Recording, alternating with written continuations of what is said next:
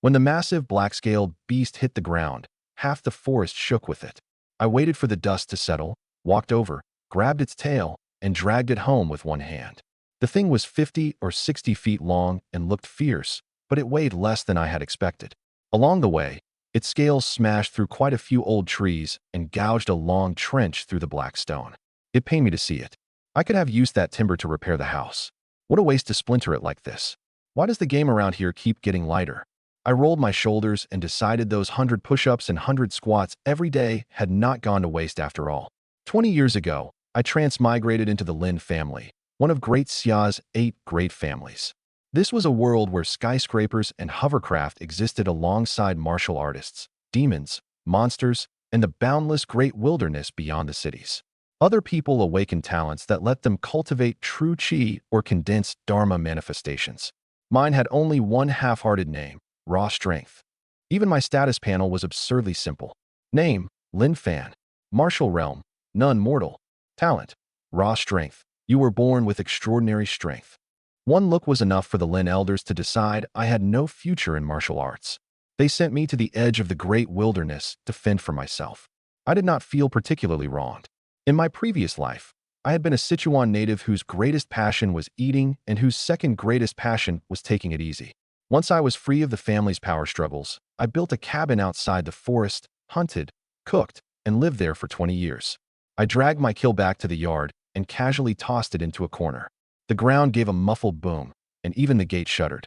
When I pushed the gate open, I found several richly dressed martial artists standing in my shabby yard. The middle-aged man at their head had the golden character Lin embroidered on his chest. He was Linda, a steward of the Lin family. He pinched his nose as he looked around, regarding me as if I were a pile of garbage. Lin Fan, you worthless piece of trash. You're surprisingly hard to kill. 20 years of scraping by out here, and you're still alive. I dusted off my hands. Get to the point. Linda pulled a document stamped with the Elders' Council seal from his sleeve and threw it at my feet. The Elders' Council has decided to place Lin Qingyi, the orphan of a branch family, in your care. From today onward, she is your daughter. The family will provide neither cultivation resources nor living supplies to either of you. You're on your own. I followed his gaze and only then noticed the little girl standing behind the crowd. She looked 7 or 8. She was painfully thin, dressed in filthy, tattered clothes, and her face had a sickly yellow cast. But her features were striking, especially her eyes, which were far too calm for a child. She did not cry or ask anyone from the Lin family for help. She merely held her shoulders rigid and watched everyone warily. I knew her parents had been drawn into the Lin family's succession struggle and had both died in the end. Giving her to me, the failure, who had been exiled for 20 years, was presented as an act of placement.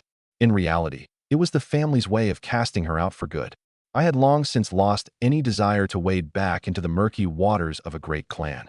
But the child had done nothing wrong. I bent down, picked up the document, confirmed that Lin Qingyi's name was on it, and signed without hesitation. Linda clearly had not expected me to agree so readily. He sneered, led his men back onto their hovercraft, and soon vanished into the distance. That left only the little girl and me in the yard. We stood several paces apart, staring at each other, neither of us moving first. Across 2 lifetimes, I had never raised a child. She obviously had not prepared herself to acquire a father overnight, either. After an awkward silence, I could only point to the carcass in the corner. Sit here for a while. I'll stew some meat and put a little strength back on those bones. She remained guarded and said nothing. I did not force her to address me any particular way. Affection could not be compelled by a sheet of paper, but food was something we could start with. She was so thin that a strong gust might carry her away if I did not feed her soon. Before entering the kitchen, I doubled back and read the adoption document carefully. Other than her name, it said only that she was 7 years old, both parents were dead, and all resources registered to her had been reclaimed by the Lin family. This so-called adoption came with no child support money and not even a change of clothes. They sent you here like this? I asked. Qingyi pressed her lips together. I don't need anything from the Lin family. That's not the same thing. You can refuse their things, but they have no right to withhold even a child's clothes. I opened my old wooden chest and pulled out a rough-spun tunic I had never worn. It was far too large, so for now I could only roll up the sleeves. Then I cut a piece from an animal hide, planning to sew her a windproof cloak later. There's only one decent bed in the house. You'll sleep in the main room tonight. I pointed it out to her. The bolt is on the inside. Lock it if that makes you feel safer. I'll sleep in the side room and won't come in without permission. For the first time, she spoke to me. Why did you agree? To what? The Lin family won't give you anything, and I may bring trouble with me. Why did you sign? I folded the document. Because they asked whether I wanted a daughter, not whether I wanted to make a profitable deal. Once they delivered you to my doorstep, I could hardly throw you back out. She lowered her head and stared at the sleeves rolled several times around her wrists, but she did not respond. I did not press her. A 7-year-old had suddenly lost her parents and been rejected by her entire family. The fact that she could sit here without crying or making a scene was already remarkable. Expecting her to trust a stranger immediately would have been unreasonable. Your name is Lin Qingyi, right? I'm Lin Fan. The document says I'm your adoptive father, but you don't have to call me dad until you're ready. I pushed open the kitchen door. Let's get dinner into you first. We can take everything else slowly tomorrow. The entire kitchen shook as I chopped up the meat. This beast's hide and bones were thicker than usual. I had to change angles several times before cutting out pieces suitable for the pot. After simmering it for more than half an hour, I carried the large iron pot back into the yard. Qingyi was still sitting on the wooden stool with her back perfectly straight. Her gaze kept sweeping toward the gate and beyond the walls, as though she expected someone to appear. Here, eat it while it's hot. I killed it this morning, so it's fresh. I took out a crude ceramic bowl larger than her face and filled it to the brim with meat and broth. She stared at the dark, murky stew, her brow creasing slightly. She clearly did not have much faith in my cooking. It may not look like much, but it should taste all right. I tore off a piece of meat and put it in my mouth. It isn't poisonous. I've been eating this for 20 years. She did not take the bowl right away. Instead, she lowered her head and examined the bone in it. The moment she saw the golden patterns on its surface, her pupils contracted and her entire body went rigid. What's wrong? Qingyi looked up at me, then back at the meat in the pot. Her lips moved several times before she finally asked, "What is this?" Game. I hunted it in the woods to the east. It looked a little like an oversized roe deer. Her expression turned strange, as if she had just heard something utterly absurd. I nudged the bowl closer. Even if it doesn't appeal to you, try a bite. You can't keep starving yourself in your condition. Qingyi finally picked up the bowl. She took a small sip of broth, but in the next instant, her eyes flew wide open, and she immediately sat cross-legged. Her hands formed a gesture I did not understand as her breathing rapidly became deep and regular. I did not dare disturb her, so I could only stand guard beside her. A rapid series of cracks, like beans popping in a hot pan, soon erupted from her bones. Invisible currents seemed to spiral around her frail body, pushing the dust on the table outward. Her aura climbed one step at a time, while a layer of grime seeped from her skin. I could not cultivate, but after 40 years of life in this world, I at least knew the basic realms. The body tempering realm required a cultivator to refine the body level by level. No normal person could sit down with a bowl of food and race upward through the levels, as though climbing a staircase. Yet Qingyi charged all the way to the 6th level of body tempering. When she opened her eyes, they were much brighter than before, and the hint of a smile tugged uncontrollably at her lips. Then an extremely loud noise abruptly shattered the quiet in the yard. An indescribable odor spread rapidly through the air. I nearly dropped my bowl into the pot and hastily pinched my nose. Sweetheart, what have you been keeping in that stomach? That had some serious power behind it. Qingyi's face turned scarlet. Shut up. She probably knew that continuing the subject would only make things more awkward. She immediately pointed at the meat in the pot and demanded, "Tell me the truth. Where did these ingredients come from?" I already told you. I hunted it in the eastern woods. I pointed to the corpse in the corner of the yard. The whole thing is right there. She followed my hand. The red slowly faded from her face, replaced by even deeper shock. You really killed that? Who else would have? I tore off another large bite of meat. She watched me without blinking, as though waiting for some reaction. But after finishing a whole bowl, I felt nothing except that I might have overcooked it a little. Do you feel sick anywhere after eating it? She asked. No. You're the one who just broke through so many levels. Do you need to rest? Qingyi was silent for a moment, then clutched the bowl a little tighter. I can eat another bowl. I smiled and filled it again. Her guard had not vanished completely, but at least she was finally willing to eat the food I made. After finishing her second bowl, Qingyi did not immediately circulate her cultivation technique. Instead, she pointed at the thick bone in the pot. Do you know what that is? A leg bone. The treasure bone of a Tier 4 earth-rending golden ape. She pronounced the beast's name very slowly, as though afraid I would not understand. A demon beast like that can fight a peak true condensation martial artist head-on. Its bones can be forged into spirit weapons, and its flesh is saturated with powerful blood and vitality essence. So it wasn't a roe deer after all. How does any part of it resemble a roe deer? It ran fast in the woods and looked edible, so that's what I called it. That answer left her speechless. After a long pause, she asked, "How did you kill it?" It lunged at me, so I punched it in the head. Once it fell, I dragged it home. Just one punch. One more would have pulverized the meat and made it difficult to cut. Chingy stared at my right hand, apparently searching for some trace of true chi. I offered her my wrist. She rested 2 fingers on my pulse for a long time, only to confirm that I did not possess even the most basic true chi. "You mentioned true condensation," I said. "How exactly are the martial realms divided?" She gave me a brief explanation. The common realms began with body tempering, meridian opening, chi-si, true condensation, astral transformation, and divine bridge, followed by the other shore, nirvana, martial emperor, and demigod realms. Demon beast tiers roughly corresponded to those realms, although beasts of the same level usually possessed stronger bodies than humans. I finished counting them on my fingers. No wonder I can never remember all that. You don't care at all. I can't cultivate true chi anyway. When you hunt in the great wilderness, whether something is edible and how fast it can run are more useful facts than its name. She lowered her gaze to her arms. Grime had seeped from her skin during the breakthrough, and the smell was not pleasant. I heated a large barrel of water, scrubbed the wooden bathing tub outside the door for her, and placed my only new cloth beside it. Does breaking through force impurities out of your body? It happens when the body-tempering realm tempers your muscles and bones. The blush returned to her face. And you're not allowed to mention that sound again. All right, I won't. I turned my back and began clearing the table. Behind me, she said very softly. The meat soup looked awful, but it tasted acceptable. That was the highest praise she had offered since arriving. Chingy kept sneaking glances at me while she ate. First she looked at my hands, then at the carcass in the corner, and finally at the bone I was holding. There was suspicion in her gaze, along with a trace of worry she refused to acknowledge. I assumed she was accustomed to delicate meals in the Lin family and feared that I would make myself sick after watching me devour several large chunks of meat. "Don't worry. I've always eaten this much." She did not reply and simply lowered her head to continue drinking the broth. I surveyed the rundown yard and, for the first time, realized how miserable the place truly looked. When I had lived alone, a few drafts through the house did not matter.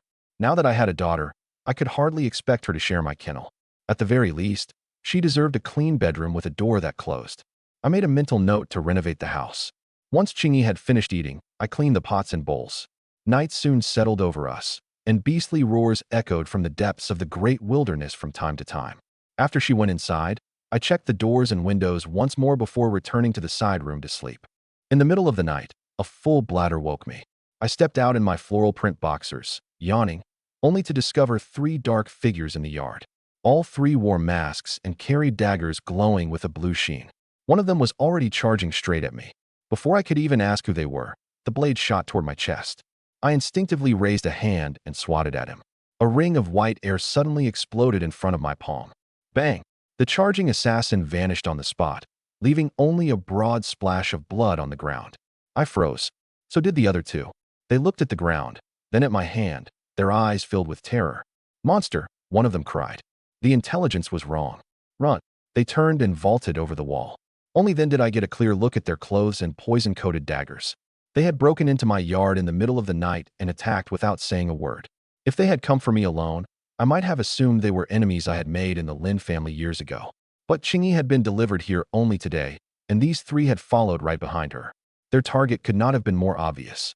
She had already been driven to the edge of the great wilderness, yet the people involved in the Lin succession struggle still refused to let her live. Rage surged straight to my head. I roared at their retreating backs. "You dare touch my daughter? You're not going anywhere." Even my own ears rang when the words left my mouth. The air seemed to be shoved outward by tremendous force, bending every tree beyond the courtyard wall backward. Both black-clad men exploded into clouds of blood in midair, without leaving so much as an intact scrap of clothing. I stared at the blood covering my yard and grew more confused the longer I looked. I had certainly hit the first man with that slap, but how had even his bones disappeared? The other 2 made even less sense. I had only shouted, yet they had turned themselves into blood mist and escaped. They couldn't win, so they used blood escape. What kind of disgusting techniques are martial artists in this world learning? After cursing for a moment, I suddenly heard porcelain shatter in the main room and rushed inside. Chingy lay unconscious on the bed. Several teacups had shattered on the floor, and the paper covering the window had torn. I checked her breathing and touched her forehead. Only after confirming that she was alive did I relax slightly. The assassin's technique had probably affected her as well. I cleared the broken porcelain away from her and boarded up the gaps around the window. Once her breathing steadied, I returned to the yard. Blood was everywhere, and the old house had been shaken even closer to collapse. We could not keep living here.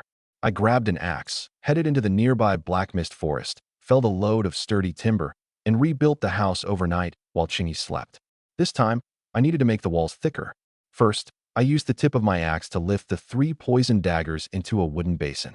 The blue glow on their blades showed no sign of fading, so these were obviously not weapons ordinary thieves could obtain.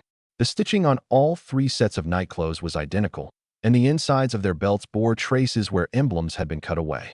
They had prepared thoroughly. The one thing they had not expected was to encounter me in the yard. Before Chingy woke, I placed all the evidence worth keeping into a wooden box so the rain could not wash it away. If she recognized any of it, perhaps she could determine who had sent them. Near dawn, Chingy briefly woke. I was replacing the board over her window, and the first thing she asked was, "Where are the assassins?" They ran away. I heard 3 explosions. They used blood escape. One of them took a slap from me, and I yelled at the other 2. All 3 turned into blood mist and fled underground. Chingy pushed herself upright and stared at me as though I were speaking nonsense. Blood escape doesn't leave behind this much blood, and it certainly doesn't make bones and clothing disappear. Then where did they go? She climbed out of bed, went into the yard, carefully examined all 3 bloodstains, and picked up a small piece of a broken dagger hilt. "They're dead," she said. "How can you be sure when there aren't any bodies?" A Chi martial artist cannot turn his entire body into blood mist and flee. Your palm strike, and that roar destroyed their bodies outright. I reached out and felt her forehead. Did last night's shock muddle your head? If I could do something like that, would my status panel still call me immortal? The panel could be wrong. It hasn't changed in 20 years. She fell silent, and I did not continue arguing. Compared with how those 3 assassins had supposedly escaped, I cared far more about why she had known they were coming. "You stayed awake last night because you were waiting for someone?" Chingy clenched the talisman hidden in her palm, then finally nodded. "Lin Batian will not allow any contender for succession to leave the Lin family alive. Even though I've already been exiled, he will still eliminate me to prevent future trouble." Did he send those 3?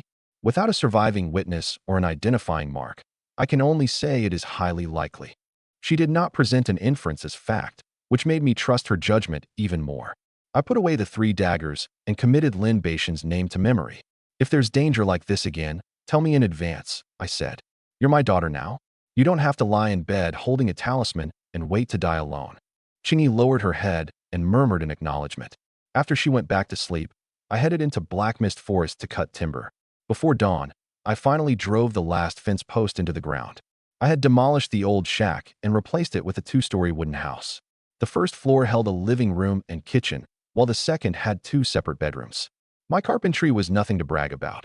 The carvings looked as though I had gouged them out with my fingers, and the courtyard wall leaned a little, but the support beams were thick, the doors and windows shut tightly, and the result was still far better than the drafty shack we had slept in last night. When Chingy woke, she remained inside for a moment before suddenly flinging open the door. She stood at the top of the stairs, staring at the new house and courtyard wall for a long time without coming down. "You're awake." I carried a basin of hot water into the yard. "Come wash your face." I just heated it with a blazing flame crystal. The temperature should be perfect. She came downstairs, her gaze darting between me and the house. "This house, who built it? Is there anyone else in the yard?" I yawned. "You were sleeping soundly last night, so I went into Black Mist Forest and cut some timber. The workmanship is a little rough, but it'll do for now. When I have time to trade for better materials in town, I'll fix it up again." She immediately looked toward the forest. "You entered Black Mist Forest last night?" "Sure. It's close by, so hauling the wood was easier." "At night? How else could I finish before you woke up?" Chingy stood rooted to the spot, her expression changing again and again. First, she inspected my arms and shoulders in disbelief, as though checking me for injuries.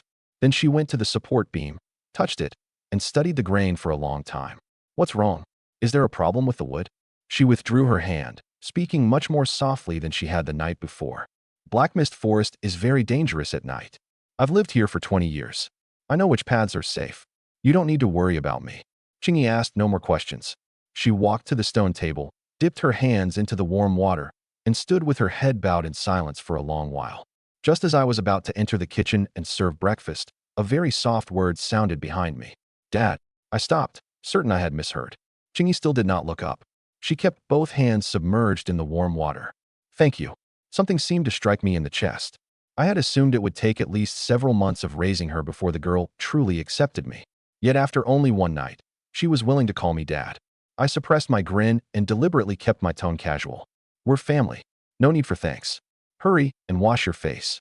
There's meat porridge simmering in the pot. Once I turned away, however, I could not stop the corners of my mouth from rising. Building this house had been worth it. Before breakfast, I took Chingy on a tour of the new house from top to bottom. The kitchen downstairs was twice as large as before, with a meat rack beside the stove. A freshly planed blackwood table stood in the living room. The room on the east side of the second floor received the best light, so I had reserved it for Chingy. It contained a bed, a wardrobe, and a window overlooking the forest. My room was on the west side, across the stairs. The window has 2 bolts, I explained as I demonstrated. Once you secure them from inside, no one can pry it open from outside. There's also a hidden compartment beneath the bed for anything important. She ran a hand over the wallboard. This is deep een wood from the heart of Black Mist Forest. It takes 100 years to grow 10 feet. Ordinary blades can barely cut it. No wonder it ruined 2 of my axes. You cut it all night with ordinary axes? Once the blades curled, I split it with my hands. It follows the grain, so it wasn't that difficult. She stared at the clean breaks along the wall and offered no further comment. The courtyard wall was also 5 feet taller than before.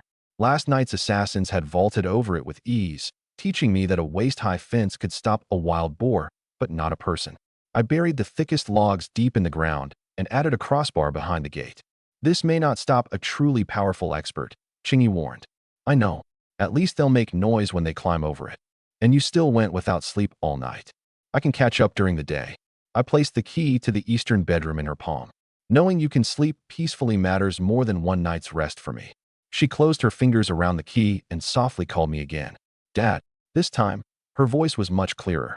When I carried the meat porridge out of the kitchen, I found Chingy crouching in the northeastern corner of the yard. That was where I had piled the bones left over from my meals through the years. The smallest were as thick as an arm, while the largest were longer than the roof beams. Bones of every color and shape lay mixed together in a small mountain. I had always been too lazy to deal with them.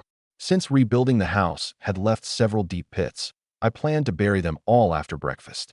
Chingy, however, looked as though she had discovered a treasure. She carefully held a rib marked with crimson patterns. After examining it, she switched to a vertebra glowing with dim blue light. Her breathing quickened as she dug deeper. At last, she pulled a dark gold leg bone from the depths of the pile, and both her hands began to tremble. Sweetheart, don't touch that stuff. I called through the kitchen window. It's filthy kitchen waste I already gnawed clean. I'll bury it after breakfast. Chingy froze, then slowly turned around. You ate all of these? Who else would have? You've been eating this kind of game all these years. There's plenty of it around the outskirts of the great wilderness. I ate whatever I happened to hunt that day and tossed the bones over there afterward. She looked at the mountain of bones, then at me. Her eyelid twitched several times. You're planning to bury all of them? They take up space. Chingy immediately hid the dark gold leg bone behind her back. You can't bury them. She spoke so quickly and firmly that I set down my bowl and walked over. Why not? She clearly knew where the bones had come from, but did not want to explain everything. After hesitating, she picked out several bones bearing natural patterns and arranged them on the ground. They're extremely durable. They can be used to make weapons and assist cultivation. At least keep this batch. These lousy old bones. They aren't lousy bones. She looked up and corrected me with unusual seriousness. They're more valuable than many of the cultivation resources the Lin family gives its younger disciples. I picked up a crimson bone and casually tried to bend it. A faint crack came from my hands, frightening Chingy into lunging to stop me.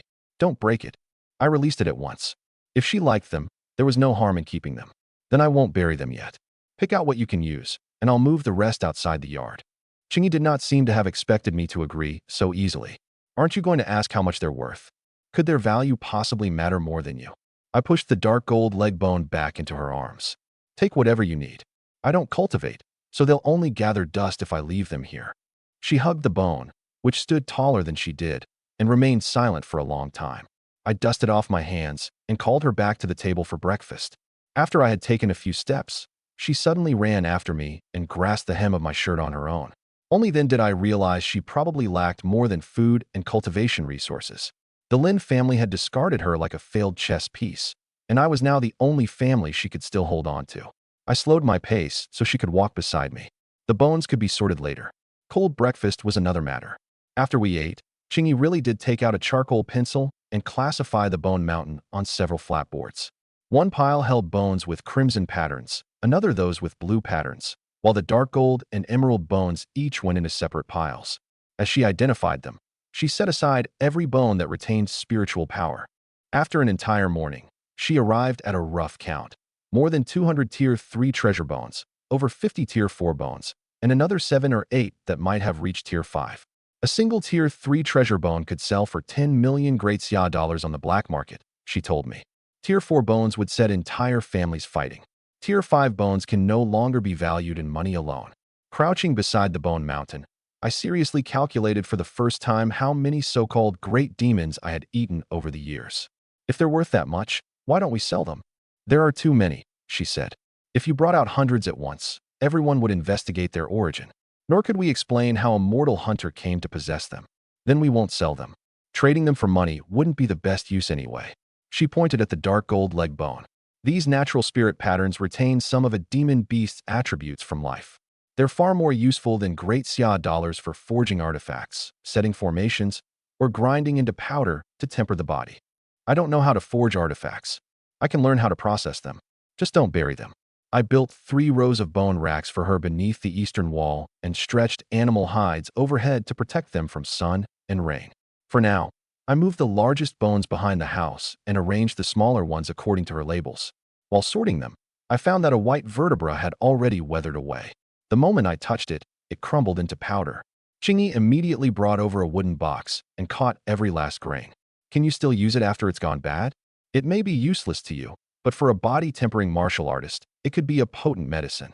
Then keep it safe. Don't let the wind carry it away. She looked up at me. You truly don't want a single one? You've called me dad twice now. I can hardly begrudge you a few bones left over from my meals. Chingy lowered her head and continued writing her labels. As I turned to carry another bone away, I heard her whisper, "It wasn't only twice. I'll call you that again." Early the next morning, I made broad noodles in the kitchen. The purple beast meat left from yesterday had a thick layer of connective tissue. I picked up the iron shard I normally used as a kitchen knife, pressed down on the meat, and cut it into thin slices. Chingy sat meditating in the yard. Her eyes had been closed, but when she heard me slicing meat, she quietly peeked over. I raised the iron shard. Am I making too much noise? Her gaze settled on the blade and meat. What grade is that knife? Grade. I laughed. I snapped it off a lump of scrap iron. I'm used to it, so I never bothered replacing it. She plainly did not believe me. Even after I finished slicing the entire piece of meat, she continued studying the iron shard. Only when she could find nothing unusual did she close her eyes again. Once the noodles and meat slices were bubbling in the pot, the only thing missing was a little chopped scallion for flavor. I spotted a cluster of slender green leaves growing beside the courtyard wall. When I pulled one up and smelled it, it had a sharp, onion-like aroma. Strangely, the leaves began to glow silver once they left the soil. Every plant had 9 long, narrow leaves, each marked with a pattern resembling a tiny sword. Even the weeds in the great wilderness glow. Talk about flashy.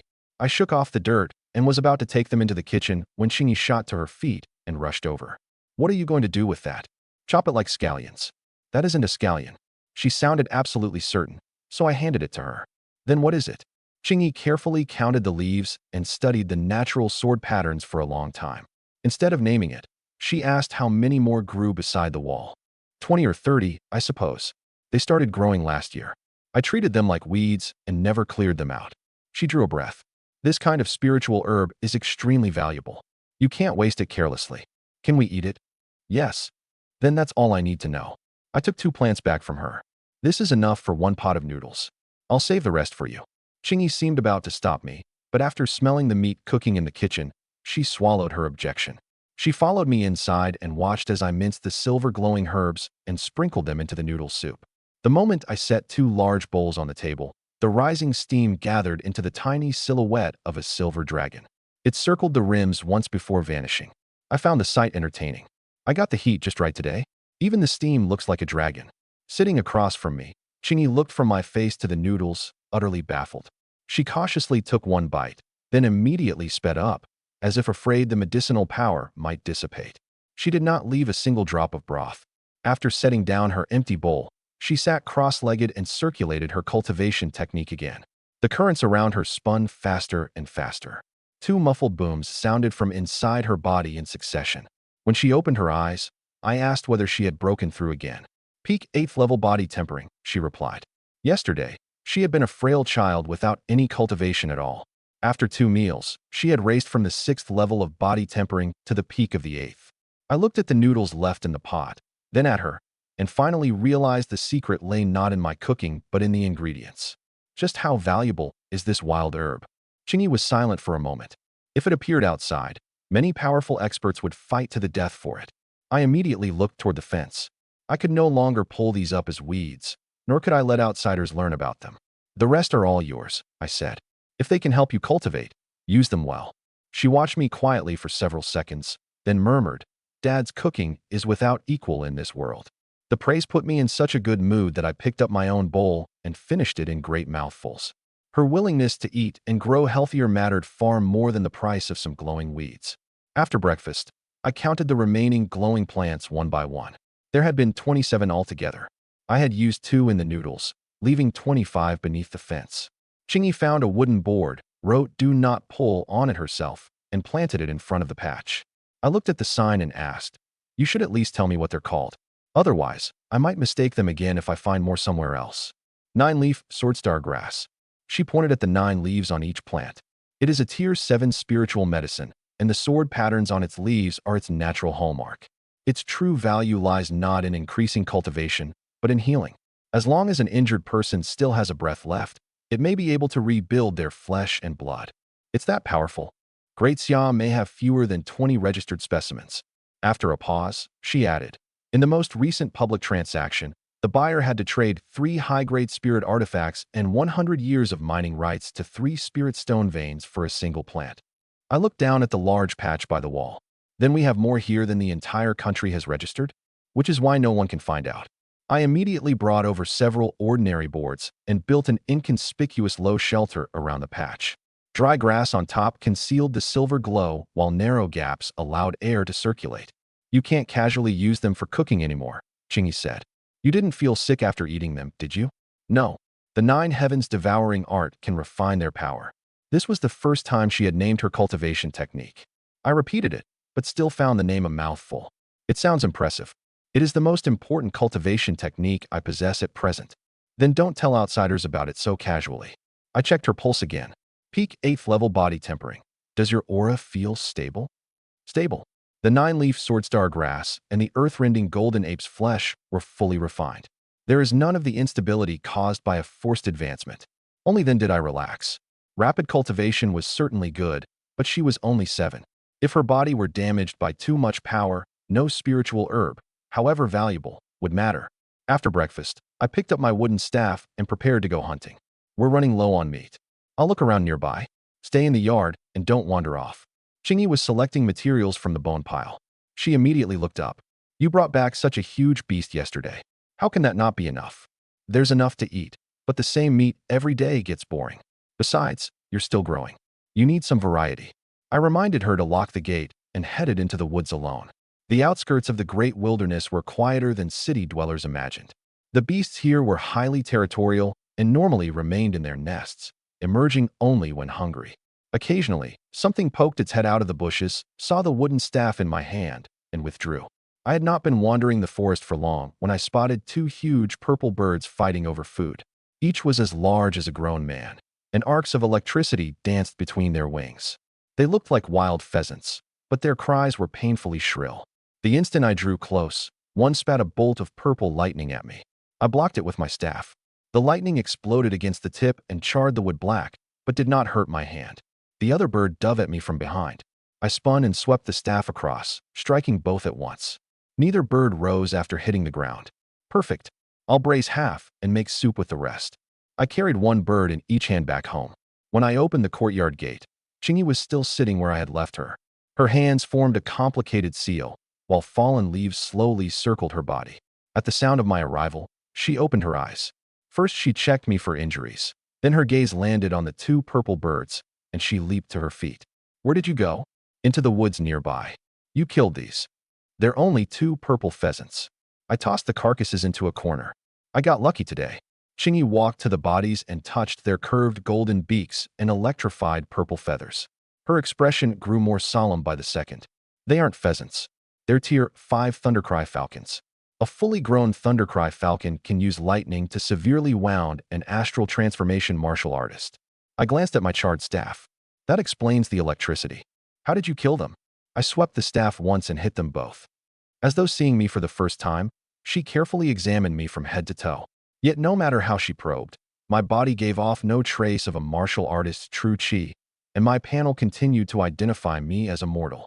You can't risk yourself like this every day, Chingy said suddenly. I've hunted here for 20 years. I know what I'm doing. Once I reach the Meridian Opening Realm, I'll enter the forest with you. I can hunt low-tier demon beasts in your place, too.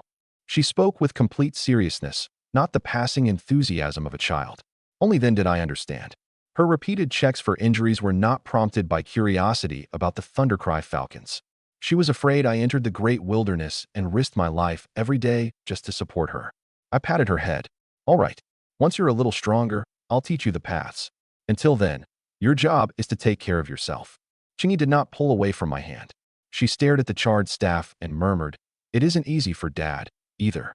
I could not help laughing. 20 years as a hunter had never seemed difficult to me, but having someone worry about whether I would come home was a new feeling. Chingy asked me to spread the Thundercry falcon's wings. Each had a wingspan of nearly 20 feet, with dense lightning patterns hidden beneath the purple feathers. When she touched a quill with a wooden stick, lingering arcs immediately crawled along it.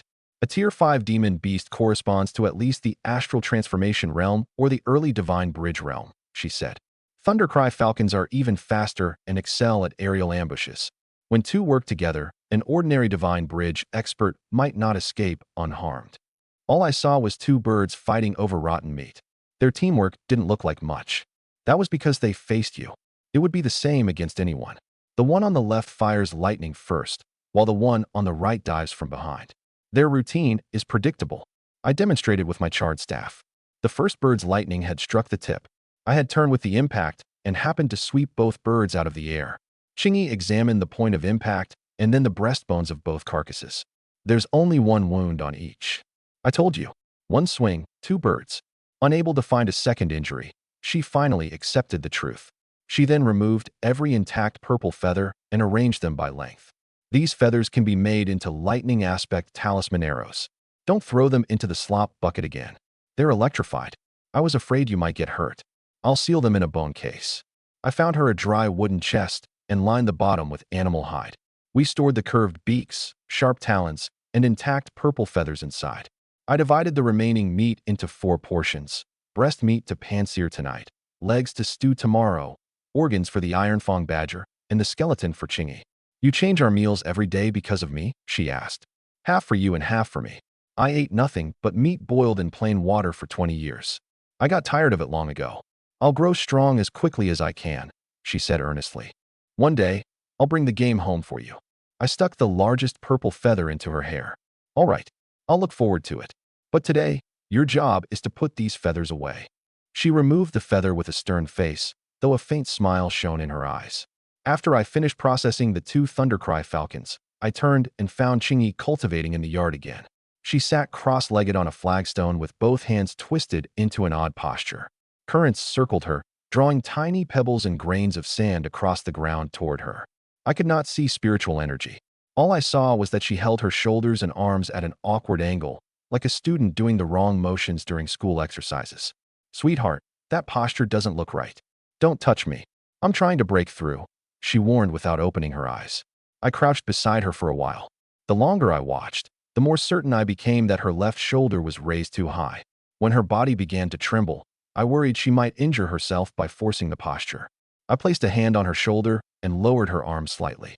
The instant my palm touched her, her entire body snapped taut. Did that hurt? I released her immediately. Qingyi did not answer, but the currents around her suddenly accelerated, and her previously uneven breathing smoothed out. A crisp vibration rang from inside her body, and her aura stabilized at the 9th level of body tempering. I took 2 steps back. That looks much better. Speed isn't everything when you practice. If you keep the posture correct, you won't hurt yourself. She slowly opened her eyes and touched the shoulder I had just adjusted. Her expression was even more complicated than when she first saw the Thundercry falcons. What's wrong? What did you just do? I corrected your posture. You know how my true chi circulates? I shook my head. I can't cultivate so much as a wisp of true chi. How could I possibly know that? Your shoulder just looked too stiff. Qingyi immediately sat cross-legged and tried again. This time, the currents moved much faster. After testing the change repeatedly, she finally looked up. A cultivation technique follows a fixed path through the meridians. How could you change that path merely by looking at my posture? I didn't change your cultivation technique. I pointed to her arm. I only told you to relax this part. She clearly refused to accept that answer, yet she still could not detect any cultivation in me. After a long silence, she said that her meridians had widened and the circulation path of her technique had become far more efficient. Most of the explanation went over my head. All I could confirm was that the result was good. If it works, use that posture for now. Stop if anything feels wrong. Don't injure yourself. I went into the kitchen to pluck the Thundercry falcons. The purple feathers continued to crackle with tiny sparks after leaving the birds' bodies.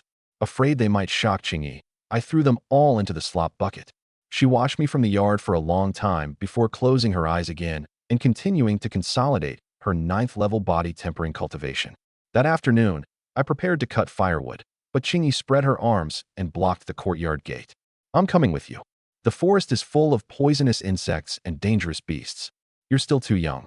I want to see how you hunt with my own eyes. I'll need to learn eventually. I can't always let you face danger alone.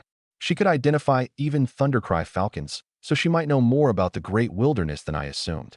After thinking it over, I laid down the rules. All right, but you stay directly behind me. You don't chase any prey on your own, and you don't leave my sight. Qingyi nodded at once. I grabbed a new wooden staff and took her through the gate for the first time. Before leaving, Qingyi demonstrated the entire cultivation posture again. Based on what looked right to me, I told her to relax her neck and shoulders, stop leaning her lower back to the left, and keep her chin down when she inhaled. Each time I adjusted something, she stopped to circulate the technique for one complete cycle and checked what had changed inside her meridians. The original route doubled back through my left shoulder 3 times. She drew a simplified human figure with a charcoal pencil. After you lowered my arm, the true chi passed directly through this acupoint, eliminating 2 detours. Like taking a shortcut on a mountain trail? Roughly. But the circulation path of a cultivation technique cannot be changed casually. One wrong turn could sever every meridian in the body. I looked at the figure covered in densely marked acupoints. If it's that dangerous, don't teach this alteration to anyone else yet. It works for you, but that doesn't mean it'll work for everyone. Qingyi looked mildly surprised. You don't want me to keep modifying it? You get only one body. We were lucky today. We can't assume we'll be lucky every time. She drew the modified route separately on a second board and noted that it had only been tested on herself. When she circulated the technique again, the currents accelerated around her body, and her 9th level body tempering cultivation fully stabilized. If cultivation techniques have grades, what grade is this one? I asked casually. She was quiet for a moment. It isn't convenient to say right now. You only need to know that it is very high. Then I won't ask. She had her secrets. I had my status panel and my origins as a transmigrator. As long as those secrets did not threaten our safety, there was no need to force her to reveal them. I fitted her with a thin hide chest guard, then tied a long rope around her waist. The other end was secured to my wrist. The fog gets thick in the forest. If we really become separated, I can follow the rope and pull you back. I won't get lost. Let's hope not. It was less a proper hunt than the first time I took my daughter out to see the world where I had lived for 20 years. Qingyi remained tense from the moment we entered the forest. Every few steps, she scanned the canopy and bushes. Sometimes, she stopped abruptly and stared into the darkness. Most of the time, it was merely some beast unwilling to approach us. I paid it no attention and only told her to step in my footprints so she would not fall into a bog. After walking for about an hour, I selected several thick ancient trees. We'll cut here. This wood is dense and burns for a long time. I swung my axe at the trunk. The first tree snapped through the middle, kicking up a broad carpet of decaying leaves when it fell. Chingy looked at the smooth cut, then at the old axe in my hand. Is this how you always cut trees? Why would I need more than one swing? She was about to answer when a tremendous roar erupted from the woods ahead.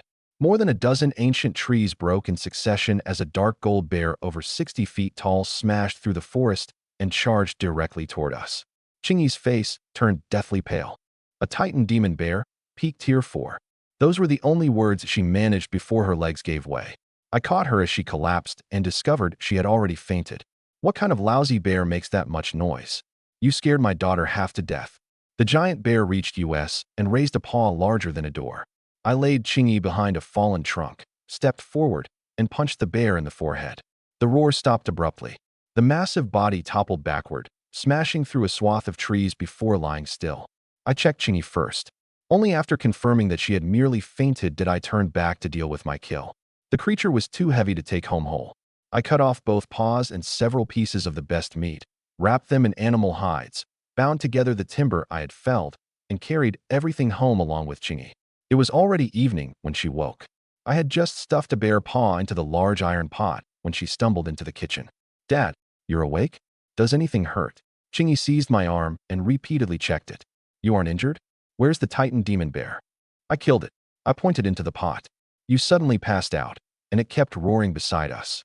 I punched it in the head, and it quieted down. She went rigid beside the stove, her gaze shifting from my fist to the enormous paw in the pot. You killed a peak tier 4 Titan demon bear with one punch. It wasn't as frightening as you make it sound. Apart from being large, its reactions were slow. Chingy pressed me about whether any other beasts had passed through or whether I had seen powerful experts from Godfall Abyss. I shook my head at every question. She plainly still did not believe me, but she could find no alternative explanation.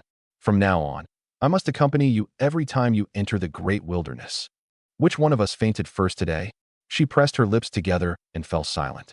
I ladled out a bowl of bear paw soup, plucked several leaves from a jade-green spiritual herb I had found nearby, and scattered them on top.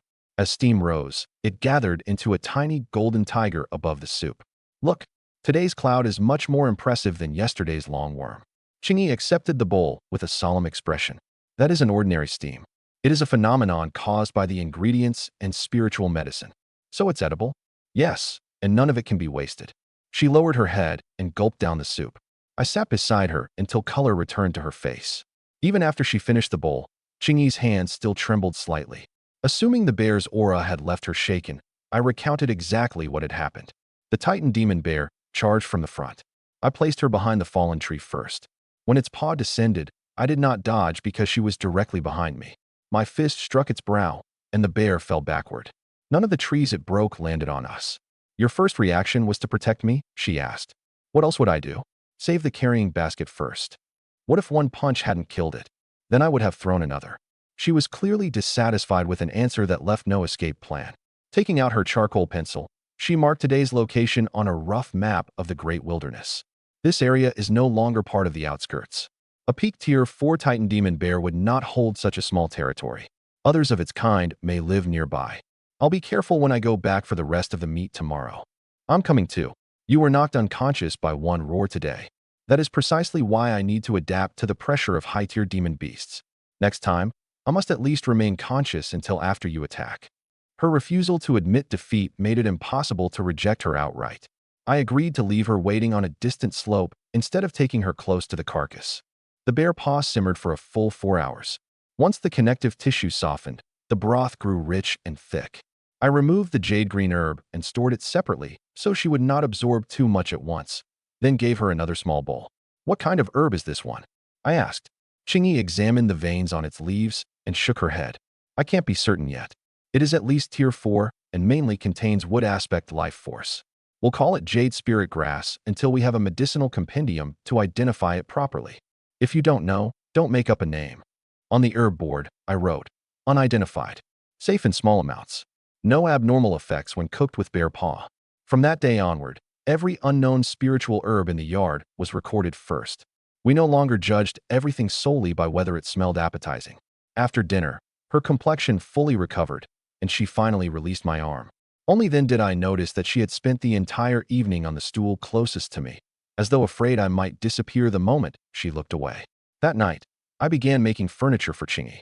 Her room had a bed, but neither a desk nor a clothes rack. Since I could not bury the bone pile in the corner, I might as well put some of the sturdier waste to use. I began with a thick, dark gold bone, snapping it into 4 roughly equal pieces for table legs. Then I found a flat shoulder blade to use as the tabletop. After pounding the joints tight with my fist, I had a finished bone desk. The patterns looked nice. The colors just a little dark. I assembled several curved bones into the back and arms of a chair. 2 crescent-shaped fangs made natural hooks, so I fixed them on either side of the courtyard gate for lanterns. The bone pile also contained a dark blue jawbone that felt icy to the touch, perfect for the chair back. Once I set the jawbone in place, a layer of white frost formed around the chair. I sat down to test it. The coolness against my back felt wonderful. Natural air conditioning. Summer's going to be comfortable. As I carried the chair into the living room, I heard Chingy's footsteps upstairs. She stopped at the stairwell, looked first at the dark blue jawbone in the chair, then at the half-depleted bone pile outside. Her expression slowly froze. "Dad, what did you do?" "I made you a desk, chair, and clothes rack." She rushed to the bone desk and inspected each material in turn. This dark gold bone came from at least a tier 4 great demon. This ice python vertebra could also have been forged into a spirit artifact. "You split them apart for furniture. You said the bones were useful, so I didn't bury them. Furniture counts as useful." She covered her forehead as if I had given her a headache. I hurried to add, "I saved the best ones for you. I only chose pieces in suitable shapes. The desk is sturdy. Try it." Chingy walked around the desk twice before finally sitting in the cold chair. As the frosty power spread, her blood and vitality abruptly accelerated, and her aura began fluctuating violently. Another breakthrough? She immediately returned upstairs. Before long, a stream of true chi far clearer than before spread from her room. By the time she came down again, she had entered the first level of the meridian opening realm. I knew nothing about cultivation. All I knew was that the chair really did seem to help her. Chingy, who had been grieving over the materials only moments ago, now stroked the icy chair back and finally stopped asking me to dismantle it. She was about to explain the value of the various treasure bones again when faint, rustling sounds came from outside the courtyard. I picked up the bamboo broom from the corner. "Another feral cat after the cured meat?" Chingy instantly stepped in front of me. After listening intently for a moment, her expression changed sharply. "That isn't a cat. There are at least 5 people outside, and every one of them is in the astral transformation realm." Before I could react, she seized my sleeve. "Don't go outside." The people beyond the wall were already drawing close. If they had come for us, hiding inside would solve nothing. I tightened my grip on the broom and pushed open the gate. Before going out, I put every new piece of furniture in its proper place. I set the dark gold bone desk beneath the window in Chingy's eastern room. The tabletop was too pale, so I laid a thin animal hide over it to keep things from slipping. The vertebrae of a jade spirit snake curved naturally into a clothes rack, just right for her new cloak. I fixed 2 tier 5 bloodthirsty panther fangs on either side of the courtyard gate.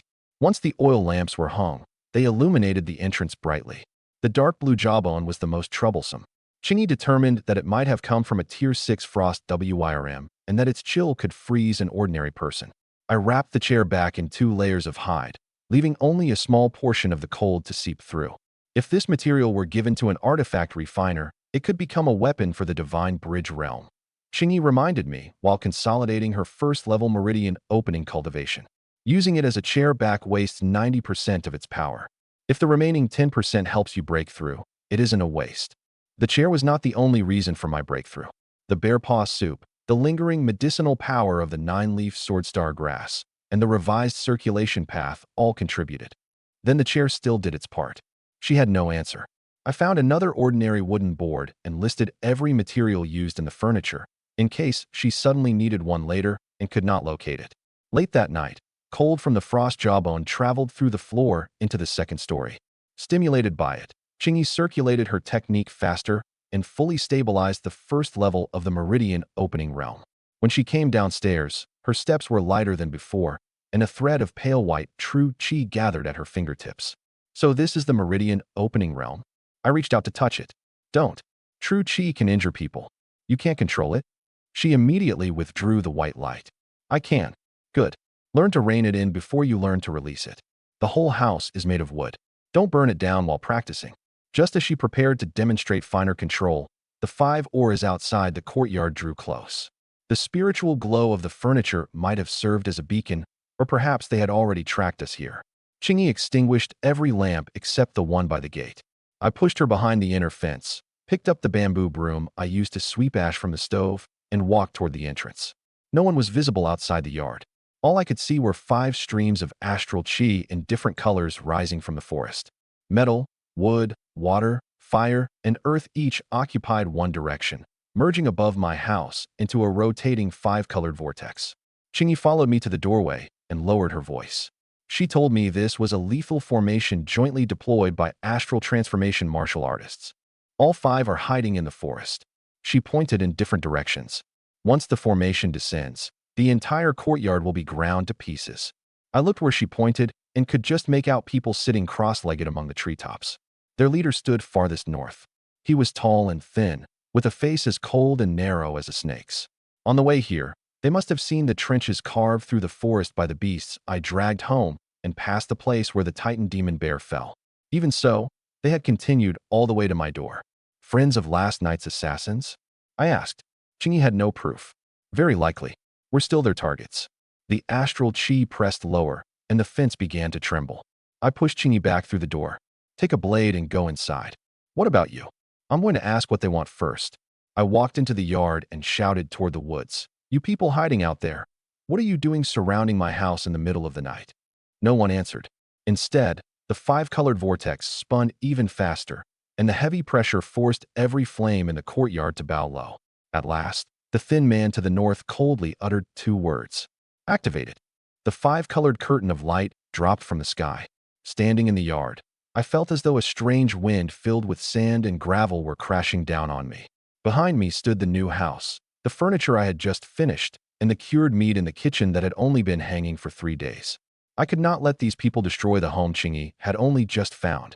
I held the bamboo broom horizontally and fixed my eyes on the descending curtain of light. Before the 5-colored vortex fell, I observed the positions of all 5 people. Golden astral chi came from the east, sharp enough to slice leaves into thin strands. To the west, wood aspect energy made vines grow wildly before strangling them to death.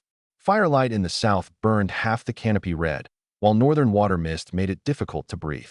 The final stream, earth aspect astral chi, pressed toward the courtyard wall from underground.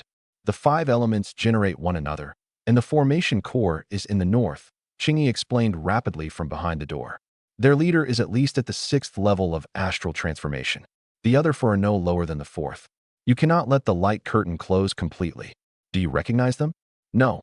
But this 5 elements killing array comes from the Netherworld Tower. Ordinary Lin family death-sworn wouldn't know it. Before she finished speaking, someone in the east called softly, Lord Winter Knight, the target has appeared. That was how I learned that the snake-faced man to the north was called Winter Knight. He barely looked at me. He merely completed his final hand seal and repeated the order coldly. Activated. As the 5-colored curtain descended, the black stone outside the courtyard was the first to give way, splitting open one piece after another. The newly built house creaked, and the lanterns were flattened against the walls. Chingy, get inside. Dad, this isn't wind. I know. I glanced at the house behind me. But whatever it is, I can't let it fall. The broom was made from ordinary bamboo and had even shed 2 twigs while I swept the yard. I held it not because I thought it was a weapon, but because it happened to be the only thing within reach. If I could not sweep the attack away, I would block it with my body.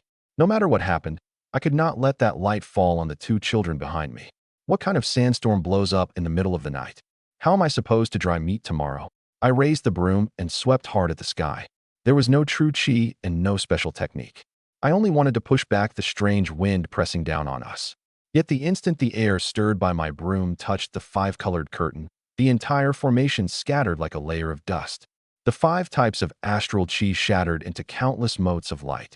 The remaining gusts swept on into the forest, and muffled impacts sounded from all 5 directions almost simultaneously. I ran through the gate. All I found were 5 piles of ash on the ground, mixed with several flattened fragments of tempered steel. The people who had deployed the formation had vanished without a trace. Chingy stood behind the gate, staring at the ash. They didn't escape. Every trace of their auras is gone. Blood escape again. No astral transformation expert possesses that kind of blood escape.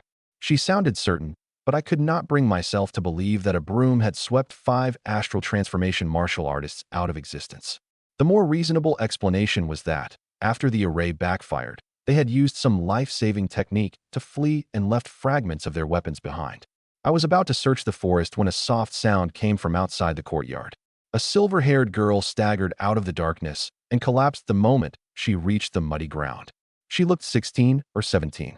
Blood had soaked through her martial uniform, and a deep wound ran from her left shoulder to her right hip. Her aura was so weak I could barely sense it. I threw down the broom and hurriedly carried her into the house. "Chingy, come help." The moment Chingy saw the girl's face, her expression changed. "Suchinga, you know her. She's my friend." I sent Chingy to fetch clean clothes and hot water while I brought out the hemostatic herbs. The girl's wounds were too severe for ordinary medicine. Remembering the silver spiritual grass beneath the fence that had helped Chingy break through, I pinched off a tiny piece, crushed it, and applied it to the wound. Then I fed the girl half a bowl of the bear paw soup left from earlier. The moment the medicine entered her body, Suchinga's wound began to close. New skin quickly grew over the exposed flesh. Chingy watched with a complicated expression but did not stop me. Once the girl's condition stabilized, I gave her the guest room and returned to the courtyard to sweep up the ash. 2 separate groups had come for us in one night, and I had also picked up a gravely injured girl. Staring into the dark forest, I realized for the first time that the peaceful life I had enjoyed for 20 years might truly be over. Chingy was calmer than I was while we treated the girl. She first cut open Suchinga's outer garment where the blood had stuck it to the wound, warning me not to yank out the broken blade lodged behind her shoulder. We washed the injury with hot water and confirmed that the fragment had no barb. Then one of us held her shoulder while the other drew it out steadily. Blood immediately gushed forth. I pressed hemostatic herbs over the wound, but they worked too slowly. Chingy looked toward the 9-leaf swordstar grass under the fence. "Take half a leaf, no more. Her meridians are completely severed. She cannot withstand an entire plant." Following her instructions, I cut off only half a silver leaf and ground it in a stone mortar. The moment its juice touched the wound, the bleeding rapidly stopped, and the torn flesh knit itself together little by little. "Isn't this healing too quickly?" I asked. "This is how a Tier 7 healing medicine should work." Chingy sealed the remaining dregs in a small bottle. "Her dantian and meridians are the real problem. Healing her external wounds does not mean she will wake." I fed Suchinga more bear paw soup. After the first swallow, warmth finally returned to her chilled body. After the second, her erratic pulse steadied. Once she had finished half a bowl, Chingy checked her pulse for a long time and confirmed that even the severed meridians were repairing themselves. "I'll watch over her tonight," Chingy said. "You just broke through. You need rest, too." She was injured because she came looking for me. I brought over a low cot and spread it outside the guest room door. "Then we'll keep watch together. You check her true chi every hour. I'll change the water and brew the medicine." Chingy glanced at me and did not insist on doing everything herself. In the latter half of the night, she fell asleep against the doorframe. I covered her with an animal hide and continued tending the fire. Before dawn, Suchinga's breathing had completely stabilized, and the wound from her shoulder to her waist had faded to a thin pink line. The 9-leaf swordstar grass truly deserved Chingy's claim that it could bring someone back from the brink of death. The aroma of meat woke Suchinga the next morning. I was stewing Thundercry Falcon in the kitchen. Hearing the guest room door open, I glanced through the window. The silver-haired girl wore one of my oversized tunics and already walked steadily. She first inspected her injuries, then circulated her true chi again and again, growing more astonished each time. In the yard, Chingy was gnawing meat from a gigantic rib. Suchinga stepped outside just in time to see her mouth shining with grease. Chingy. Chingy froze, shoved the bone under the table, and lifted her chin, recovering her usual composure. "Chinga, you're awake. Don't pretend. I saw everything. This is cultivation. I am absorbing the essence from the bone marrow through a body-tempering method. There's still a shred of meat at the corner of your mouth." I suppressed a laugh and continued stirring the pot. The two clearly knew each other well and were close. After Suchinga sat down, Chingy served her a bowl of meat soup. One sip made her true chi fluctuate visibly. "How long was I unconscious?" Suchinga asked. "One night." "Impossible." She touched the wound, now reduced to a faint mark. "My meridians and dantian are completely restored, and my cultivation rose from the first to the third level of meridian opening." "Who saved me in a single night?" Chingy looked toward the kitchen. I happened to be carrying the dirty water from washing the pot outside and answered in passing. "I put some medicine on you and fed you half a bowl of soup. I'm glad you woke up." At the sight of me, Suchinga went rigid. "It was you. Have we met before?" She did not answer. Her gaze landed on the bamboo broom in the corner, and the color slowly drained from her face. Who are you? I'm Chingy's father. You're her friend, so you can call me Uncle Lin. She turned toward Chingy. He's your father? Chingy nodded slightly. My adoptive father. I deliberately pulled a long face. I cook for you, build you a house, make your furniture, and now I'm back to being your adoptive father? Dad, that's better. Su Chinga looked at us, then at the bone desk and icy chair back. When she reached out and touched the dark blue jawbone, its cold instantly forced her to snatch her hand away. A treasure bone from a tier 6 great demon. Used to make a chair? Before she recovered from the shock of the furniture, she hurried to ask about the previous night. She said that she had been pursued all the way here and had personally witnessed 5 astral transformation martial artists deploy a 5 elements killing array outside the courtyard. Then you took that broom and swept once. Su Chinga's voice trembled slightly. The array dispersed, and all 5 men were swept into ash. Chingy looked at me. You really did that? I only swept away that strange wind. The 5 of them must have used an escape technique. They didn't escape, Su Chinga insisted. I saw it clearly. I rubbed my nose. She had been near death at the time, so confused memories would not be surprising. Chingy, however, plainly took her account seriously. The way she looked at me grew complicated once more. Su Chinga set down her bowl and spoke earnestly to her. Chingy, we need to talk. Before they did, I asked Su Chinga to write down everything she remembered about her pursuers. She remembered most clearly a black token traced in gold, bearing half of the character Lin, where someone had scraped it with a blade. The first group to intercept her included 10 people, 8 in the body-tempering realm and 2 in Meridian Opening. After she killed 4 of them, she fled into the great wilderness. The survivors pursued her for another 50 li, about 15 miles. Later, 5 astral transformation experts took over the chase and finally drove her to the brink of death. Winter Night was a death-sworn assassin of the Netherworld Tower. She examined the tempered steel fragments among the ashes. The 5 elements killing array was his signature technique. No city commander or family elder he ever targeted survived. You're certain all 5 died? I asked again. Certain. When the formation scattered, the wind pressure disintegrated their protective astral chi, bodies, and weapons at the same time. These ashes are all that remains. But I only swept once. That is precisely what makes it so terrifying. Her sincerity left me unsure how to respond. I brought out the 3 poison daggers I had stored the night before and asked her to identify them as well. Su Chinga confirmed that the toxin was meridian sealing blue, commonly used by the Lin family's covert division. Victims first lost their true chi and then stopped breathing. This proves only that the Lin family was involved, Chingy added. It does not directly prove that Lin Batian personally gave the order. Su Chinga nodded. The intelligence I received before coming here did point to Lin Batian, but someone could have manipulated the source. I'll tell you everything I know without presenting assumptions as evidence. That statement made me formally accept her presence in the courtyard. Even with her life at stake, she could still distinguish between what she knew and what she guessed. At the very least, blind loyalty would not send us charging after the wrong enemy. I served her another bowl of Thundercry Falcon soup. Recover first. We can settle accounts slowly afterward. Su Chinga accepted the bowl with both hands and, for the first time, addressed me with complete respect. Thank you, Uncle Lin. Chapter 14. The Demon Emperor nearly dies of fright. Su Chinga did not ask me to leave. She told the entire story of her journey from beginning to end. After learning from the Su family that Lin Batian intended to kill Chingy, she entered the great wilderness alone to save her. At least 8 body tempering and 2 meridian opening martial artists had ambushed her along the way. She killed 4 body tempering pursuers, but suffered grave injuries herself and fled 50 li, about 15 miles, before reaching us. The 5 who deployed the formation last night were probably sent by Lin Batian as well, she said. Sending 5 astral transformation experts together means he is no longer probing. He wants to silence everyone completely. Chingy's expression turned cold. The more frightened he becomes, the more ruthlessly he attacks. A weight settled in my chest as I listened. A 20-year-old heir of the Lin family had repeatedly dispatched forces like these to murder a child, all for the sake of succession. As long as he refused to stop, this courtyard would never be truly safe. Su Chinga brought even worse news. The Su family's intelligence network had detected abnormal spiritual energy in the depths of the great wilderness, suggesting that a Tier 7 Demon Emperor had awakened. She had personally sensed its aura while fleeing.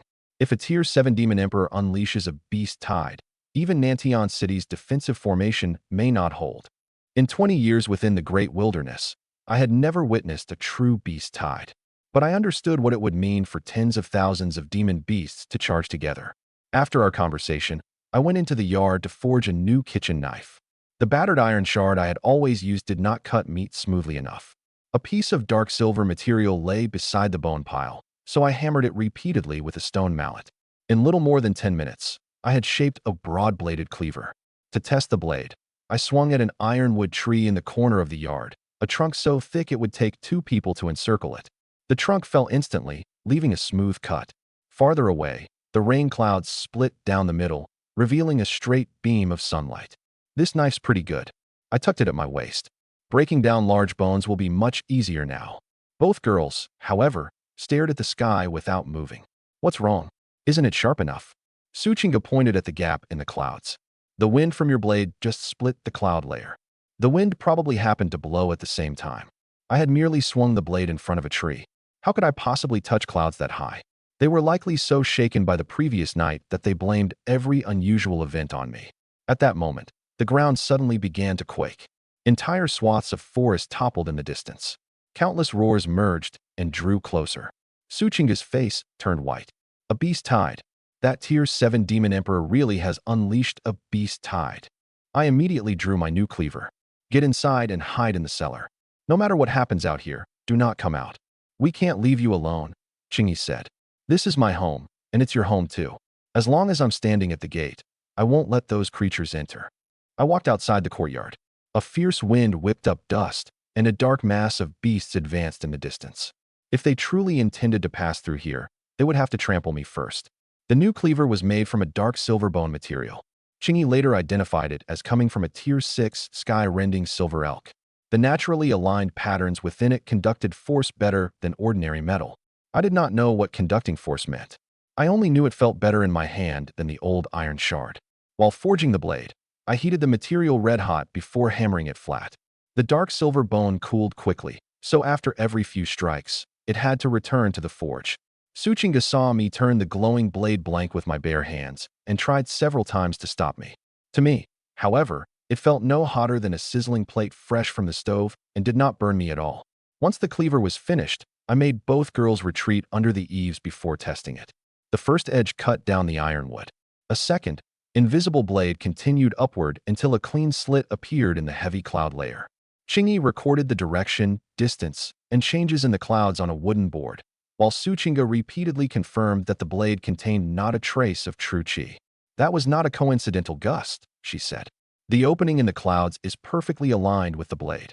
Then perhaps this bone material is powerful on its own. Chingy shook her head. A material can endure and transmit force. It cannot create force from nothing. I opened my status panel again. It still listed me as a mortal with the raw strength talent. It neither quantified my strength nor explained that slash. For the moment, I could only attribute the problem to my increasingly difficult-to-control strength. I can't test blades against the sky anymore. I sheathed the cleaver. Nor can I aim toward a city. I will never strike with full force unless I know the area behind my target is clear. Both girls agreed. But the beast tide arrived from the distance the moment we established the new rule, leaving no time to practice controlling my strength. The beast tide was more terrifying than any hunt I had ever witnessed. Rows of trees toppled one after another, and the ground split continuously. High and low roars joined into a wall of sound. I stood outside the courtyard gate holding the cleaver, and I could already make out the enormous beasts running at the front. Chingy and Suchinga had not gone to the cellar. They still stood behind the gate. Dad, let us fight with you, Chingy said. Go inside. A Tier 7 demon emperor is far faster than we are. We cannot escape. True chi rose from her palm, and her face was uncommonly resolute. If the beast tide reaches us, I can at least block one attack for you. She said block one attack, not win. Suchinga also tightened her grip on her weapon, plainly aware of the gulf between the two sides. If you truly want to help, protect the house. I did not look back. Leave everything outside to me. The vanguard was less than 5 li, about 1.5 miles away. I gripped the cleaver with both hands, planning to cut open a path the moment the leading beasts entered range. At that instant, a piercing hiss rose from deep underground. A pressure that nearly knocked Chingy and Suchinga off their feet swept through the area. The entire beast tide shifted as if moved by an invisible hand. The vanguard veered south first, and the tens of thousands of beasts behind it changed course as well. A flood of creatures that had been charging straight toward my home made an almost 90-degree turn less than 3 li, about 1 mile, away. I waited with the cleaver raised. Gradually, the tremors moved off to one side, and the roars receded. They ran away? Suchinga closed her eyes and sensed for a moment before opening them. They're heading toward Nantian City. Why did they suddenly turn? I don't know.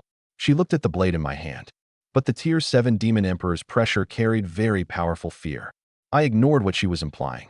Perhaps the Demon Emperor had sensed some forbidden presence in Godfall Abyss. Or perhaps the beasts had always intended to go to Nantian City. As long as they did not destroy our home, we had survived the immediate danger. Chingy did not relax. Nantian City was home to 30 million people. Diverting the beast tide merely pushed the disaster onto someone else. With her and Su Chinga's present cultivation, pursuing it would accomplish nothing. Keep yourselves safe first. I sheathed the cleaver. The city has its defense army and Lin family experts. They won't be completely unprepared. Only later did travelers returning from Nantian City tell us what had happened. That night, Lin Batian had been leading more than 30 guards and 2 peak astral transformation protectors toward the Great Wilderness. On the official road, they ran directly into the beast tide after it changed course. A Tier 7 Demon Emperor led the charge.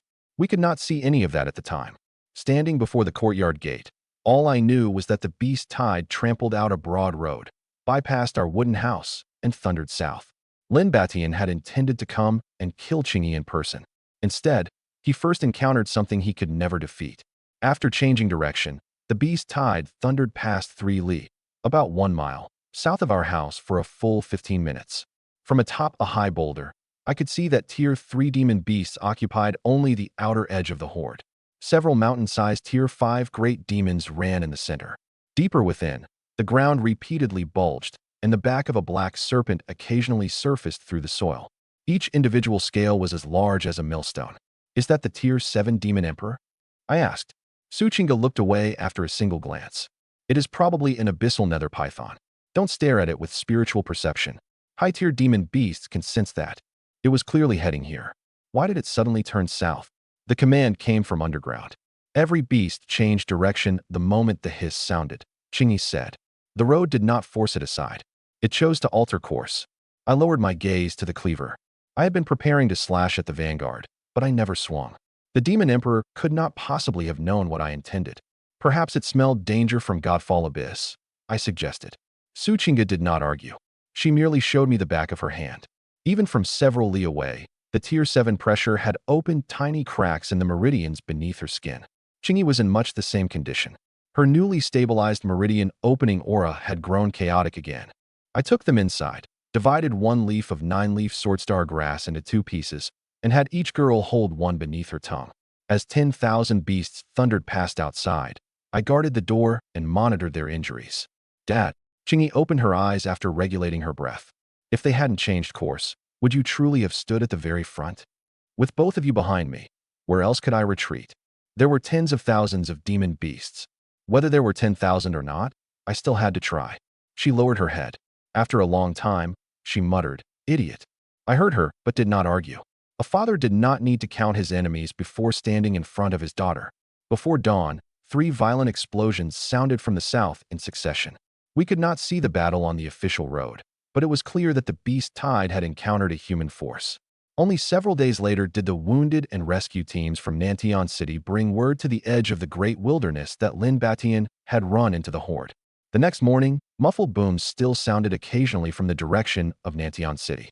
I climbed onto the roof to look. All I could see was an enormous defensive light barrier rising on the horizon. The beast tide had turned away from our front door the night before, but no one knew whether it had ultimately entered the main city. Suchinga stood in the courtyard and sensed for a long time before confirming that the Tier 7 Demon Emperor's aura had moved far away. Chingy continued staring south and asked whether Lin Batian might have happened to be on the route taken by the beast tide. Since he sent people here repeatedly, he may well have left the city in person after Anlin failed, Suchinga said. But that is only speculation. I did not treat speculation as fact. Our immediate priority was to inspect the courtyard and make certain the wall and wooden house had not been damaged by the tremors.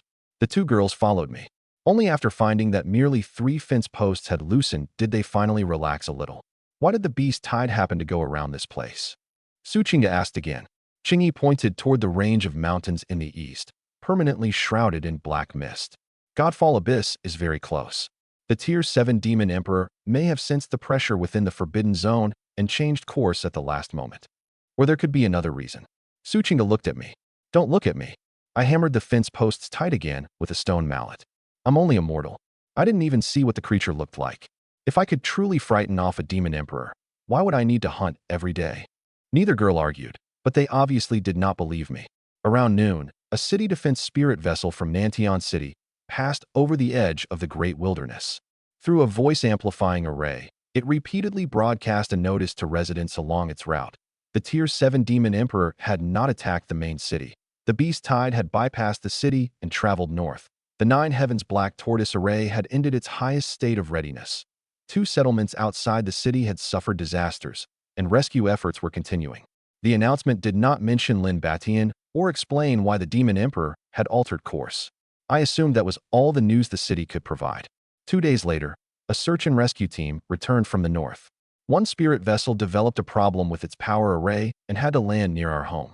Seeing people in the courtyard, the team leader came over to ask for several buckets of clean water and told us what his team had witnessed.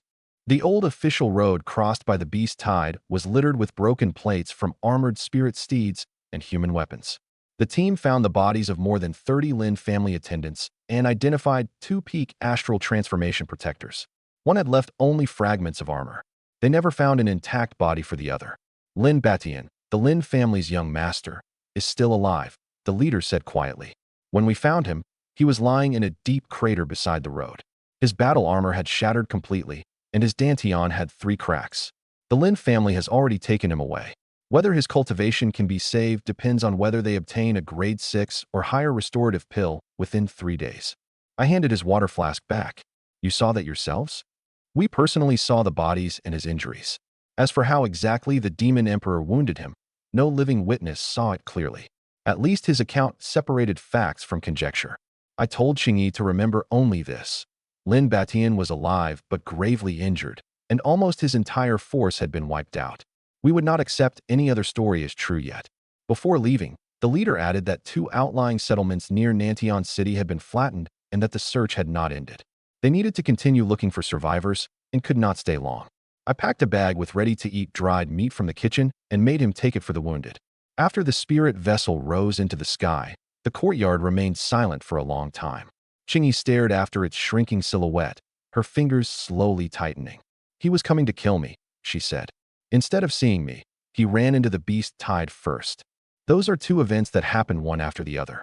One did not necessarily cause the other. I corrected her. Don't call a disaster anyone's punishment. So many people died in those 2 settlements, and none of them had anything to do with you. Qingyi was silent for a moment before softly agreeing. She took no pleasure in the deaths or injuries. She had simply received confirmation that the person hunting her had suffered a devastating setback, and the weight on her chest had eased slightly. After hearing everything, Suchinga said quietly, Qingyi, you survived the day you were exiled, 2 groups of assassins were annihilated, and a beast tide changed course at your doorstep. If the Lin family learns about this, they'll be convinced that great fortune is protecting you. Let them think so, Qingyi replied. At least they'll hesitate longer before attacking again. I understood their meaning. To contenders who believed superstitiously in destiny and fortune, the unknown might offer more protection than strength. Suchinga listed every known attack one by one. 3 Chi-Si assassins, 5 astral transformation killers, and the force of more than 30 people led by Lin Batian himself. The first 2 groups had shown clear hostility. The final group's intent could only be inferred from its route and the rescue team's findings. She did not write that inference in the facts column, placing a question mark beside it instead. If the Lin family attributes every failure to Qingyi, they may react in one of 2 ways, she said. Some will stop for a while. Others will become even more determined to discover the truth. So we still lock the gate and continue taking turns on night watch. I folded the paper. Fortune cannot protect anyone. Rules give an enemy fewer opportunities. Don't tell outsiders what happened in this courtyard. I warned them. If they want to be afraid, let them. We'll keep living our own lives. In the days after the city defense announcement, the edge of the great wilderness grew quiet once more. Rescue vessels traveled back and forth in the distance. Occasionally, We could see city defense troops searching the path trampled by the beast tide. No one approached our wooden house, and no new assassins appeared. The news brought by the rescue team was later recorded in the City Defense Bureau's public battle report. It listed only confirmed losses: Lin Batian gravely injured, 2 protectors killed, and more than 30 attendants missing or dead. The Lin family offered no public explanation for why he had been on the Beast Tides route. After the trade caravans resumed traveling to Nantion City, an old merchant who often bought animal hides in the great wilderness detoured to our gate. He did not dare enter the yard and spoke through the fence instead. He said the city was in an uproar. With his cultivation and support from the main line, Lin Batian had once been considered the leading candidate to become the next family head. Now that his Dantian was damaged, former supporters had begun to wait and watch, while the names of 2 other candidates, Lin Xingyuan and Lin Jinjue, appeared frequently on public notices and in gambling houses. Rumors don't count as evidence, I reminded the girls. Qingyi still had me write down the names. Lin Xingyuan's Heavenly Secrets Pavilion gathered intelligence, while Lin Jinjue was famous for wielding a heavy sword. Both were facts publicly known in Nantion City for years, not evidence of what either man was currently planning. Qingyi and Su Qingge trained even harder than before. Each day, they returned to their rooms to cultivate immediately after eating. Apart from chopping firewood, carrying water, and helping me prepare ingredients, they refused to waste a moment. "You don't need to drive yourselves this hard," I told them once. "I'm here. If anyone comes, they'll have to get through me first." Qingyi shook her head immediately. "You have no true qi. Every time you use such immense physical strength, your body may suffer a backlash." "Who told you there's a backlash? It would be abnormal if there weren't." I raised my arm and let her examine it. My muscles were not torn, my bones did not ache, and my appetite was better than ever. After probing for ages, she continued to insist that I might be hiding the pain. "Then we'll keep the simplest possible record." I found a charcoal pencil and drew 3 columns behind the kitchen door. Did anything hurt today? Was I dizzy? Did my appetite suddenly decrease? I'll fill it in every night, and you can both see it. Only then did Qingyi reluctantly nod. For the next several days, the 3 entries remained no, no, and no. Far from declining, my appetite increased by half a pot of meat while I kept the girls company during their training. I had no cultivation techniques suitable for them and understood nothing about true qi circulation. All I could do was clear a training area in the courtyard. I stretched thick ropes between the old locust trees and spread soft earth beneath them so they could practice footwork. Then I shaved wooden staffs of different weights and marked them with notches so Qingge would not accidentally pick up the heaviest one. The first time she tried to lift that staff, its tip rose only 2 inches off the ground, and her face turned red with effort. "Dad, is this truly wood? I found it in Black Mist Forest. It's a little heavy, but sturdy." Qingyi added from beside her, "Black Mist wood, a Tier 5 artifact refining material. The complete heartwood of one tree can be made into a heavy spirit weapon." I exchanged Qingge's staff for a thinner one. "Use this for now. Training isn't about moving mountains. Stop the moment your form breaks down." Su Qingge sided with her. "Dad, you protected us, but you cannot bear every danger alone. At the very least, we need to become strong enough that you don't have to divide your attention to protect us." I could not out-argue 2 stubborn girls. All I could do was help through their meals. Several days earlier, I had encountered a huge bull wreathed in flames while cutting firewood. It nearly set the timber ablaze, so I knocked it down with my staff and brought home a quarter of its meat and organs. I alternated between meat soup, roasted meat, and jerky, and both girls' auras grew stronger every day. The bull had fallen about 70 li, roughly 22 miles, from home. When it charged, its 4 hooves burned the earth into a hard black and red crust, and its breath could ignite bushes 5 feet tall. My first concern was the firewood on my back, so I struck once between its horns. It fell too quickly, but the flames burned half the slope. I had to bury them under dirt for a long time before extinguishing them. After hearing my description, Qingyi identified it as a peak Tier 6 scarlet flame sky bull. Its horns, tendons, hide, and blood essence could all be used for artifact refining or medicine. Even 1/4 of its meat was not something an ordinary person could purchase in Nantion City. "The rest is still there?" she asked. I pinned it down with stones and covered its scent. "But the forest is full of beasts, so I don't know how much will remain. Don't go back alone tomorrow." I looked at her and Su Qingge's thin arms. "Even if you came, neither of you could carry it. We'll finish what we have at home before deciding whether to return." They still wanted to argue, so I made each state her realm. Qingyi had only just stabilized the 5th level of meridian opening, while Su Qingge was at the 3rd. Neither could necessarily withstand the residual flames left by the bull. Only then did they reluctantly abandon the idea of coming with me. We did not know exactly what Lin Batian had lost or what changes were unfolding inside the Lin family. Only one fact was certain. The 3 Qi assassins and 5 astral transformation deaths sworn he had sent after Qingyi had not returned, and neither had he appeared again himself. At least in the short term, most of the trump cards he could use to kill Qingyi had been eliminated. I did not interpret all his trump cards shattered as meaning the danger had vanished. The Lin family still stood behind Lin Batian, and the Netherworld Tower still lurked in the shadows. All we could confirm was that the forces already revealed had not returned. At dusk each day, I continued checking the walls, door bolts, and tracks in the forest. As the days without unfamiliar footprints accumulated, the tension finally began to leave the girl's shoulders. That night, I made braised bear meat, clear thundercry falcon soup, and a plate of chilled loin tossed in dressing. After the beast tied, the first thing I checked was not the people, but the cured meat hanging from the kitchen rafters. Every strip remained securely in place. Only one had twisted halfway around. When Qingyi found out, she asked whether I valued the meat more than my life. Everyone was in the yard. One glance told me you were safe. If meat falls on the ground and gets dusty, I have to boil more water and wash it again. Su Qingge shook her head, but Qingyi could now set out the bowls without changing expression. They had probably finally understood that, after 20 years in the mountains, I feared neither legendary demon emperors nor monsters as much as losing part of my winter food supply. I had sliced the chilled meat paper thin and scattered minced emerald spiritual herbs over it. When Su Qingge ate one slice, the true qi inside her immediately loosened. Uncle Lin, what kind of meat is this? Titan demon bear loin, the tenderest part of the entire beast. Her chopsticks stopped in midair. You served peak tier for demon beast loin cold with dressing? It's cooked. Don't worry. Qingyi held a bowl the size of a basin and drank her soup without looking up. You'll get used to it. Su Qingge clearly had not learned to do that yet.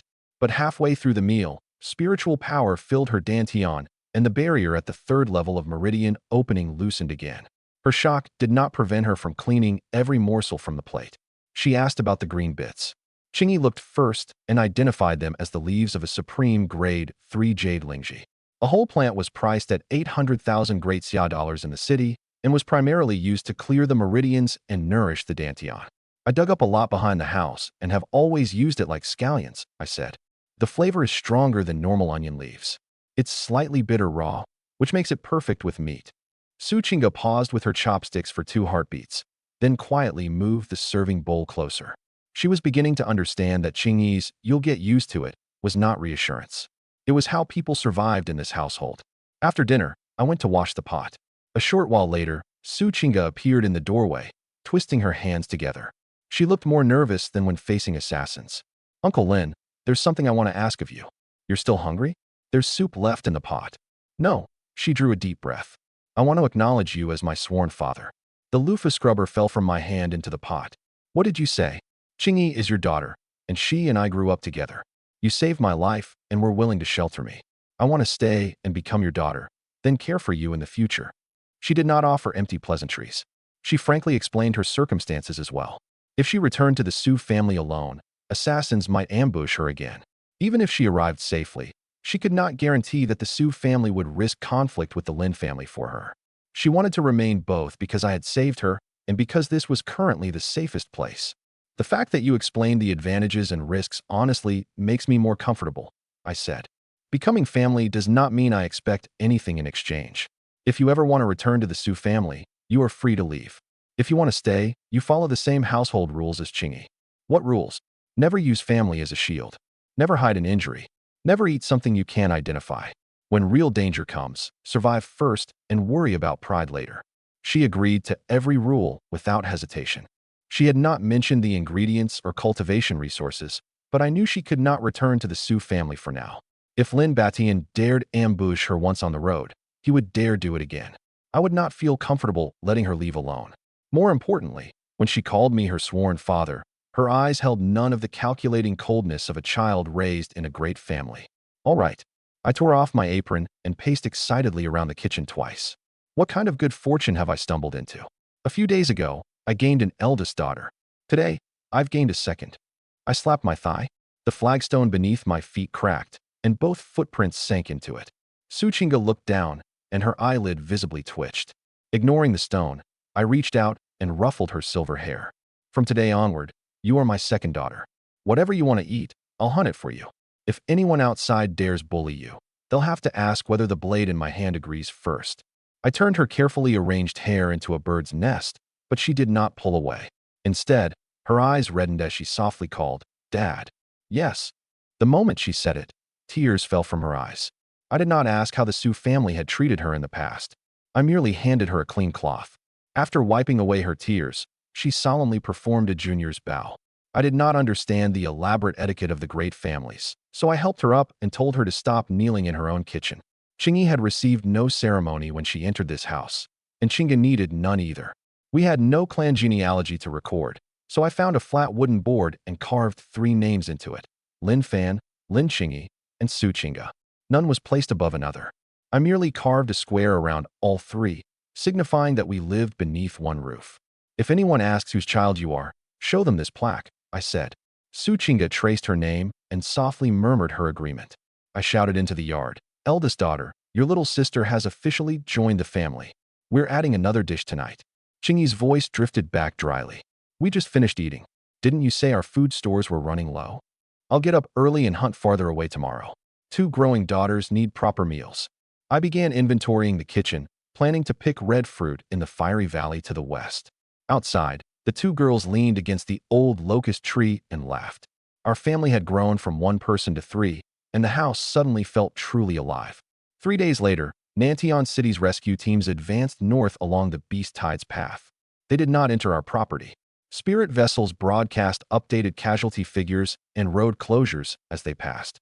That confirmed that Nantion City itself had survived and that the Beast Tide merely circled the outskirts. Outsiders had no way of knowing what was happening within the Lin family. From public reports carried by merchants, we assembled only a limited outline. Lin Batian had not recovered, and the Lin family began restricting succession candidates from leaving on their own. Every trip now required registration. Merchants gave contradictory accounts of who proposed or opposed the rule, so I recorded none of that as fact. One announcement concerned Chingy more directly. On a public notice in the city, the Lin family ordered its members not to approach her residence without authorization until the anomalies at the edge of the Great Wilderness were investigated. The notice did not say whether they intended to protect her or protect themselves from this place, but open attacks would at least stop for a while. "This is not kindness," Chingy said. "They have simply lost too many people and don't want to take another risk. We can set their motives aside for now. The result benefits us," I replied. "Don't relax because of one notice, but don't refuse a chance to breathe merely because they haven't apologized." Chingy said the other succession contenders would certainly act after Lin Baishan's repeated failures. She mentioned 2 names, Lin Xingyuan and Lin Jinjue. Lin Xingyuan was 18 and at the 3rd level of astral transformation. He controlled the intelligence network known as the Heavenly Secrets Pavilion. Lin Jinjue was 22, at the 7th level of astral transformation, and possessed the myriad swords returning body. One excelled at schemes, the other trusted only the sword in his hand. If Lin Batian was injured or lost influence, neither would miss the opportunity. Chingy also remembered the Lin family's public battle records. At the 6th level of astral transformation, Lin Jinjue had once slain a peak tier 4 demon beast alone, reportedly with a single strike. Lin Xingyuan rarely fought in public. His name appeared more often beside intelligence transactions and family decisions. Witness reports supported the first statement. The second was only a reputation built over many years. If they come, one will draw his sword immediately, while the other may send gifts first, Chingy said. A gift doesn't make someone a friend. I wrote both names behind the door. And even if someone draws a sword, we first determine whether he means to attack us. We judge them when we meet them. This is only public information from the Lin family. It does not mean either has already acted, Chingy reminded me. I nodded and noted that as well. These people might become her rivals in the future, but there was no need to treat every one of them as an enemy now. Life in the courtyard continued as usual. I put the loin, blood essence, and organs from the scarlet flame sky bull into a large pot with flame peppers and Sichuan peppercorns, making a Sichuan-style spicy blood and offal stew. The bull's blood had already congealed into dark gold jelly. I scooped out 3 large spoonfuls with a wooden ladle. The moment they entered the water, The surface began boiling even though I had not lit the fire. A red-gold wave of heat struck my face, and I quickly drew back my hand. That'll save some firewood. I blanched the liver, tripe, and intestines separately. The intestines were too thick, so I sliced them into strips half a finger wide. The flame patterns on the tripe could not be scraped off, but once cooked, they formed a crisp shell. The flame peppers I added at the end were far more potent than anything from my old home in Sichuan. I used only a handful, and all 3 people in the kitchen began sneezing at once. Su Chinga rushed in holding a basin of water. "Dad, is the pot on fire?" "It's spice, not fire. Open every window." Even while coughing, Chingy remembered to move the wooden bucket of blood essence into the shade. The blood essence of a Tier 6 Demon King would not keep indefinitely. I had treated it as an ingredient, but she resealed the bucket as though preserving medicine so its heat would not dissipate. The moment the dark gold blood entered the water, the entire pot boiled on its own and saved quite a bit of firewood. The 2 girls raced downstairs at the aroma, neither maintaining the dignity of a young lady from a great family. Today's broth uses fireball blood and organs. It's very spicy, so eat slowly. Chingy tried a piece of liver first. The instant she swallowed, the barrier between the 5th and 6th levels of meridian opening broke open. Su Chinga also advanced straight from the 3rd level to the 5th. In 3 days, 3 meals and continuous refinement had raised their cultivation at an astonishing speed. Much of the scarlet flame sky bull remained in the forest, yet the quarter I brought home was enough to feed us for nearly half a month. A breakthrough did not end when the food was gone. Chingy immediately set down her chopsticks and sat cross-legged. She spent 2 hours stabilizing the newly open meridians. Su Chinga had advanced 2 levels in succession, and at one point her breathing trembled with speed. I guarded her and handed her water as instructed, without interfering with her circulation path. By the time they opened their eyes, a layer of fat had congealed on the cold soup.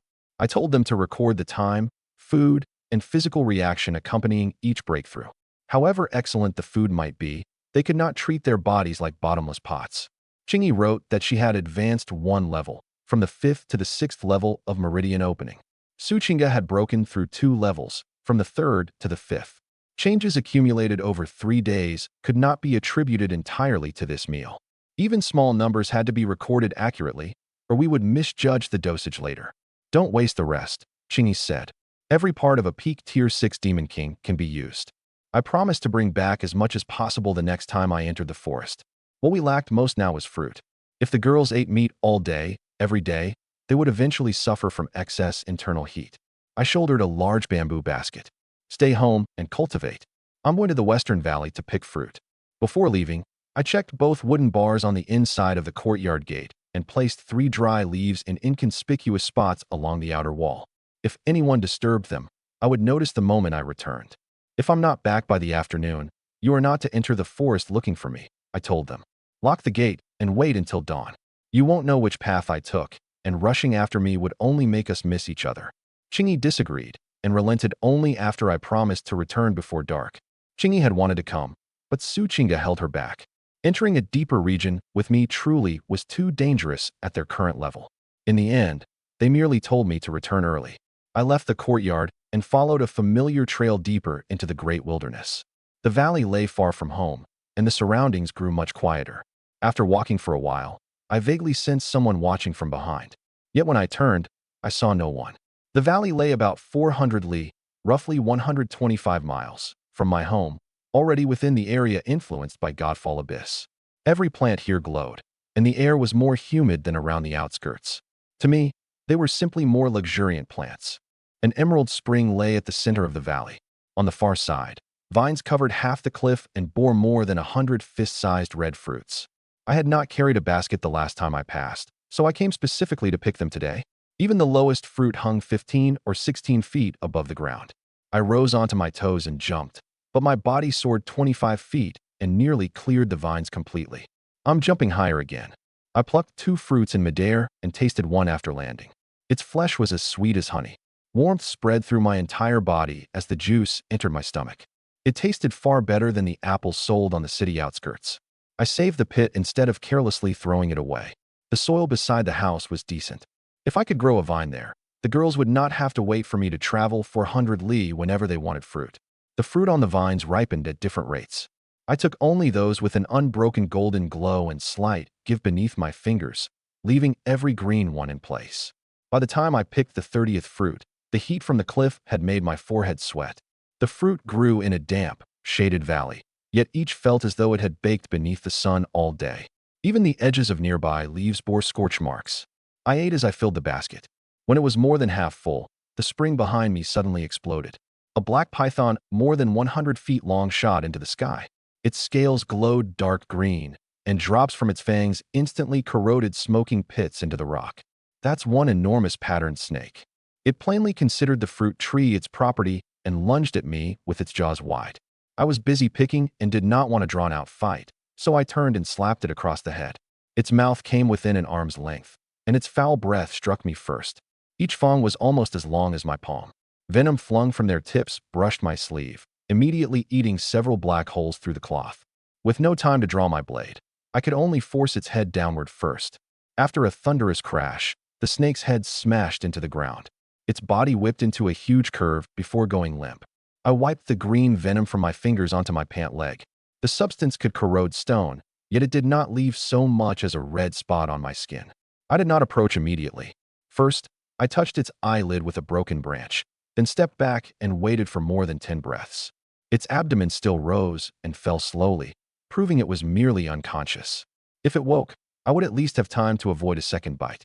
Several half-corroded beast skeletons lay scattered by the spring. The largest skull was wider than a millstone, showing that this serpent had guarded the place for a long time. I did not know whether it had companions, so I watched the water while harvesting meat. Nothing else moved before I finished cutting off the tail. Snake soup should be good. The whole creature was too heavy to carry, so I drew my new cleaver and cut off more than 10 feet of its tail. I coiled it into the basket. The red fruit and snake meat filled the basket to the brim, weighing at least several hundred gene. The cleaver met almost no resistance from the scales, confirming again that it was no ordinary iron weapon. The edge remained bright after passing through the venom. Only the guard bore a faint green stain. I rinsed it in the spring and wrapped it in a non-toxic vine leaf so it would not contaminate the fruit on the journey home. Worried the python might flee after waking, I lifted a large rock and pinned its head beneath it. Stay here and behave. I'll come cut off another piece tomorrow. I shouldered the basket and started home. As I left the valley, the sensation of being watched returned. I heard no footsteps nearby, and the canopy did not visibly move. Unable to locate anyone, I could only quicken my pace and deliver the food home first. I deliberately changed routes twice and walked half a li upstream through a shallow creek. The watchers always remained far away, neither approaching nor disappearing. There was more than one. To the north, I occasionally heard the faintest rustle of cloth in the canopy, while to the southwest came one suppressed breath. I could not determine their exact number or see their faces. They did not attack, and I was not going to abandon a basket of food in the mountains to catch them. If they carried the news elsewhere, someone would eventually reveal themselves. Only after Chingy saw the fruit and snaketail did she tell me that neither was ordinary. The red fruit was called Nine-Yong Vermilion fruit, and each was worth at least 5 million great Xia dollars. The guardian in the spring was a Tier 6 demon king, the netherworld venomous Wyrm. She and Suchinga counted them in front of me. There were 78 intact fruits, plus the pits of the 2 I had eaten on the road. I had not stripped the vines bare. At least 20 unripe fruits remained on the cliff. All 3 of us confirmed those figures, which could not be confused with Chingy's estimate that the entire vine had originally held more than 100. Chingy divided the fruit into 3 portions, 10 for us to eat soon, 60 sealed with the cold stones I had brought from the forest, and the remaining 8 for an attempt at cultivation. She even retrieved the pits from my pocket, explaining that the seeds of ripe Nine-Yong Vermilion fruit were valuable as well. That single basket would make any great family in Nantion City envious. I cared more about something else, the people who had watched me outside the valley. How much had they seen, and to whom did they intend to carry the news? It was already dark when I returned home with the basket on my back. Suchinga was the first to rush to the gate. Dad's back. I went a little farther than usual. My legs are sore. I set down the bamboo basket. Chingy picked up a red fruit, examined the golden halo on its surface, then dug out the section of black snake tail at the bottom. This is Nine-Yong Vermilion fruit, she said. There are at least 70 or 80. One sells for no less than 5 million great Xia dollars in Nantion City.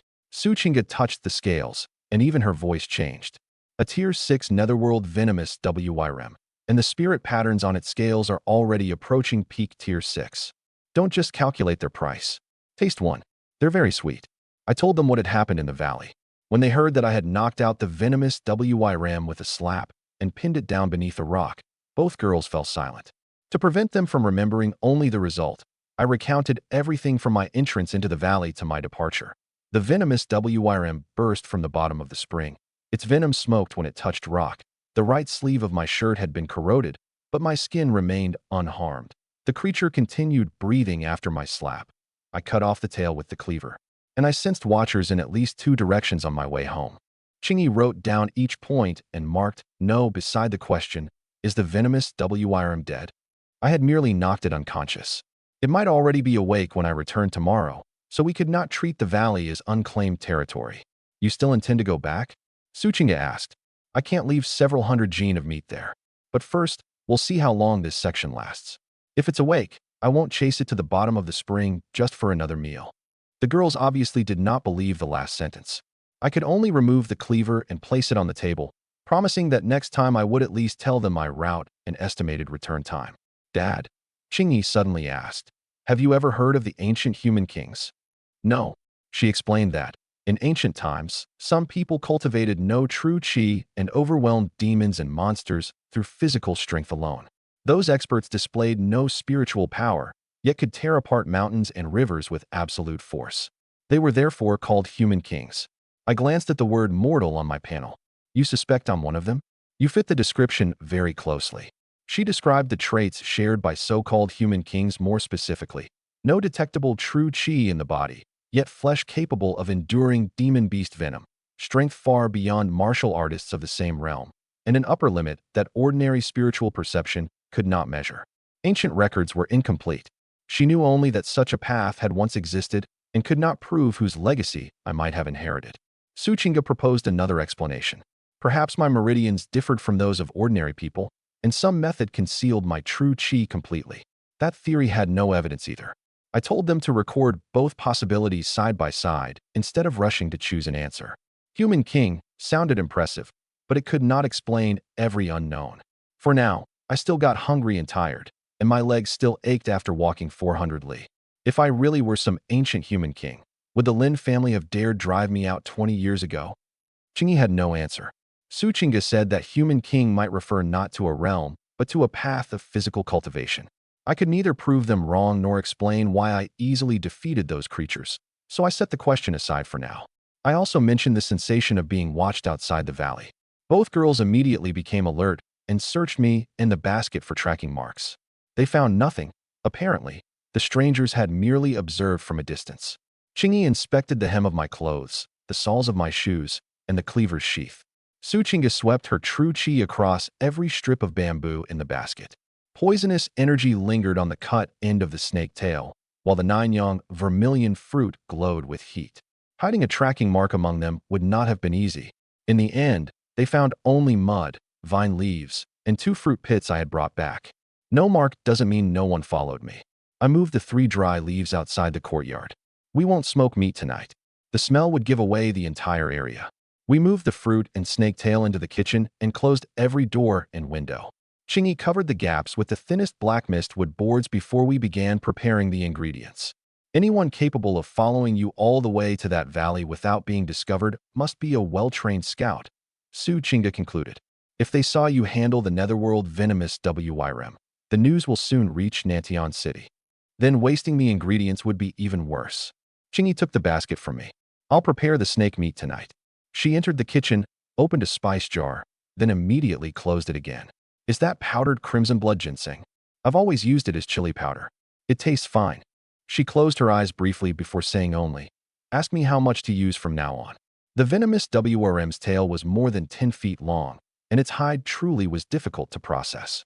I tested it with the new cleaver and nearly chipped the edge. Chingy made me step aside. She condensed true chi on her fingertips and gradually peeled the hide apart along the gaps between the scales. The first black scale struck the cutting board with a metallic clang. She scraped the venom from the outer layer of scales, then began on the lighter-colored underside. The netherworld venomous WRM's poison glands lay near the upper body, so the tail contained much less venom. Even so, She had me prepare 2 buckets of water and repeatedly soak every piece of meat. You touching venom with your bare hands in the valley does not prove the rest of us can do the same, she said. She had a point. I put on 2 layers of thick leather gloves and handled only the knife and water. Suchinga guarded the stove and kept the water temperature steady with true chi. It was the first meal all 3 of us had truly divided between us, and we worked faster than when I rushed about alone. You're skilled with your hands. Who taught you? I asked. Books. I picked up one of the scales.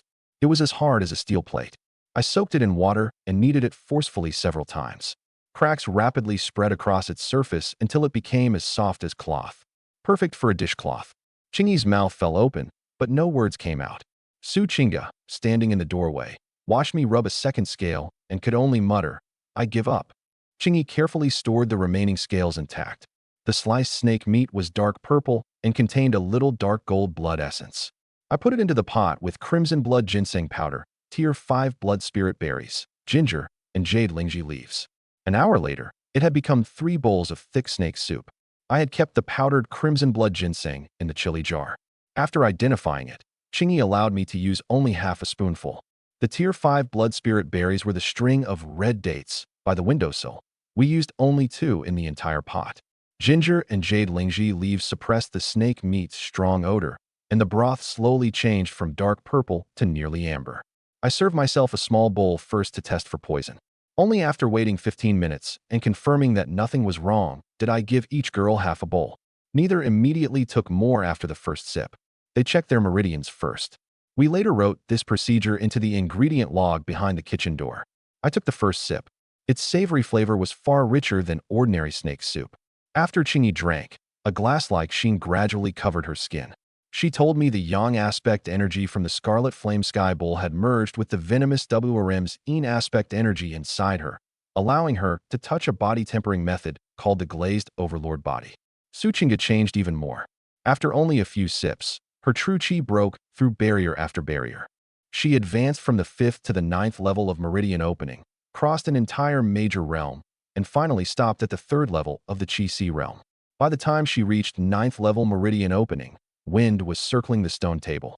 When she crossed into the Chi Si realm, spiritual energy poured into her dantian like flowing water.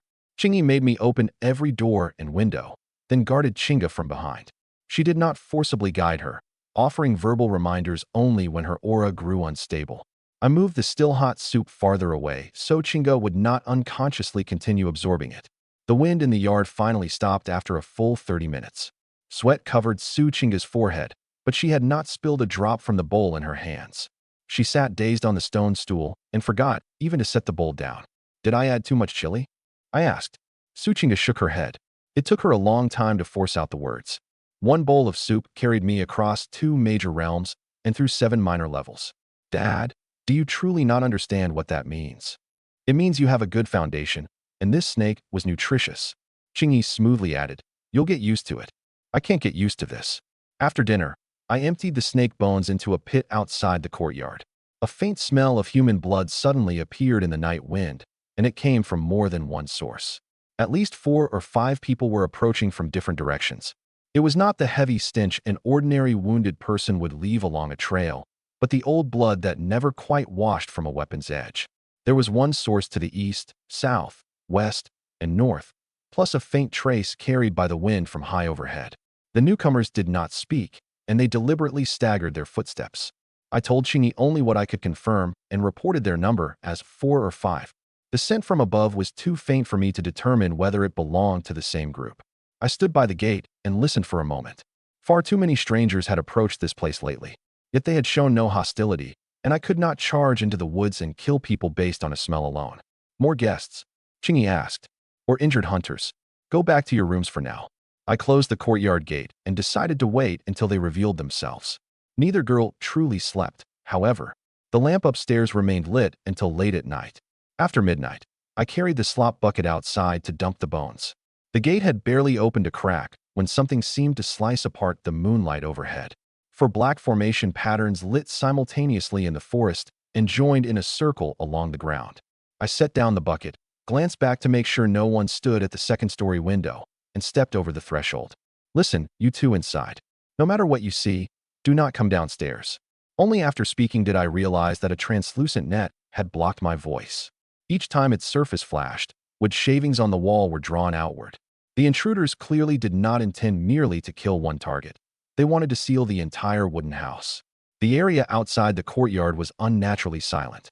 In the next instant, for powerful auras rose from every direction, and the translucent net enclosed the house. A blood-robed man appeared high in the sky. 10 pitch-black rays from his fingers pierced the night and shot toward the first floor. A black disc hung before his chest, its 10 holes corresponding exactly to the 10-finger rays.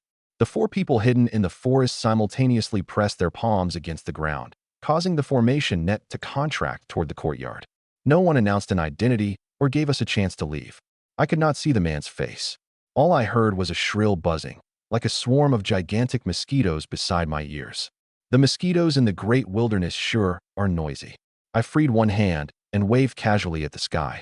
The wind from my palm struck the 10 black rays first. The poisonous energy, which corroded even the air, did not explode. It simply vanished.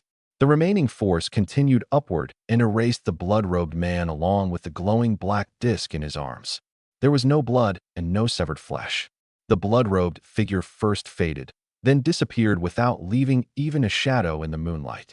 I could not tell whether the wind had blown him away or whether, like the previous 2 groups, he had used some escape technique. The 4 people surrounding the courtyard could not flee either. Their bodies collapsed simultaneously. No wounds marked their skin, but every trace of life had ended. The dense forest behind them became wood dust, and an empty trench several li long extended into the night. The enormous blast of air sounded several breaths later, making the windows hum. I looked down at my palm. That blood escape was even louder than the others. Chingy and Suchinga ran downstairs. They had clearly witnessed everything. Suchinga said all 4 people had been at the first level of the Divine Bridge realm, while the man in the sky had been at least at the second, perhaps even close to the other shore realm. They're dead. Chingy left no room for me to misunderstand. That was not blood escape. You killed 5 Divine Bridge experts with a wave of your hand. I walked to the 4 fallen people and examined them. Their bodies bore no external wounds, but all signs of life were gone. With the evidence before me, I could no longer explain it away as an escape technique. I checked the sides of their necks, tested their breathing, then held a hand against each chest for 10 breaths. None had a pulse. Chingy stopped me from moving closer, warning that poison might be hidden inside their collars. I put on thick leather gloves before turning one body over. His eyes remained open, the pupils already unfocused. The jade token at his waist had split in half, but the black clothing on his back was intact. No external injury explained his death. The other 3 were the same. Only a black sword fell from the place where the man in the sky vanished. The disc and his clothing were gone. That result differed from the 4 bodies, so I still could not say with absolute certainty where his remains were. Yet all 3 of us confirmed that the auras of the black sword's owner and the 4 formation users had vanished. I truly did that. Suchinga pointed at the strip where the forest had disappeared. Who else could have? For the first time, I truly realized that the body I considered merely strong might have far surpassed anything a mortal on my panel should possess. The realization did not excite me. It sent a chill down my back. When I waved, I had only wanted to drive away the noise and had not deliberately chosen my strength. If Chingy or Chinga had stood in the path of that wind, the erased forest showed what would have happened. I made them retreat behind the courtyard wall and tested myself 3 times in another direction. The first time, I moved only my wrist, yet still stripped a layer of soil from the ground. The second time, I slowed the motion until it resembled pushing open a door, but every bush 100 feet away flattened. The third time, I merely flicked a soybean-sized pebble. It passed through 3 trees before stopping. From now on, you must stay behind me whenever I attack, I said. The moment you see me raise my right hand, drop to the ground. Neither girl treated the matter as a joke. They practiced the movement several times on the spot. Yet my panel remained unchanged. The talent field still contained only raw strength. You were born with extraordinary strength. I found a 3-foot black sword on the ground. Dark red blood patterns ran along the blade, and a blood-colored gem was set into the pommel. It was the only object left after the man in the sky vanished. Do either of you recognize this? Suchinga took one look before immediately setting it down. Bloodcry, a supreme grade 7 demonic weapon ranked 7th on the Netherworld Tower's weapon register. Its owner is the gold rank assassin Bloodcrow. So Lin Batian bought another attempt on our lives from the Netherworld Tower? Most likely. This time, the Netherworld Tower lost even a second-level Divine Bridge expert here. It should not dare return for a while. I took Bloodcry into the yard. More than the assassin's identity, I wanted to know what exactly had happened to me. No one could answer that question. After dawn, we cleared away the 4 bodies and the remnants in the forest. Before moving anything, Chingy sketched the position of all 4 bodies, the direction of their weapons, and the remaining formation patterns. Su Chinga made rubbings of the skull emblems and recorded each token number. They said that, if we later turned these items over to the City Defense Bureau, they could prove the intruders' identities and prevent the Netherworld Tower from claiming we had killed them without cause. I did not know whether an assassin organization cared about such arguments, but preserving evidence could not hurt. We lifted every poisoned concealed weapon with wooden tongs and wrapped each separately in oilcloth. We buried the bodies downwind outside the courtyard and marked their location with stones. We did not burn them, in case doing so destroyed useful traces. Every assassin bore the Netherworld Tower's skull emblem, and their equipment followed identical specifications. From that, Su Chinga confirmed they were Blood Crow's advanced team, and that all 4 were at the first level of the Divine Bridge realm. Blood Crow never failed in 137 missions for the Netherworld Tower and was ranked 3rd, she said. The moment his life tablet shatters, the Netherworld Tower will receive word. She knew the name because the Netherworld Tower publicly displayed the records of its gold-rank assassins on the underground network. His 3rd-place assassin ranking and Bloodcry's 7th place on the weapon register were 2 different lists and could not be confused. The weapon's design, blood patterns, and pommel gem matched the public illustration, which identified its owner far more reliably than a guess based only on a black sword. What about the shattered life tablet? I asked. We did not see that ourselves. Su Chinga corrected herself immediately. By Netherworld Tower custom, a gold-rank assassin leaves a life tablet at headquarters. If he truly died, headquarters can learn of it. I cannot confirm whether the tablet has already shattered. I made her change certainly in the record to should, according to custom.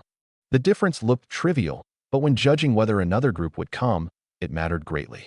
Will they keep sending people? I asked. The next team would have to be in the other shore or Nirvana realm. But a Tier 7 Demon Emperor altered course here, and Blood Crow vanished along with a Grade 7 formation disc. Unless the Netherworld Tower wants to perish beside Lin Batian, it should stop. Chingy agreed. An assassination organization is still a business. When the client's money can no longer cover the losses, the contract has already blown up. That was only their judgment based on the Netherworld Tower's rules, not knowledge of an actual decision. We did not celebrate or lower our guard. I stored the weapons and identifying items from the 4 bodies, planning to submit them to the City Defense Bureau when the opportunity arose. The trench outside the courtyard could not be restored, so for now I planted several wooden posts to keep anyone from falling in at night. At its widest, the trench measured 2 zhong, about 20 feet. Its bottom contained nothing but pulverized wood fibers. Even the roots were gone. I hammered in a post every 3 paces and connected them with thick rope. Su Chinga wrote, "Collapse ahead," on a sign and hung it at the path so hunters would not wander in. The dispersed net had also left 4 blackened patches of earth. Chingy scraped a small amount of soil into a porcelain vial and covered the rest with a thick layer of fresh dirt. She judged the array to be at least Grade 7. The 4 Divine Bridge experts merely provided its power. The disc in the sky had truly controlled it. The disc had vanished with the blood-robed man, so we could take the conclusion no farther. Chingy pulled me to the stone table and examined my body again. Her true chi flowed through my meridians, but seemed to enter an empty void and detected nothing. You killed Divine Bridge experts with physical strength alone, yet there is no true chi anywhere in your body. She looked at me. An ancient human king is the closest explanation, but it may not be the truth. Don't give me such a grand title yet, I said. If I truly possess this strength, then at least we no longer have to rely on guesses when someone enters the courtyard. This time, I no longer dismissed every result as blood escape. If this power existed, I had to learn to control it before a careless wave hurt the 2 girls. From that day onward, the record behind the kitchen door gained a 4th column, signs of lost strength control. Before chopping wood, hunting, or lifting heavy objects, I tested with the smallest possible movement. My panel continued to offer no explanation, but the log at least showed whether I had changed noticeably since the previous day. The next morning, I prepared to smoke the remaining venomous WYRM meat. The kitchen lacked suitable hooks, but the black sword we recovered the night before was thin and straight. I skewered several pieces of WYRM meat on the blade and set it above the fire. The sword trembled softly, as if something inside were trying to escape.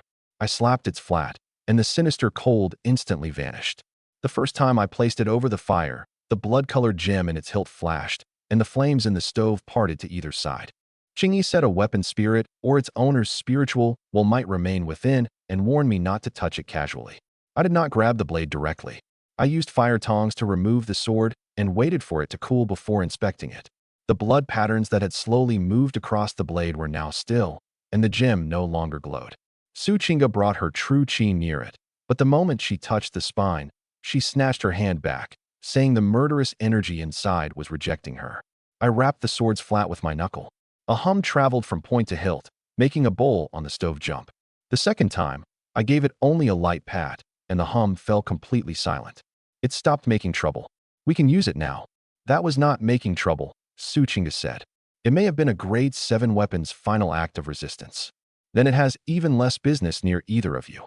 It conducts heat evenly. That makes it an excellent skewer.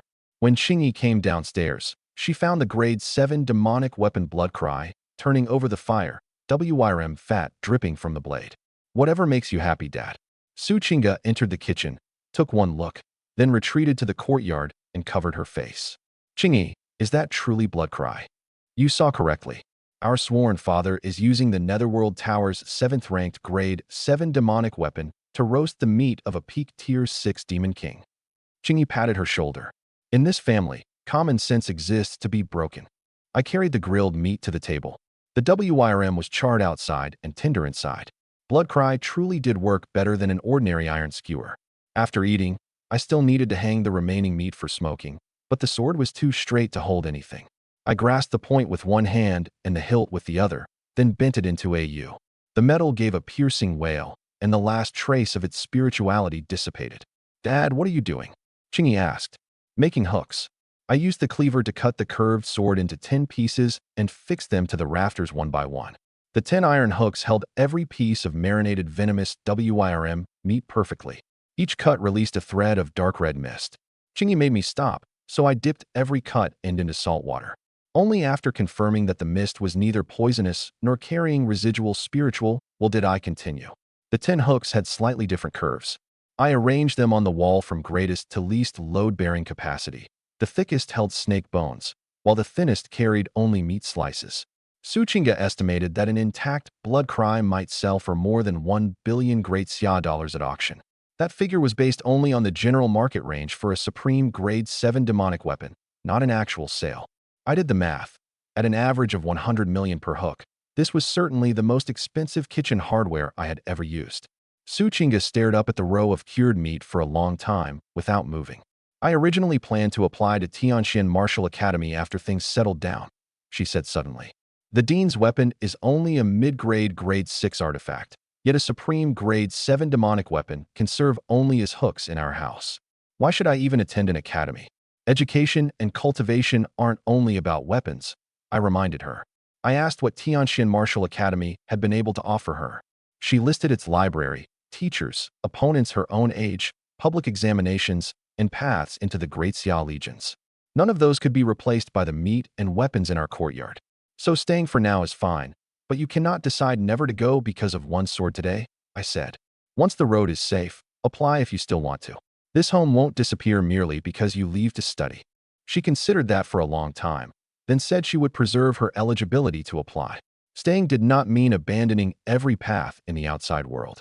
It meant surviving the immediate attempts on her life. I understand. Su Chinga looked at me with complete seriousness. But this is the safest place for me and the place where my cultivation grows fastest. Even if Lin Batian brings an army, I'm not leaving. Chingy smiled faintly. Smart choice. I did not interpret their decision to remain as clinging to a powerful patron. Both children had been driven into the great wilderness by struggles for family power. If they were willing to regard this place as home, then naturally I would protect them. As for blood cry, if they needed it later, I could always remove the hooks. After being cut into 10 sections, however, it probably no longer qualified as a sword. No one approached the wooden house for the next 2 days. We did not remove our precautions merely because things were quiet. Chingy divided possible visitors into 3 groups. Those coming to kill us, those coming to investigate, and those trying to curry favor. Suchinga added a fourth category to the page: the City Defense Bureau or nearby hunters. They would mean no harm and could not be injured by mistake. I placed a new sign outside the courtyard gate. Visitors stop 10 zhong away.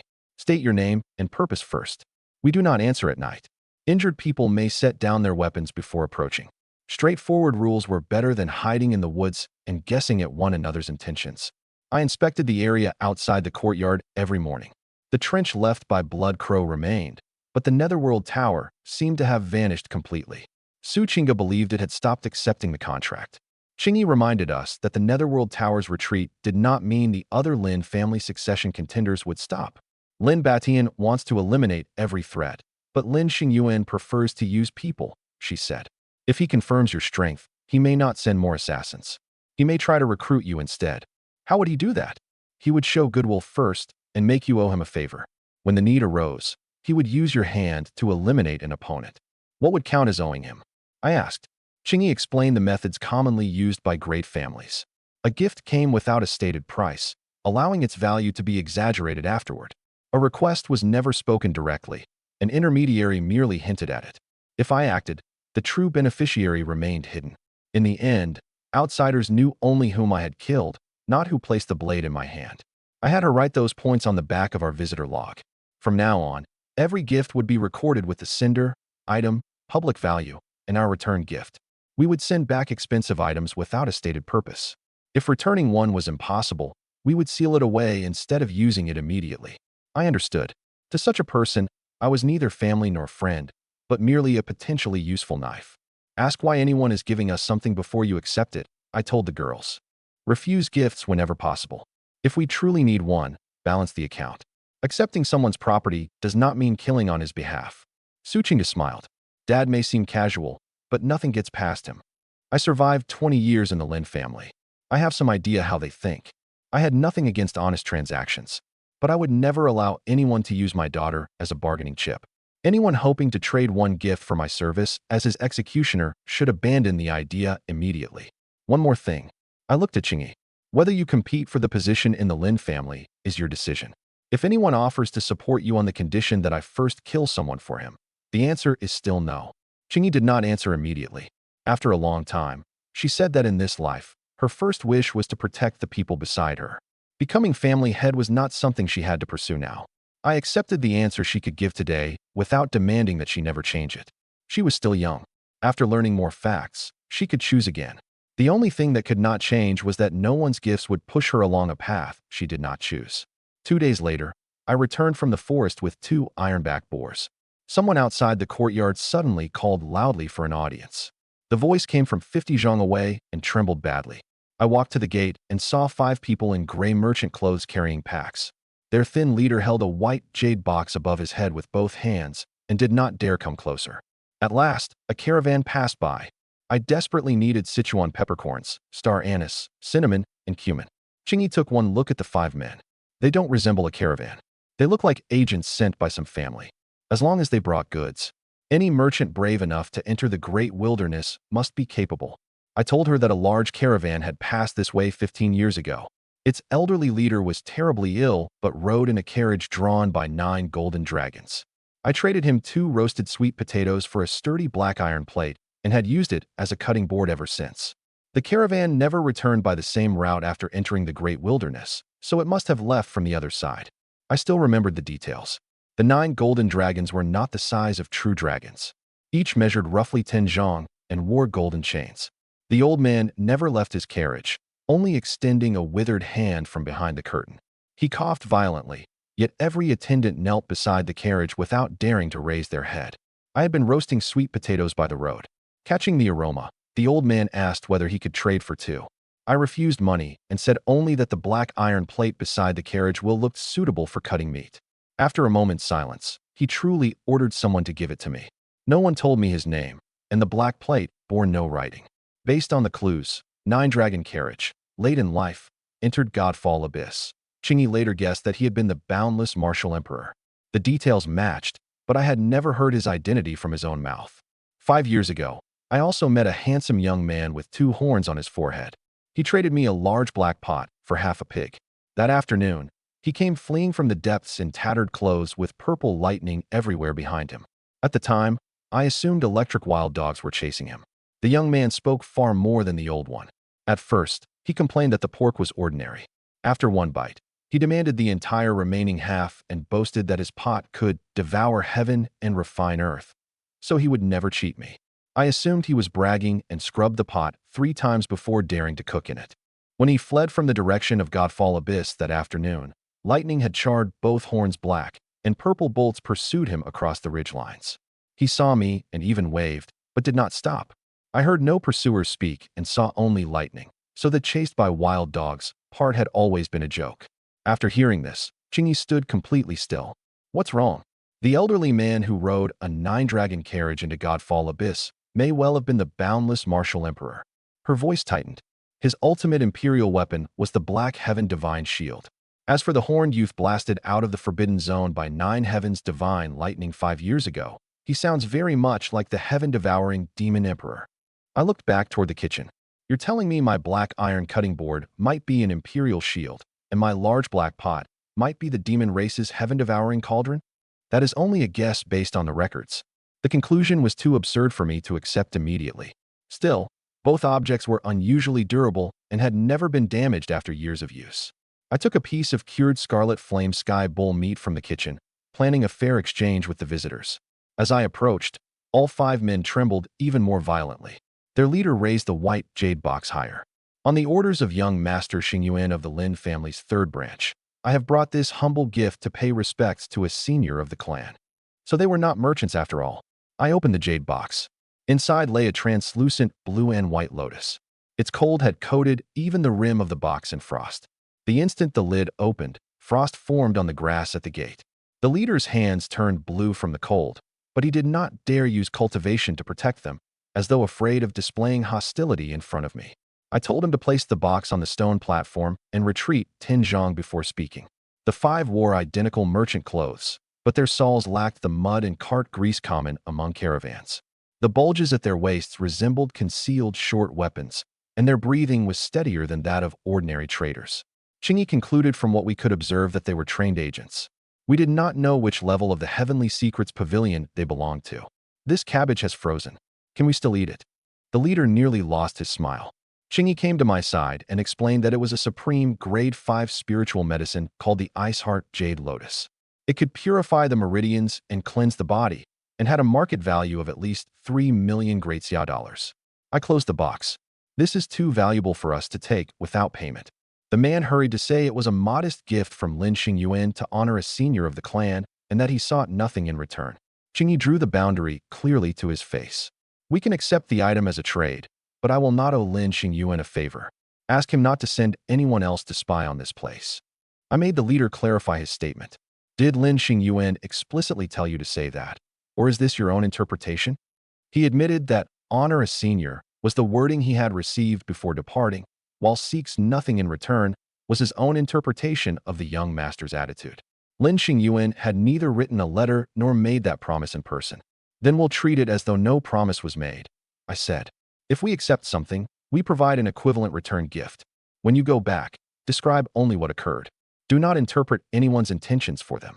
In the visitor log, Chingy recorded the date, the 5 men's appearances, the lotus's name, and their exact words.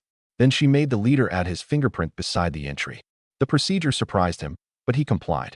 The leader immediately agreed. I handed him the cured meat. Since this is a trade, take this. Also, did you bring any spices? None had expected the question. After a moment of surprise, they searched every pack and assembled a bulging bag of Sichuan peppercorns, star anise, cinnamon, dried chili peppers, bay leaves, and cumin. The familiar spicy aroma pleased me far more than the Ice Heart Jade Lotus.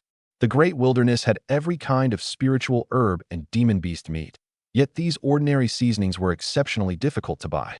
Without them, even the finest meat lacked the soul of Sichuan cooking. The 5 men accepted the cured meat and did not dare linger. Before leaving, their leader carefully examined the exposed piece of bone within it. His expression turned solemn, and he placed the meat in his finest storage bag. After they were far away, Chingy asked, "Do you know how much that meat was worth?" It was only a piece of meat. That was loin from a peak tier 6 scarlet flame sky bull, with an intact section of treasure bone. It was worth at least 10 times as much as the Ice Heart Jade Lotus. Using public market figures, she gave a more specific range. The lotus sold for at least 3 million Great Xia dollars and might have cost them 4.5 million. Roughly 20 gene of scarlet flame sky bull loin with one intact treasure bone could approach 50 million even if sold separately as raw materials. Actual prices varied with the market, and we could not verify them. Then it was worth more than 10 times as much. I asked, which means Lin Xingyuan's people won't consider it a simple return gift when they report back. How they interpret it is their decision. Our own ledger is clear, so we owe nothing. I hugged the bag of spices to my chest. They gave us medicine, we gave them meat. Each side got what it needed. They might see me as some peerless senior and regard a piece of Demon King jerky as a divine treasure. To me, however, a bag of seasonings sold everywhere in the city solved a problem that had plagued me for 20 years. Value is never determined solely by the market price. It also depends on who truly needs an item. Now that I had proper spices, I prepared a genuine Sichuan feast that very day. The pork belly from the 2 ironback boars would become twice-cooked pork. I sliced the venomous WIRM meat for stir-frying, simmered the WIRM bones into a rich broth, and cut 9 yong vermilion fruit for a fruit platter. Since the Ice Heart Jade Lotus from Lin Xingyuan was edible, I sliced it thinly to stir-fry with the WIRM meat. Before I cut anything, Qingyi removed a tiny piece of lotus and tested it in clean water. The moment the petal touched the water, the entire basin froze within 3 breaths. When placed with the venomous WIRM meat, the ice slowly melted from the center. Toxic yin and cold properties did not necessarily cancel each other, so we still used the smallest possible amount. I divided the lotus into 12 portions and used only one for the dish. The rest went back into its original white jade box and into the cold stone cabinet. I cut only 2 9-yong vermilion fruits as well, preventing the girls from eating too much in one meal. Although my seasonings were finally complete, I did not dump them all in thoughtlessly. I smelled the Sichuan peppercorns, star anise, cinnamon, bay leaves, and cumin separately, made a small test portion first, and only then scaled the recipe for 3 people. After 20 years without making the dish properly, rusty technique was a greater concern than expensive ingredients. As the knife came down, ice blue spiritual energy continuously streamed from the cut surface of the lotus, rapidly cooling the kitchen. This medicine really packed some cold. The girls hid outside the door, but their attention was not on the lotus. They were secretly examining the black iron cutting board and large black pot I had used for 20 years. Can you tell whether they're imperial weapons? I asked. Both shook their heads. The objects gave off no spiritual energy whatsoever and looked like the most ordinary ironware. Yet the dates, appearances, and experiences of the boundless martial emperor and heaven-devouring demon emperor all matched. That was a remarkable number of coincidences. I poured venomous WIRM fat into the large black pot, then added sliced garlic, dried chili peppers, and Sichuan peppercorns. The long mist aroma stung tears from my eyes, but I could not stop smiling. Even as the oil heated, not a trace of heat appeared on the pot's surface. Only the spices inside crackled. Qingyi probed it with true qi and discovered that fire, poison, and cold energies each stabilized upon entering without clashing against the stove. She recorded that phenomenon as new evidence supporting the heaven-devouring cauldron theory, but still drew no direct conclusion. I cut the WIRM bones on the black iron board. Not even a pale mark appeared when the blade struck. Su Qingga added another observation. 15 years of frequent chopping without a scratch was inconsistent with ordinary ironware. Those were observable facts.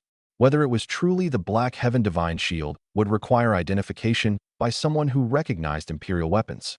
Now this is cooking. A few more days of meat boiled in plain water would have driven me mad. After adding the WIRM meat, I put in the Ice Heart Jade Lotus. Ice and fire, poison and purification collided within the pot, and white mist instantly filled the kitchen.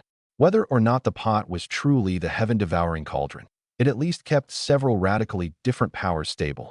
When the dish was ready, the dark purple WIRM meat and translucent lotus slices gleamed in bright red sauce. Its aroma was more complete than that of any previous meal. I tasted half a slice of WIRM meat with a sliver of lotus. Numbness came first, then heat, followed at last by the snake meat's savory flavor. The chill in my throat from the earlier venom soup was absent. After waiting 15 minutes and confirming that my hands and feet felt normal, I carried the first plate to the table. Following the rules in our log, both girls tried one small bite first. The glass-like glow appeared on Qingyi's skin, while the aura in Su Chinga's dantian rapidly grew heavier. Chinga voluntarily put down her chopsticks and drank only clear broth, avoiding another forced advancement immediately after entering the Qi-Si realm. Chingy picked up the first piece.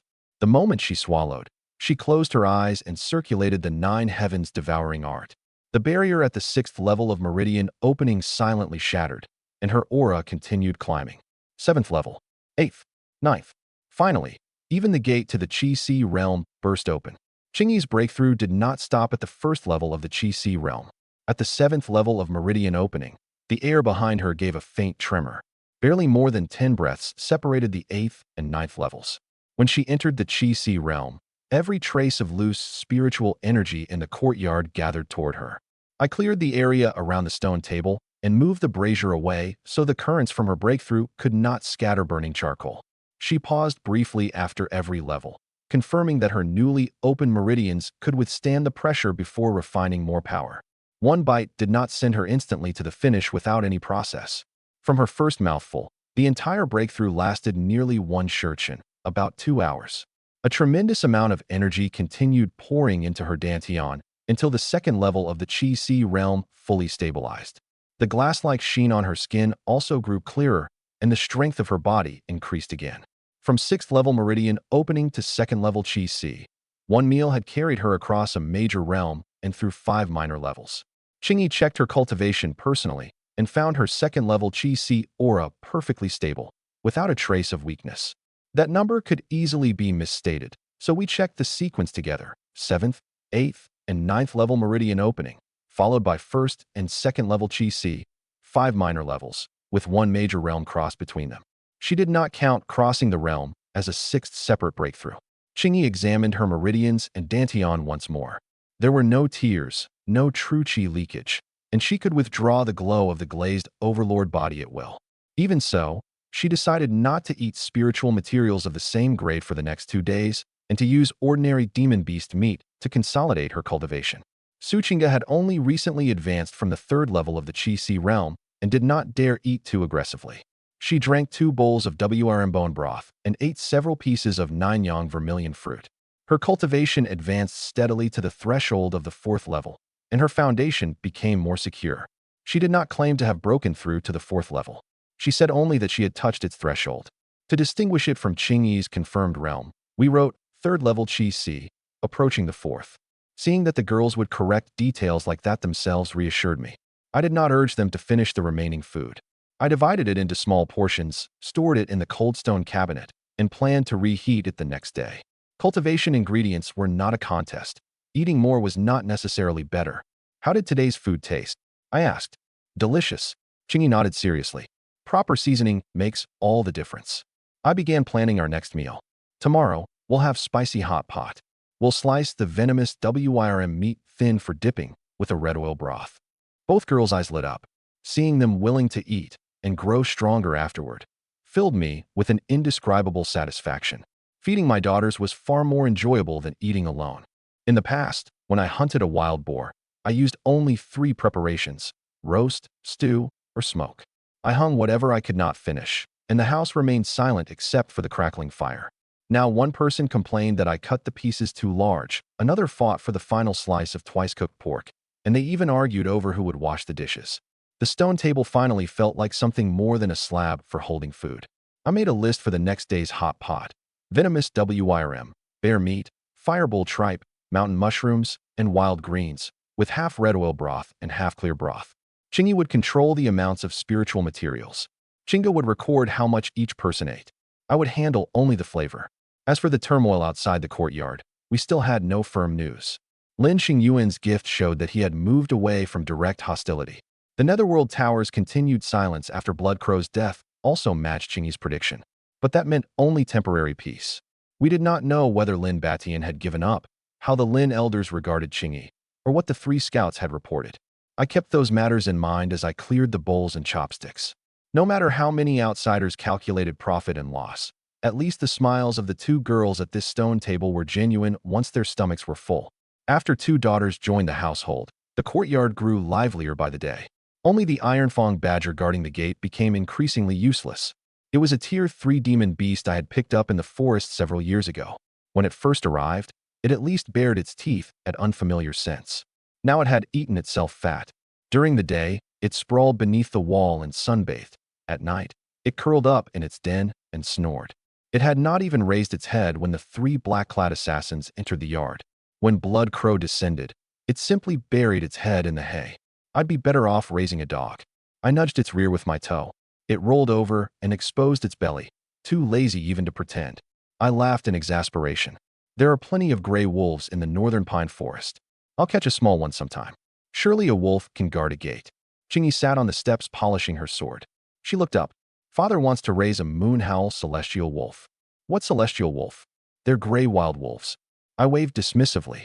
A grown one would be impossible to tame. I need a recently weaned pup. Suchinga propped up her chin and smiled. If Dad chooses personally, the pack may line up to offer him their pups. Nonsense. Since when do wild wolves give gifts? I was about to fetch my carrying basket when a muffled boom came from the distance. Flocks of birds burst above the forest, followed by the clash of metal and the crack of breaking trees. That was too close to home. I told the girls to remain in the courtyard and followed the sound alone. After crossing 2 hills, the smell of blood became overpowering. Several freshly broken trees lay across the ground, deep claw marks gouged into their trunks. A black panther had cornered 7 young people in the forest. They were not standing at random. 3 held the front, 2 protected the wounded, and the remaining pair guarded the flanks. A 6-sided formation diagram beneath them had been shredded by claw winds. Their formation had already broken. 2 snapped swords and a cracked shield lay scattered nearby, while fallen trees blocked their retreat. I paused behind a tree to determine who had been chasing whom. The panther's left foreleg was injured, but the 7 young people bore more fresh wounds, showing that they had fought more than one round. Every time the beast pounced, it targeted the young man leading the group instead of biting those already down, as if enraged by one of his earlier sword strikes. The panther was 2 or 3 times the size of a normal one. Its fur seemed soaked in shadow, making its outline nearly invisible whenever it moved. A muscular young man holding an iron staff leaned against a broken tree. Both arms hung limply, obviously badly injured. Every other person was wounded as well. Only the leader, a young man in green, remained standing. A round-faced youth had a deep gash in his thigh, but continued bracing the cracked shield with his shoulder. The only girl in the team pressed a hand against her side as blood seeped continuously between her fingers. The green-robed leader ordered them to retreat, though he could barely stand. Every step left a bloody footprint. I did not know them and could not be certain how the conflict began. But the panther's next attack would kill someone. I needed no cultivation to see that. I arrived just as the black panther became a streak of shadow and pounced from the young man's left. The youth spun sharply, compressing every trace of light on his sword into one point. Heaven-rending strike. The sword point collided with the panther's claw, and the shockwave swept every dead leaf into the air. The young man's strike was vicious enough to cut a bone-deep gash into the panther's left foreleg. He suffered far worse. His protective chi shattered instantly, 3 bloody wounds ripped from shoulder to hip, and his body flew backward. Senior Brother Sue.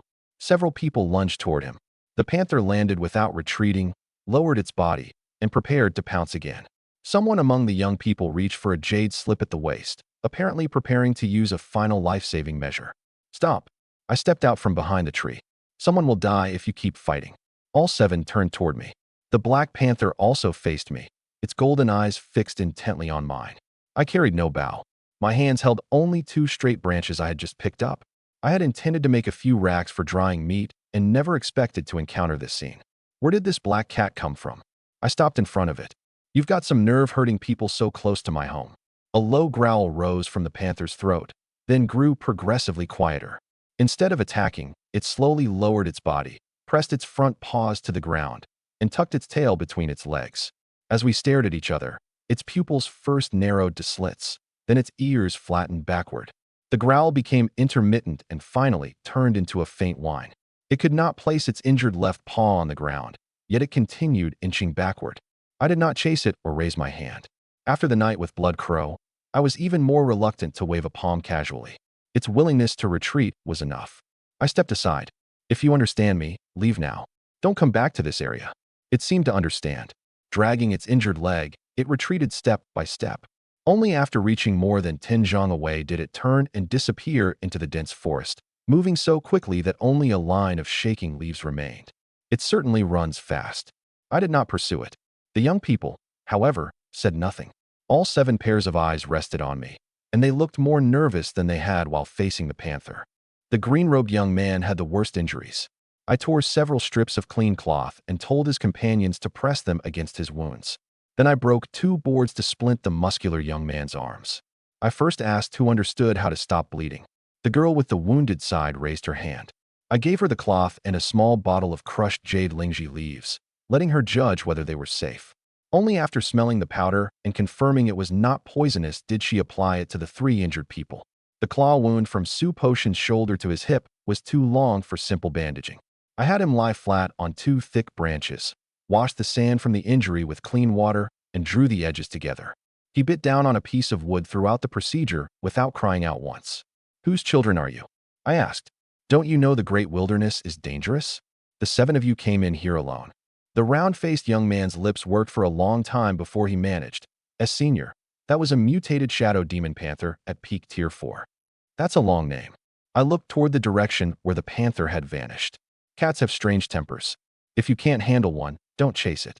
The leader swallowed a pill and forced himself upright. His face was deathly pale, but he did not release his sword. "I am Su Patian, a descendant of Great Xia's Su family and a student of Tianxian Martial Academy. Thank you for saving our lives, senior." The Su family? The surname made me look at him more carefully. Chinga was also a Su. "He's my cousin." I turned and found Chinga running toward us with her hair in disarray. She had promised to remain in the courtyard, but had followed the noise with Chingy anyway. When both saw my displeasure, they stopped 10 paces away instead of approaching the wounded. "We'll discuss the 2 of you following me without permission when we get home." I pointed at the young people on the ground. "Identify them first." One look was enough for Chinga to give the leader's name. Su Patian had clearly recognized her too, and his bloodless face stiffened further. Familiar voices came from behind me. Su Chinga and Chingy had followed after all. We had not yet caught the wolf pup, but the 2 girls now stood one on either side of me. Su Patian stared. "Chinga? Why are you here?" "I live here." Su Chinga inclined her head toward me. "Let me introduce you. This is my dad." "Your dad?" Su Potion's chest heaved as though his injury had suddenly grown more painful. He stared at Su Chinga, then at me. "Does second uncle know you acknowledged a sworn father outside the family?" "Whom I acknowledge as my sworn father is my own decision." Chinga's tone turned cold. "If Dad hadn't come today, would you or anyone on this team still be standing here and talking?" Su Patian asked why she had not returned to the Su family and whether she had told her father she was safe. Chinga answered only the first question. The Lin family had ambushed her on the return journey, and she was safe in my home. As for contacting her father, she had no reliable channel and refused to let the message fall into the Lin family's hands. "You can return with us," Su Patian said. "Tianxian Martial Academy's team carries an escort warrant. The 7 of you could not stop one shadow demon panther. How do you intend to escort me through Lin family territory?" The words were harsh, but the wounded companions around him proved them true. Su Patian lowered his head and did not press her again. The young man fell silent. He had personally seen the shadow demon panther crouch and retreat, so in the end, he did not voice anything harsher. I understood enough. "You're Chinga's cousin, so you're not a stranger. You're too badly injured to travel. Come back to the courtyard for proper treatment." Su Patian shook his head. "We would not dare impose. We can camp outside the wall." His words were polite, but the wariness in his eyes remained. Caution in a young person was not a bad thing. I did not force him and only had Chinga bring them hemostatic medicine and clean cloth. On the way home, I asked Chinga, "Why did your cousin bring a handful of people out here?" She first explained the team's identity. All 7 were Tianxian Martial Academy students. Their field trial required a Tier 4 Demon Beast core as proof of completion. The Shadow Demon Panther had not been their intended target. While tracking other prey, they accidentally entered its territory and were cornered during their retreat. Su Patian and 2 team members separately described what happened, and their details aligned. As for whether anyone in the group had provoked the panther first, their accounts differed. I drew no conclusion for either side. "It was a field trial arranged by Tianxian Martial Academy," she said. "They wanted to hunt a Tier 4 demon beast. Su Patian has been stuck at the peak of the Chi-Si realm for 3 years and may have hoped to find a breakthrough in a life-or-death battle." 3 years. I glanced back. He's too young to be that impatient. If he couldn't win, he should have retreated. Why wager his life? Chingy answered, "Some people consider one breakthrough more important than their lives. You have to live if you want another chance." I tapped both girls on the head. Remember that as well. If you meet something you cannot defeat, run first. Don't imitate them. Both nodded. How much they truly took to heart, I could not know. At the gate, Chinga looked back outside the wall. Su Potion's team was clearing a campsite, and several young people kept glancing toward us. The muscular man with 2 broken arms had a loud voice, and I could hear him through the wall. Senior Brother Su, what realm is that man? Astral transformation or divine bridge? I don't know, Su Patian replied. I looked down at my hand, then at Chingy. Who are they talking about? Chingy suppressed a smile. Possibly father. I don't have a realm. Did the black cat frighten them senseless? Early the next morning, I took both girls to the northern pine forest after all. The night before, I had left Su Potion's team plenty of clean water and bandages. I had also told them clearly that if any wound became feverish, they were to abandon the trial and return to the city immediately. In the morning, all 3 severely wounded students had stable temperatures, and the girl handling their treatment said they could move temporarily. Only then did I leave as planned. This time, the girls did not follow in secret. We agreed on the route, return time, and emergency signals before they formally joined me. Chingy carried a red flare talisman, while Chinga wore the medicine pack. If we encountered pressure they could not endure, they would immediately retreat along the same path. The little gray wolves lived in packs, so before taking a pup, I needed to meet the adults. I carried a piece of roasted beast meat from the night before, along with rope and a bamboo basket.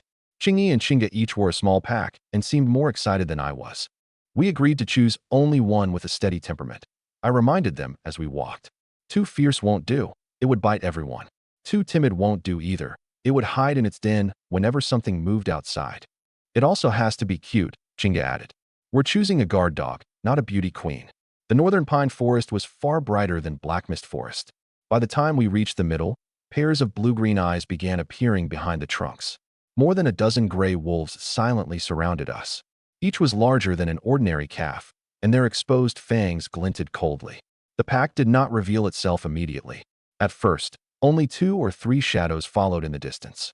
Once we entered the heart of the forest, wolf eyes appeared on both sides of our retreat. I counted 16 wolves, but Chingy sensed more than 10 others farther away. Don't draw your weapons, I said softly.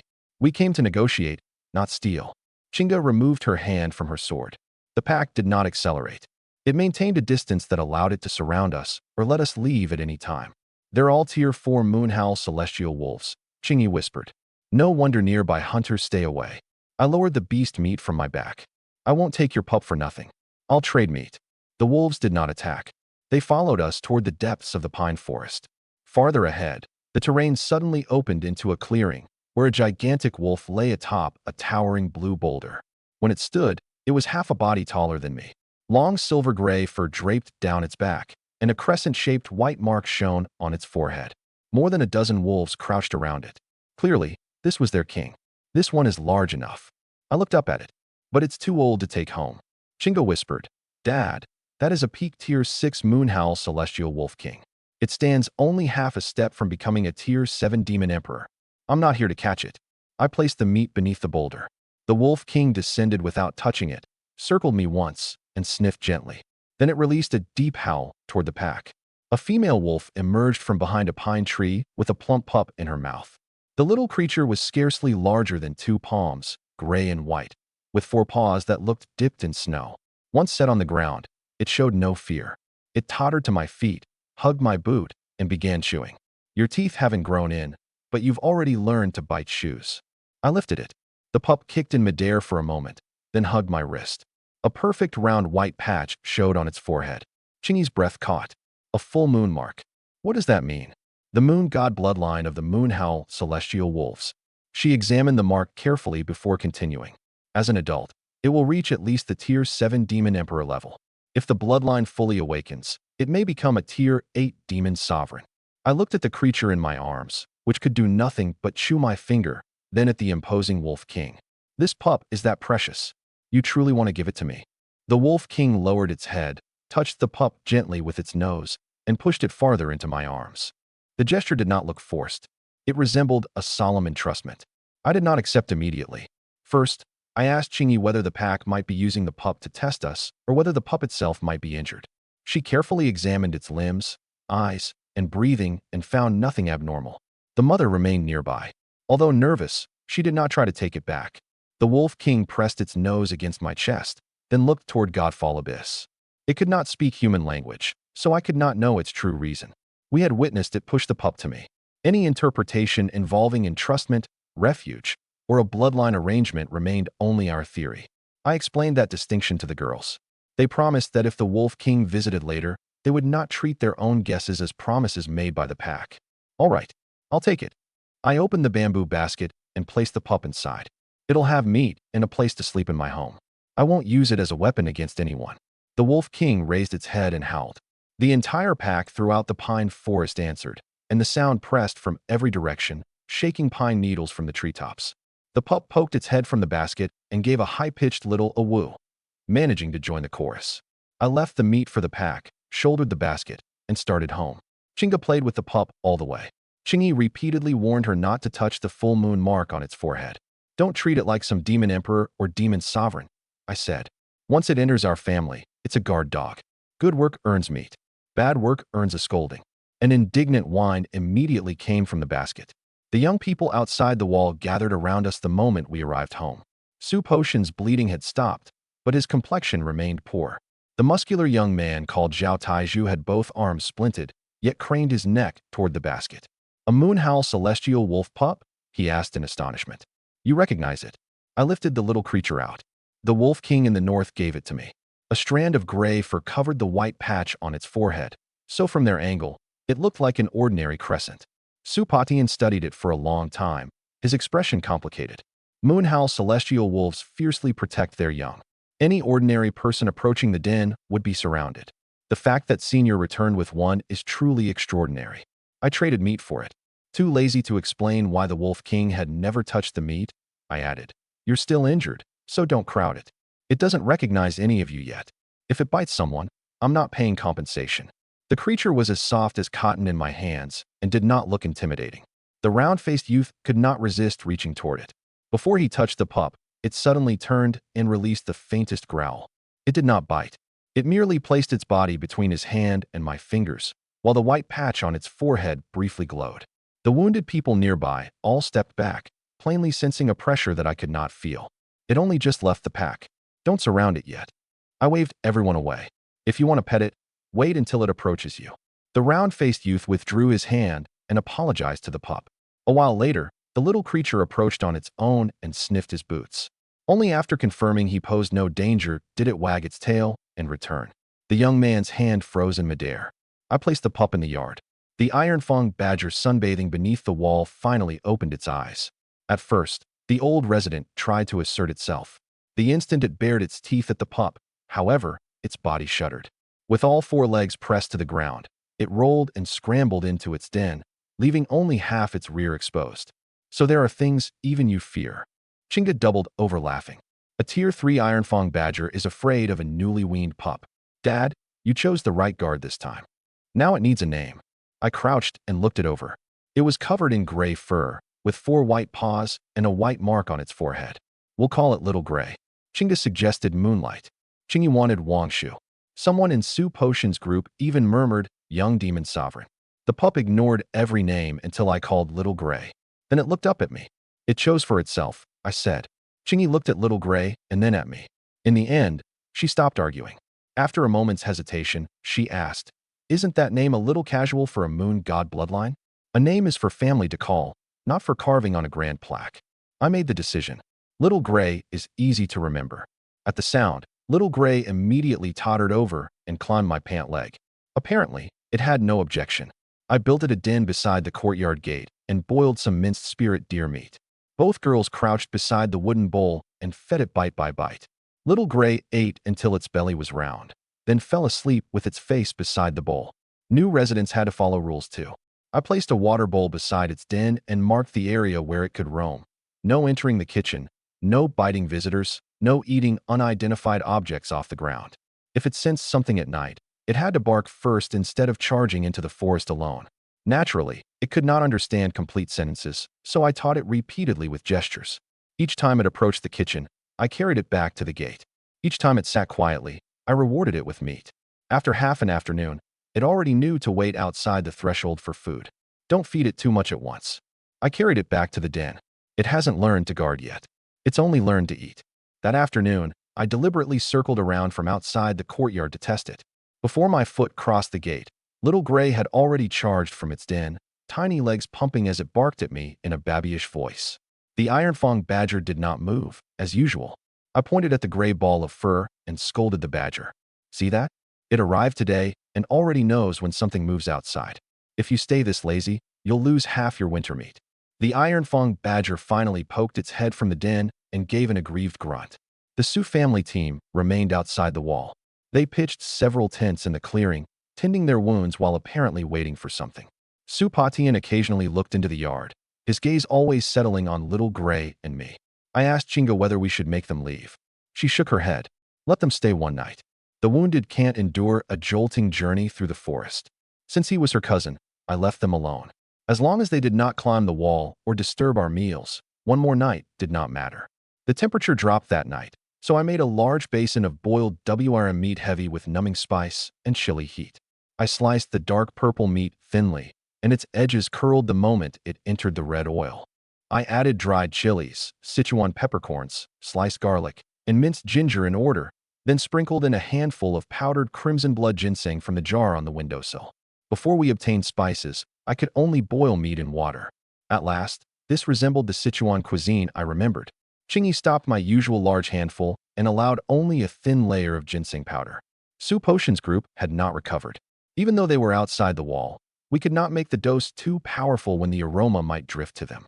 We also have the WRM blood in the broth and resealed the rest in its jar. I separately cooked a small pot of mild meat soup in case an injured person truly asked for help. The red oil dish was for the 3 members of our family. We would not deliberately lure outsiders merely because people camped beyond the wall. The aroma had barely left the kitchen before both girls sat at the table with bowls ready.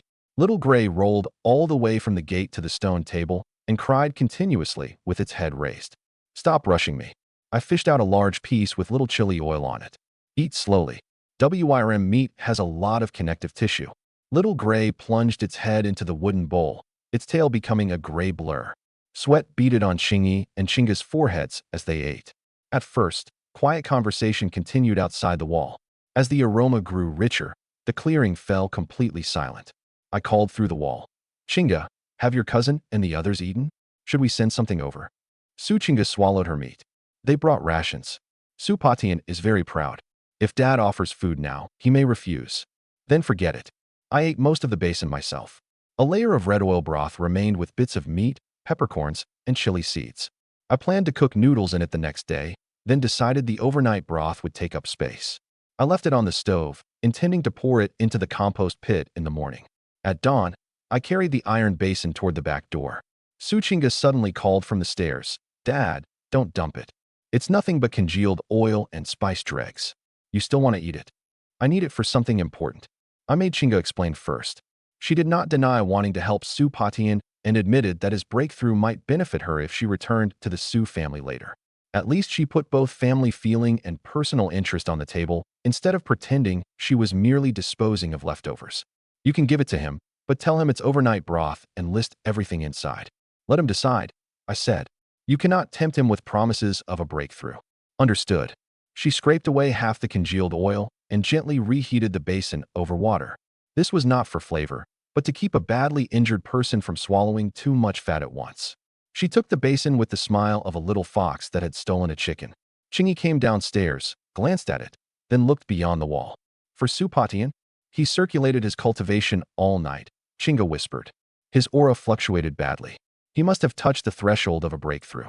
The WRM blood and crimson blood ginseng left in this broth are perfect for him. You want to help him? I asked. He is my cousin after all, she said. And if he can set aside his pride, he may be useful in the future. I did not ask what she meant by useful. We were going to dump the broth anyway. Take it, but don't spill it everywhere. Chinga carried the basin outside. I washed rice in the kitchen. The gate remained open, so I heard her conversation with Sioux Patian clearly. Sioux Patian. Chinga. His voice was badly hoarse. What are you carrying? An opportunity one obtained for you. Drink it. The clearing was silent for a long moment. Then Sioux Patian sounded as though someone had stepped on his tail. That is obviously dishwater. Sioux Chinga, how dare you humiliate me? Drink it or don't. Chinga sounded unconcerned. It's the broth left from last night's boiled WYRM meat. Dad thought it took up space and was about to pour it into the compost. If it's beneath you, I'll dump it under a tree. I put the washed rice into the pot and could not resist peeking outside. Supatian sat cross-legged in the grass, his eyes bloodshot from staying awake. He stared at the layer of congealed dark red oil, his face alternating between green and white. The other 6 team members were awake as well, and every eye remained fixed on the iron basin. I, Supatian, would rather die, would sooner jump into Godfall Abyss, than drink something like that. His declaration carried across the entire clearing. Zhao Taiju wanted to take the basin for him, but both arms remained splinted, so he could only swallow repeatedly. The round-faced youth was more direct and asked whether they could each have a spoonful if Supatian refused. This is meant to help someone at the peak of the Chi-Si realm break through. Your wounds haven't healed. Drinking it may harm rather than help, Chinga said. She did not divide one basin equally among them. If you need food, I'll ask Dad for ordinary meat soup. Only then did they step back. She was not stingy. She simply refused to give the same dosage to people with different bodies. Fine. Chinga turned away. Wait. Supatian stopped her, his throat bobbing twice. What exactly is in that? Broth from a tier 6 venomous WYRM, possibly with a little WYRM blood remaining. The pot contained powdered grade 4 crimson blood ginseng, and the medicinal dregs settled at the bottom. A tier 6 venomous WYRM. All 7 changed expression. Supatian stared at the broth, breathing heavily. He had seen how difficult yesterday's tier 4 Shadow Demon Panther was to fight and naturally understood what tier 6 meant. Chinga deliberately drew the basin back. Since the great genius Su looks down on it, I'll water the flowers. Wait. Supatian shouted even louder and seized the rim. Who said I wouldn't drink?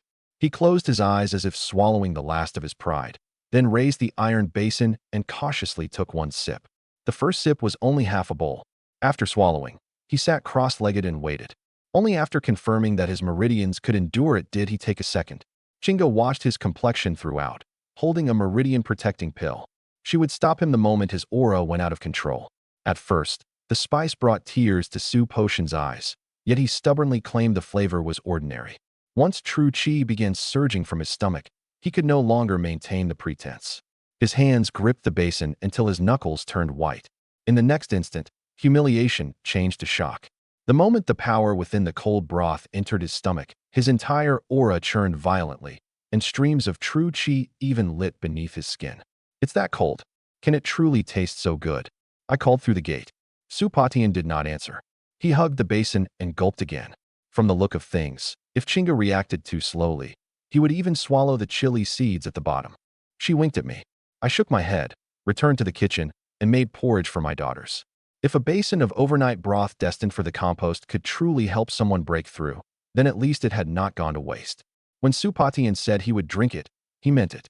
He gripped the rim of the iron basin with both hands, tilted his head back, and poured the congealed oil, chili seeds, peppercorn husks, and broth into his mouth together. The soup was completely cold, and its fishy, spicy odors had blended. Watching from inside the gate made even my stomach tighten. After only 2 swallows, his face turned crimson, and tears and mucus streamed down together. Yet he covered his mouth with one hand and forced everything back until not one drop remained. He fought for the last few swallows himself, even though Chinga had warned him that he had absorbed enough medicinal power. He refused to stop and swallowed even the chili seeds at the bottom. That choice was his. I could not attribute the entire subsequent breakthrough to one basin of soup, nor could I rule out that his 3 years of accumulation had already reached a critical point. Slow down. I could not help warning him. Don't make yourself sick drinking something left overnight. The moment I finished, a muffled vibration erupted inside his body. Wind swept outward from beneath his feet, and dense hairline cracks spread through the ground. The shockwave overturned the recently extinguished campfire, forcing the 6 team members to retreat. Supatian sat cross-legged with his hands forming seals. Pain first crossed his face, followed by irrepressible joy. I did not understand martial breakthroughs, and learned what was happening only from Chinga. The barrier at the peak of the Chi-Si realm has shattered, she said beside me. His true Chi is condensing. He has entered first-level true condensation. One basin of leftover soup did that. The blood essence of a tier 6 venomous WYRM is far too powerful for him, and the crimson blood ginseng balanced its medicinal properties. He had already accumulated enough power after 3 years at peak Chi-Si. Soup Ocean's aura continued climbing. Black impurities seeped from his skin, and sweat streamed down his temples. He gritted his teeth through a second impact, and another wave of force burst outward. Chinga raised an eyebrow. Second level true condensation. I looked at the empty basin. That worked better than medicine? For him, Chinga emphasized, it would not affect everyone this way. Once his aura stabilized, Supatian braced himself on both hands and panted heavily. He repeatedly checked the changes in his palm and inside his body before looking up at Chinga. That was truly dishwater? Chinga made him examine himself first. He checked his dantian, meridians, and wounds in order. Apart from the black impurities expelled during his breakthrough, he found no new injury. He and two team members separately assessed his realm and confirmed second-level true condensation. You advanced from peak Chi C to second-level true condensation and crossed one major realm along the way, I said. Don't get so excited that you forget to record how much you drank and how long it took. He truly borrowed paper and wrote everything with meticulous care, including the number of swallows. It was left from last night. Chinga folded her arms. How did it taste? It didn't upset your stomach, did it? Soup Ocean's expression twisted. Suddenly, he scrambled up, past Chinga, charged to our gate, and dropped to his knees. Senior. The shout nearly startled the bowl of porridge from my hands. He struck his forehead heavily against the flagstone. This junior, Supatian, thanks Senior for the grace of rebirth. I beg Senior to take me in. If Senior does not find me unworthy, I am willing to acknowledge you as my sworn father. Stop. I stood on the threshold holding my porridge. What's gotten into you this early? I'm not your father. One basin of sworn father's leftover soup broke a deadlock that held this junior for 3 years and carried me straight to second-level true condensation. I am willing to remain and serve you. To chop wood, carry water, sweep the yard, anything. I turned to Chinga. You truly gave him last night's basin? She nodded innocently. I didn't add a single drop. It sat out all night. What if it ruins his stomach? I looked back at Supatian. Get up and find a clinic. Advancing 2 levels won't help if you destroy your digestion. This junior is fine. He shuffled 2 steps forward on his knees and raised a face covered in sweat and black grime. I ask only that Senior give me a chance to stay. I had just built a 2-story house, but every room was occupied. More importantly, 2 girls and Little Gray already ate plenty. Add a young man his size, and the meat in the cellar might last only a few days. No, I waved decisively. There's nowhere for you to sleep, and we don't have enough food to support you. More importantly, I knew too little about him. Saving his life and giving him leftover soup were not enough reason to accept an adult martial artist as a son. He was Chinga's cousin, but I had heard only one side regarding his position within the Su family and everything he had done in the past. Becoming family is not tuition paid after a breakthrough, I told him. If you're calling me your sworn father solely for food and cultivation, then you absolutely cannot use that title. Supatian flushed, but did not deny that he truly wished to stay. He said he would prove himself through action and did not demand an immediate answer. I can sleep outside and build my own shelter. I ask only that I occasionally. His words caught, but his gaze drifted involuntarily toward the kitchen. Chinga finished for him. Occasionally share a meal. Soup Ocean's face turned scarlet, but he nodded firmly. That makes it even less possible. I looked at his build. How much do you eat in one meal? Probably more than both girls combined. I already hunt every day to feed the family. If I add you, will I have to enter the mountains before dawn? Sworn father, I will not eat for nothing. Stop calling me that. Senior, I can work, and I can hunt. I carried my porridge to the stone table. Return to the city and find a proper martial school. Don't wander through the wilderness asking strangers to be your father. If your family hears, they'll think I abducted you. Supatian followed me outside the gate, still unwilling to give up. I am already at second-level true condensation. I can hunt at least 5 tier 3 demon beasts a day. Senior will never need to worry about ingredients. 5 a day. I stopped. Hope immediately lit his eyes. May lightning strike me if I speak falsely. That doesn't sound bad, I thought, then still shook my head. But yesterday, you couldn't defeat that black cat. If any large creature wandered from the depths of the great wilderness, that little body of yours probably couldn't survive one slap. You wouldn't bring back enough food, and I'd have to rescue you. The numbers don't work. Supatian looked as though someone had struck him in the face with a staff. He did not speak for a long time. I was not deliberately discouraging him. The panther had nearly killed him. Going hunting alone in the great wilderness before his wounds healed was plainly unwise. Go back and recover, I said. You're young. Don't risk your life to prove something. He slowly stood and returned to his team. Through the gate, I heard him tell Zhao Taizhu and the others to return to Tianxian Martial Academy and request an extended leave on his behalf. Zhao Taizhu sounded anxious. What about you? The year-end tournament is almost here. I'm staying. Su Potion's voice was steady. He thinks I'm weak. I'll cultivate until I can hunt a tier 4 demon beast alone. Then I'll carry one to his gate every day and see whether he still refuses me. The round-faced youth asked, Senior already refused you. You still intend to live here? I'll build a shelter 10 li away. I made him mark the exact location on the map and confirmed it was not on a path frequently used by the wolf pack. Refusing to become family did not mean I wanted him dead outside my door. Since he insisted on staying, he at least had to know where not to camp and which creeks were unsafe to drink from. I gave him a small bag of ordinary salt and a length of thick rope, but no high-tier meat or spiritual medicine. That was enough to build a shelter and prepare game without encouraging him to take greater risks or implying that I accepted him as a son. If your wounds aren't healed after 3 days, return to the city, I said. That is advice, not a test. He nodded solemnly. Whether he would twist the words into something else, I no longer had the strength to correct. You've truly lost your mind. Go back, Supatian said. Don't send pills or supplies. I need to survive here by my own ability. His 6 teammates tried to persuade him for a long time, but ultimately left with their injuries. Supatian shouldered a bundle of branches and walked north, apparently determined to build a home. After finishing my porridge, I took my bow and rope and prepared to replenish our meat. As I passed the gate, he was already meditating beneath a distant tree. That kid is stubborn. I shook my head. As long as he doesn't steal our cured meat, let him do as he pleases. Chinga leaned against the doorframe and watched him. If he dares remain, perhaps he truly can endure. The great wilderness at night is no joke.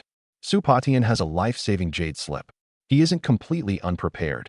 I stopped worrying about him and brought home 2 ironback boars. At noon, I made braised pork belly. That evening, I cut the remaining venomous WIRM into chunks and dry-fried them in a pot. Supatian did not return to beg for a meal, which raised my opinion of him slightly.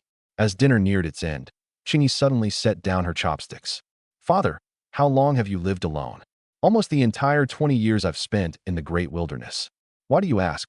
She exchanged a look with Chinga, who smiled with unusual sweetness. Dad, this family now has 2 daughters, 1 wolf, and someone outside waiting for you to become his father.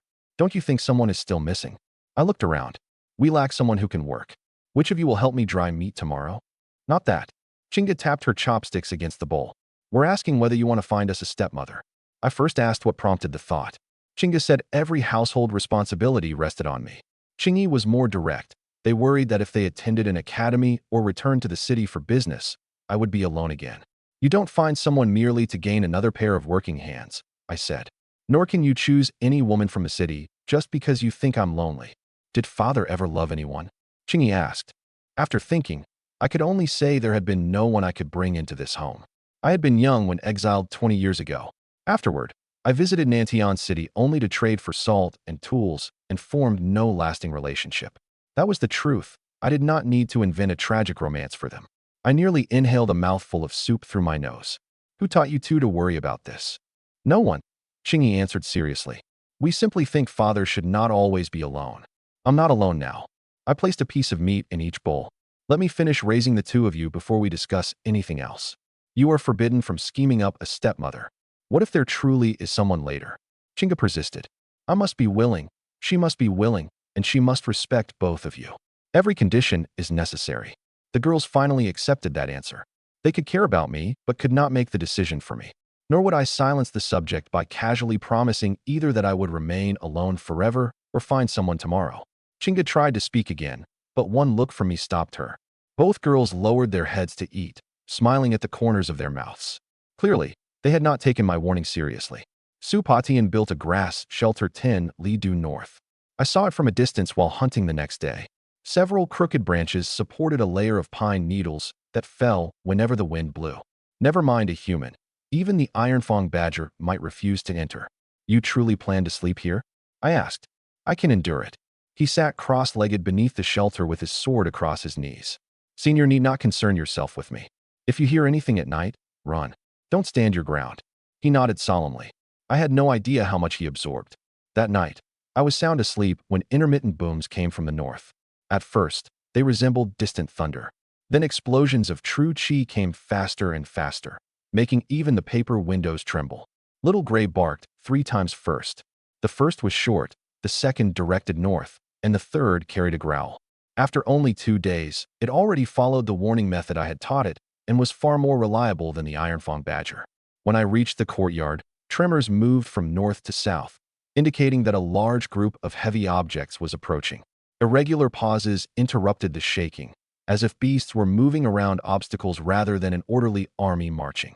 I could judge direction and scale, but not identify the creatures. I turned over twice, but finally woke from the noise. What's fighting in the middle of the night? When I pushed open the window, I saw only occasional firelight above the northern forest. 10 li was too far, and the moonlight too dim. I could not see who fought, only that the disturbance centered on Su Potion's shelter. I threw on clothes and went downstairs. Qingyi and Chinga were already awake. Little Gray stood at the gate with its fur raised, growling northward. It's a large group of demon beasts, Qingyi said after listening closely. There are many, including at least several at Tier 5. She judged from the strength of their auras. Chinga added that the horde might contain even higher-tier creatures, because stronger pressure had flashed several times before disappearing. Neither offered an exact count, and I took the information only as a warning of the danger level. We followed the plan agreed in advance. Chinga took Little Gray to the innermost part of the first floor. Qingyi guarded the stairs. I stood outside the gate. No one was allowed to move beyond my right shoulder. Su Patian is still out there. Chinga's expression changed. He wouldn't be foolish enough to stop them alone, would he? I grabbed the bough beside the gate and stepped outside. The tremors suddenly ceased, followed by a burst of dark red firelight in the forest and the clash of metal. They truly started fighting. Traveling 10 li was unsafe for the girls. I made them remain in the courtyard and prepared to go alone. Several more crashes sounded, and Little Gray whined continuously. I picked up a palm-sized stone fragment that had been leveling one leg of the table and tested the direction in my hand. I'll frighten them away first. The instant the stone left my hand, the air shrieked. A gray streak crossed above the canopy, pulling the night fog into a straight white line. I had intended only to strike north of the battle zone. Instead, the stone accelerated and vanished into the darkness in the blink of an eye. Before throwing, I deliberately angled my right arm toward an empty hill and used no more movement than when flicking away a wood chip. Only after the stone left did I realize I had still underestimated my strength. Instead of descending in an arc, it crossed the night sky in an almost perfectly straight line. My first reaction was to look behind me. Both girls remained within the courtyard wall, and Chinga held Little Gray. No one had entered the stone's path. Only after confirming my family's safety did I look north. In the next instant, an explosion louder than every previous noise combined erupted in the north. The ground jolted. A cloud of dust rose from the distant granite peak. Under the moonlight, the mountaintop looked as though a huge bite had been taken from it. The shockwave swept across the forest, bending entire swaths of canopy to one side. I froze and looked down at my hand. Did I throw it off course? Chinga stood behind the gate. It took her a long time to answer. The sounds of battle stopped. The forest truly had fallen silent. There were no beast roars or ringing blades, only muffled sounds of falling rock in the distance. The stone didn't hit Supatian, did it? I asked anxiously. It passed over the battle and landed farther north, Qingyi judged. He should have been struck only by the aftermath. Still worried, I walked several li north. Trampled vegetation covered the route, while chaotic demon beast tracks extended west. Dust grew too thick farther ahead. After I called twice, Supatian finally answered. He crawled from behind a half-fallen pine, covered in mud. A claw wound marked his left arm, and blood stained his lips. More than a dozen hoofprints and pawprints of different sizes surrounded him, but no demon beast corpses. Sword marks scarred several trees, and his shelter had been trampled into broken branches. This confirmed that he fought the horde, but the scene alone could not tell us who attacked first. I had him sit and examined his left arm. The wound was shallow, and no ribs seemed broken. The blood he coughed appeared caused by the shockwave. His breathing was relatively stable. What were you fighting? His eyes shone alarmingly when he saw me. Senior, was that divine light from beyond the heavens your attack? I threw a rock. I pointed at his injuries. Tell me about you first. Leaning against the tree, Supatian explained.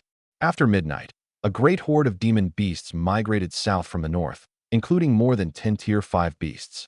He thought they would charge toward my home and block the road with his sword. When they saw me, every one of them knelt, he said, equally confused.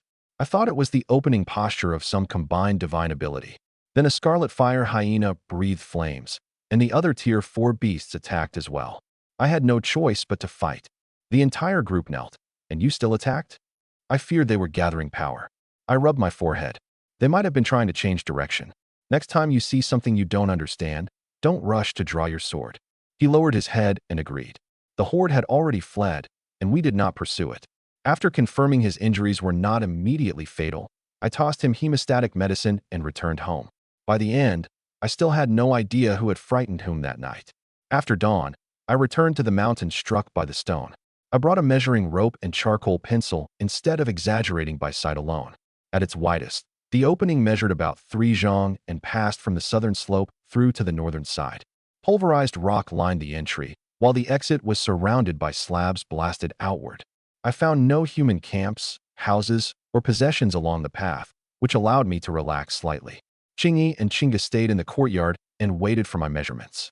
Strength tests had to be conducted in uninhabited areas, and the consequences had to be checked afterward. From today onward, that rule would appear on the first page of our log. The granite peak had burst apart through its center, leaving an opening 3 zhang wide.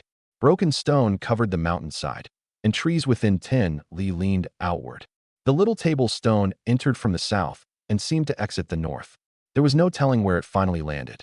I stood before the opening for a long time. For 20 years, I had known I was stronger than an ordinary person without possessing a clear measure. I could explain killing demon beasts by saying they looked large but were actually fragile. A small stone piercing an entire mountain, however, could not be dismissed with the words, raw strength. I opened the panel that had appeared only when I first arrived in this world. Name, Lin Fan. Martial realm, none mortal. Talent, raw strength. You were born with extraordinary strength. Nothing had changed. I tried asking it for my strength value, the cause of its growth, and a method of control. The panel answered nothing. Those same 3 lines were all I could read. The absence of an answer did not mean no answer existed, but neither could I invent a rule for my ability from nothing. I recorded only what I could measure. 1 palm-sized stone fragment, thrown from outside the courtyard, penetrated a granite mountain roughly 30 li away. I had no instruments to measure its exact speed or force, so I left those fields blank. Can a mortal throw a stone through a mountain? I stared at the last line. How exactly do you calculate this talent? The panel did not respond and soon faded. Since it refused to explain, I could only set the question aside. On the way home, I found the battlefield left by the previous night's horde. Supatian meditated against a tree, his wounds already scabbed. A palm-sized dark gold scale lay beside him, and a huge green-shelled insect 3 zhang long rested in distant bushes. What is this? I picked up the surprisingly heavy scale.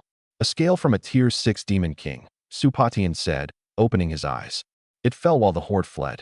The creature over there is a tier 5 ink armor earth centipede. There are no wounds on its body, so it was probably frightened to death by last night's display of power. Probably remained only a judgment. Wearing gloves, I turned over the earth centipede and found no external injury. Its mouthparts bore neither venom nor blood. Although it lay far from the opening in the mountain, it was directly aligned with the spreading shockwave. Death from sheer pressure was the most reasonable explanation, but we had not witnessed the moment it died. The edge of the dark gold scale had a fresh break, but no corresponding beast remained nearby. Supatian said only that it fell as the horde fled. He did not claim to have cut it from a tier 6 demon king himself. You're certain this is dead? We approached together. The enormous insect's 6 jointed limbs curled against its underside. Its compound eyes had turned gray-white, and its shell remained intact. There were no signs of a struggle nearby. I poked it several times with a branch, but it did not move. Is this thing poisonous? The shell and venom glands are poisonous, but the flesh is edible, Supatian said. The flesh of a tier 5 demon beast also greatly benefits martial artists. He looked at me even more fervently than the night before. Senior, 1 casual throw of yours pierced a mountain. Yesterday, I actually thought that shadow demon panther could threaten you. How ridiculous. Don't flatter me. I returned the scale. Throwing a stone too far is not necessarily good. Fortunately, no one was north of the mountain, or I would have caused a disaster. This is Senior's absolute control over his strength. I nearly missed. Senior is reminding this junior that every attack must be made with reverence. The boy could turn any ordinary sentence into a cultivation lesson. I gave up explaining. Your wounds haven't healed. Return to your shelter and rest. Leave this giant insect here until I bring rope to drag it home. Supatian shook his head. Please permit me to carry it to your gate, Senior. I said I would prove myself with prey. You didn't kill it. Senior killed it, but I found it in the great wilderness. His tone was stubborn. At least allow me to contribute. He slid both arms beneath the ink armor earth centipede, released all his true chi, and forced the dozens of tons corpse onto his back. His newly closed wounds began bleeding, but he refused to set it down. I had him first lift it 1 inch and confirm that his legs had not lost strength before allowing him to carry it. True chi supported most of the weight, yet his knees still shook. Every li, we stopped to examine his wounds. If the tears widened, I would immediately take over. He moved slowly but did not hide his condition. At our third rest, he voluntarily told me that his shoulder wound was bleeding again. I changed the bandage before allowing him to continue. That change impressed me more than his repeated claims of sincerity. I walked beside him in case the weight flattened him midway. After several steps, he turned. Why doesn't Senior carry it directly? You want to prove yourself? I can hardly steal the opportunity. He seemed to gain another insight from the answer, and his steps immediately grew steadier. It took Supatian more than an hour to cover the 10 li. At the courtyard gate, his legs buckled and he dropped to his knees. The ink armor earth centipede slid from his back and struck the ground in a cloud of dust. Little Gray had just finished a bowl of pork. At the sound, it poked its head from the den, saw the giant insect, and ran out excitedly. Senior. Supatian panted too hard to complete a sentence. A Tier 5 ink armor earth centipede, for you. Please accept this Tier 6 demon king scale as well. You worked hard. I patted the insect's shell. Does it have much meat? A great deal, and it is extremely delicious. You've eaten one? He paused. I have seen similar ingredients at banquets. I heard the evasion but did not expose it. Once opened, the insect itself would tell us whether it was edible. Our meat stores were running low again, so another ingredient was welcome. We'll keep it. I took the dark gold scale and turned it over. It's sturdy, perfect for scraping fish scales. Supotion's mouth twitched. Senior, this is a Tier 6 Demon King scale. It could be refined into an artifact. We have plenty of things like this. I pointed behind the house. Look for yourself if you don't believe me. He followed me around back. The pit where I discarded beast bones measured 30 zhang across and more than 2 zhang deep. It contained years of leftover bones and scales. White, black, gold, and purple remains lay layer upon layer. Some still carried scraps of dried meat I had failed to clean away. I first warned him not to jump in. Some fangs and stingers in the pit had not decayed after years. Though they looked clean, a scratch could still poison him. We remained along the edge and examined only pieces that were safe to reach. Chingy had once made a rough classification. At least 103 large skeletons of Tier 4 or higher lay here, including 37 recognizable as Tier 6. Another 21 pieces were suspected to be Tier 7 materials, but could not be confirmed without a complete illustrated catalog. That count included only what lay exposed and did not represent the entire bottom of the pit. Supatian identified a scarlet flame mystic turtle shell and silver spine dragon lizard bones only from their appearance and lingering aura. He had never seen either creature alive. I therefore made him write suspected on the material label rather than presenting a possibility as certainty. Standing at the edge, Supatian slowly lost all color from his face. What are all these? Scraps left from hunting. I nudged a white bone along the rim with my foot. I used some to build the house and make furniture. There was nowhere for the rest, so I threw them into the pit. He crouched, picked up a crimson shell fragment, then quickly put it back. This came from at least a Tier 6 scarlet flame mystic turtle. That silver spine may belong to a Tier 7 silver spine dragon lizard. Take anything useful. Supatian held his dark gold scale, looked at it, then at the pit of remains, as though he suddenly did not know where to place his hands. Senior deliberately showed me this to teach me not to mistake something found by chance for genuine ability. His voice turned solemn. I understand. If I did not kill the prey personally, I have not passed the test. I was only saying that the scale isn't rare. Senior need not explain. Patian will remember. I had completely lost patience with his interpretive skills. His face was pale and his legs still trembled, so I brought him into the courtyard and served him a bowl of morning porridge. Eat before going back. You carried something that large for 10 li, don't faint at my gate. Supatian received the crude ceramic bowl with both hands, and his eyes actually reddened. Senior considers me weak, yet still grants me food. You truly are testing my sincerity. It's only a bowl of plain porridge. After one sip, his body suddenly stiffened. The porridge was made from spring water and ordinary spirit rice, with several slices of leftover WIRM meat. To me, it was a light breakfast. To him, it apparently remained excessively nourishing. Drink slowly. I stopped him from raising the bowl again. Don't gulp this one. If you choke to death at my gate, I'll never explain it. Supatian nodded vigorously and drank each tiny sip with extraordinary devotion. Chingy and Chinga sat across the table, and neither laughed at him. At least in that moment, the young man I had repeatedly rejected had truly carried a Tier 5 demon beast to my gate on his own legs. Breakfast had originally been prepared for only 3 people. I added half a ladle of rice, served Supatian a large bowl of porridge, and pushed the pickled radish toward him. It'll have to do. We'll deal with that giant insect at noon. Supatian lifted the crude bowl with slightly trembling hands. He tasted one small sip, then tilted his head back and drained it, leaving not even a grain of rice at the bottom. This time, I did not let him devour everything in succession as he had the day before. After the first bowl, he waited 15 minutes. He ate only one piece of WIRM meat and limited the pork belly to 3 slices. Chinga monitored his true chi while Chingy recorded the timing. Supatian claimed we need not go to so much trouble, but his body cooperated. After experiencing the violent medicinal power of the overnight soup, he finally understood that being able to eat something and needing to eat it were different matters. You're starving. Didn't you bring rations last night? I did. He put down the bowl. But Senior's rice is different. All rice grows from the ground. I reheated the remaining WIRM meat and stir-fried a plate of ironback boar belly. Serve yourself if that wasn't enough. Stop licking the bowl, or people will think I mistreat you. Supatian flushed and picked up his chopsticks. He took a large piece of WIRM meat. After only 2 bites, his eyes reddened. Sichuan peppercorns made him gasp, but he refused to spit it out and ate faster instead. Don't grab everything. I held the edge of the plate.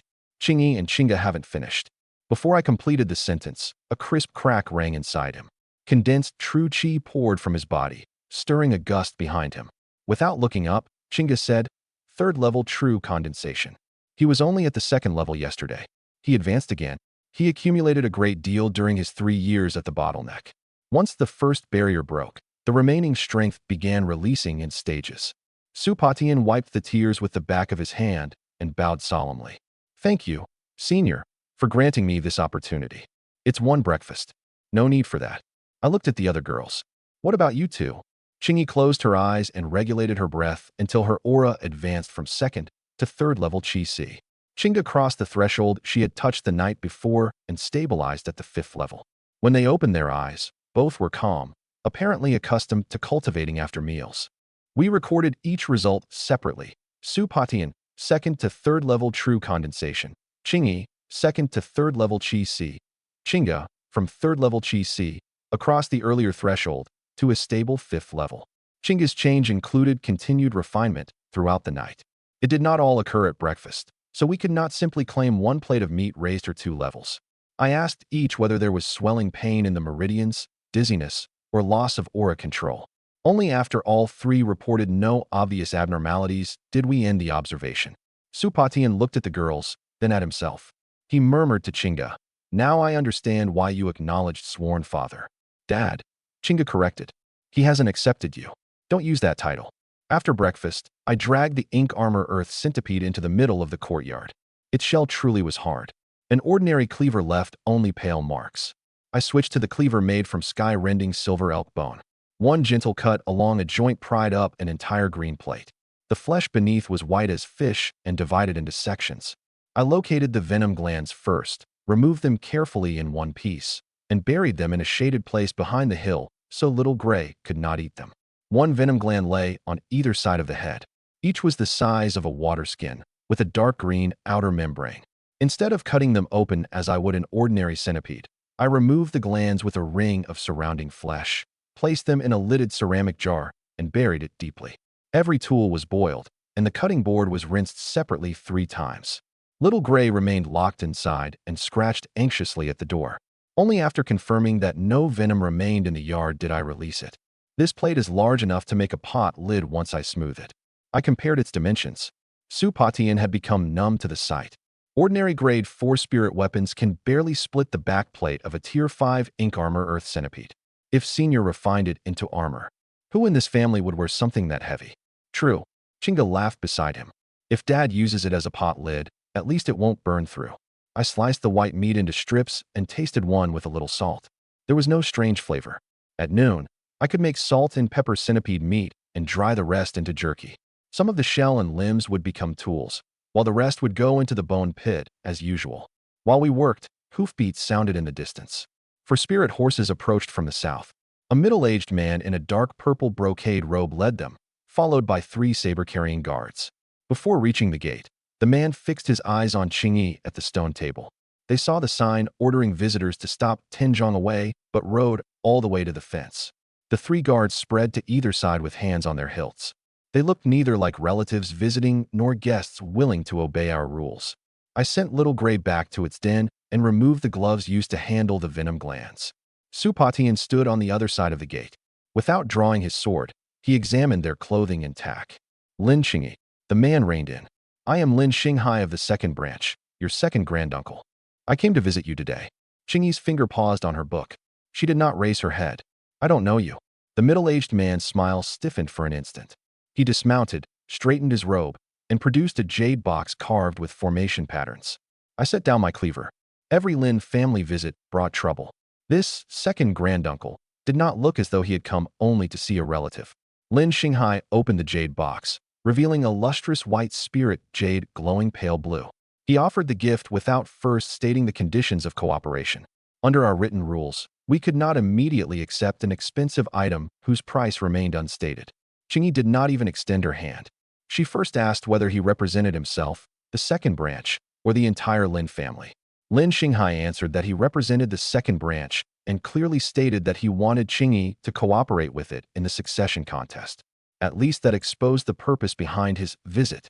A supreme grade 4 Clarity Jade formed over 100 years at the bottom of Clarity Lake in the eastern region. He held the box before Qingyi. The starting price at Nantian City's Heavenly Treasure Pavilion is 500,000 Great Xia dollars. It helps Qi-Si martial artists condense spiritual perception. With your talent, it will increase your chance of reaching true condensation by at least 30%. Consider it a welcome gift from your second granduncle. Qingyi finally looked up. After one glance at the jade, she lowered her eyes to her book again. I don't need it. You may not understand its value. I said I don't need it. Lin Xinghai's smile disappeared completely. He closed the box, and his voice turned cold. Lin Batian of the first branch has lost influence. The succession contest is being reshuffled. You are a child exiled to the great wilderness, with neither family resources nor backing. How will you survive? The second branch is willing to support you. This is your opportunity. I'm living very well, Qingyi replied calmly. Because of whom? That worthless adoptive father of yours. One of the 3 guards laughed. Su Potion's knuckles whitened around his sword, and Qingga emerged from the house. I raised a hand and stopped them because I wanted to hear exactly what Lin Xinghai knew. He mentioned the family examination from 20 years ago, showing that he had consulted my old file before leaving. But he said nothing about what I had done in the Great Wilderness or asked why the previous assassins vanished. His information was incomplete, yet he carried himself as though his conclusion were certain. I had been washing wild greens outside the kitchen. At those words, I raised my head. Qingyi closed her book. Who did you call worthless? Lin Fan. Lin Xinghai pointed at me. During the family examination 20 years ago, he struck the spirit testing stone for half an hour without producing even the glow of first-level mortal realm. 0 talent, crippled meridians, the laughingstock of all Nantian City. Before the succession contest even began, he fled into the great wilderness like a turtle hiding in its shell. What future can you have with such trash? Water streamed between my fingers. At first, I did not feel my strength change, only pressure in my chest. By the time the basin touched the table, cracks had spread 3 feet across its black iron surface. The table had never broken since I carried it here, yet setting down one basin had split it. My emotions were affecting my control. I immediately took both hands from the table and did not wave them toward anyone. I could not determine whether the guards dropped because tremors, air pressure, or something else pressed them down. I confirmed only that they still breathed. I had not forgotten the scene 20 years ago. The spirit testing stone remained dark, and the surrounding laughter stabbed like needles. The family said I had no value and ordered me to leave. I packed my belongings and went without begging anyone. For 20 years, I hunted, chopped wood, and farmed in the great wilderness, surviving with my own 2 hands. I never took 1 grain of rice or drank 1 mouthful of water from the Lin family. Now they had thrown a 7-year-old child at me, sent assassins to my door, and dispatched someone else to stand outside my courtyard and humiliate me with the past in front of my daughter. I slammed the basin down on the black ironstone table. Bang! Web-like cracks spread from beneath the basin. All 3 guards grunted as though boulders had fallen on their shoulders, and one knee from each smashed into the mud. At last, Lin Xinghai's expression changed. "Who the hell do you think you are?" I stared at him. "You come to my home and spew filth. Watch your attitude, Lin Fan." He continued, forcing himself to stand firm. "I came to see Qingyi. This has nothing to do with an unranked nobody like you." "Nothing to do with me?" I walked to the fence, and 20 years of suppressed anger surged at once. "I built this home one axe stroke at a time. Qingyi is my daughter. You stand at my gate, point at my daughter, and tell her how to live, then claim it has nothing to do with me." I pointed at him and asked each word distinctly. "In 20 years, did I eat 1 grain of your family's rice? Did I drink 1 mouthful of its water? You told me to get out, so I left. I hunted and farmed in this man-eating wilderness, lived cleanly by my own work, and never returned to offend anyone's eyes." Lin Xinghai retreated half a step. "But what did all of you do?" My anger grew harder to suppress with every word. "First you dumped a 7-year-old girl here. Then every few days, you sent people to kill us. Now some damned second master comes to my door and acts like an elder. Do you truly think I have no temper? Assassins." He sounded as though he had never heard the word, and his eyes shifted rapidly. "Yes, assassins." I patted the cracked table. "Go tell whoever sent them. I will not return to the Lin family or compete for your position. But if anyone touches my daughter again, I'll go to Nantian City and demand an explanation face to face." I did not blame Lin Xinghai for every death. I mentioned only the 2 ambushes and Netherworld Tower attack we personally experienced. His gaze visibly shifted when he heard 3 Chi-Si and 5 astral transformation.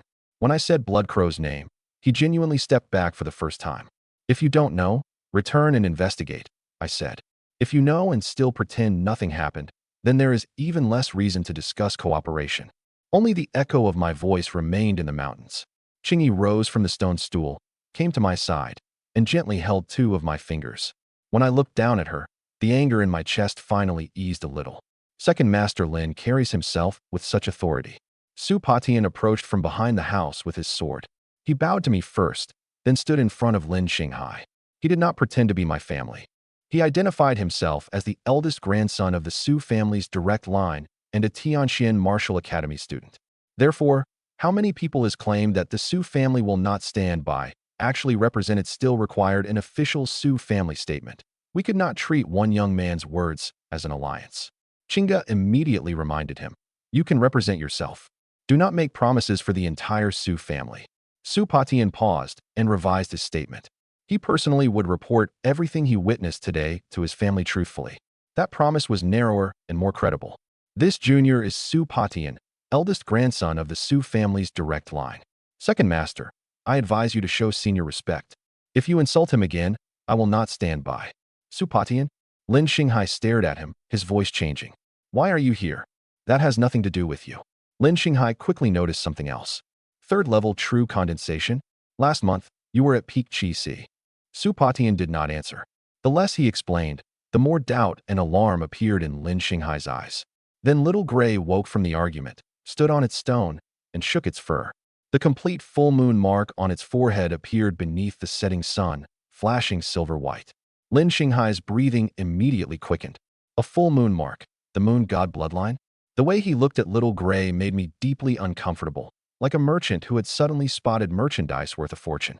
Lin Xinghai asked where Little Gray came from and offered 3 spirit mines belonging to the second branch in exchange. I did not reveal its origin, only told him that Little Gray was a member of the family, not merchandise. The pup could not understand the value of a spirit mine, but it sensed his tone and hid behind my leg. "Not for sale," I said. He tried to raise the price, but Qingyi stepped directly in front of Little Gray. Only then did Lin Xinghai seem to realize that he had exposed his true interest. He hurriedly returned the conversation to cooperation. A misunderstanding. His expression transformed, and he piled on another smile. "I spoke without thinking just now. Brother Lin Fan, please don't take it to heart." He produced 2 jade bottles and a stack of golden notes. The Clarity Jade, 2 bottles of Supreme Grade 4 Foundation Nourishing Pills, and 3 million Great Xia dollars in Universal Spirit Notes. If Qingyi cooperates with the second branch, All our resources will be at her disposal. First you insult us, then you offer gifts, I said coldly. I cannot endure Second Master Lin's approach to cooperation. Under the visitor ledger behind the door, nothing entered our courtyard. The Clarity Jade, 2 bottles of pills, and 3 million in spirit notes all remained in Lin Xinghai's hands. We never touched them and owed no return gift. If he later claimed the gifts were accepted, the 4 visitors and 5 people on our side all knew it was a lie. Qingyi walked to the fence. Lin Xinghai, before coming, did you never wonder why not one of the death-sworn Lin Batian sent returned? The smile across from her froze again. Take your things and leave. She raised 3 fingers. I'll count to 3. 1. Little Gray arched its back and bared its newly grown fangs. 2. The 3 guards finally broke free of the pressure on their shoulders and stood. Their faces were pale, but every hand gripped a saber hilt. Lin Xinghai shoved the jade bottles and notes back into his clothes. Through clenched teeth, he said, Fine. Let's see how long you survive without the second branch's protection. This isn't over. All 4 mounted and galloped south along the ancient road. Before they disappeared, I recorded the colors of the 4 spirit horses, the weapons carried by the 3 guards, and the second branch emblem on Lin Xinghai's robe. This was not so we could hunt them, but because he had threatened us openly at my gate. If something else happened on the road, we needed a clear record of time and direction.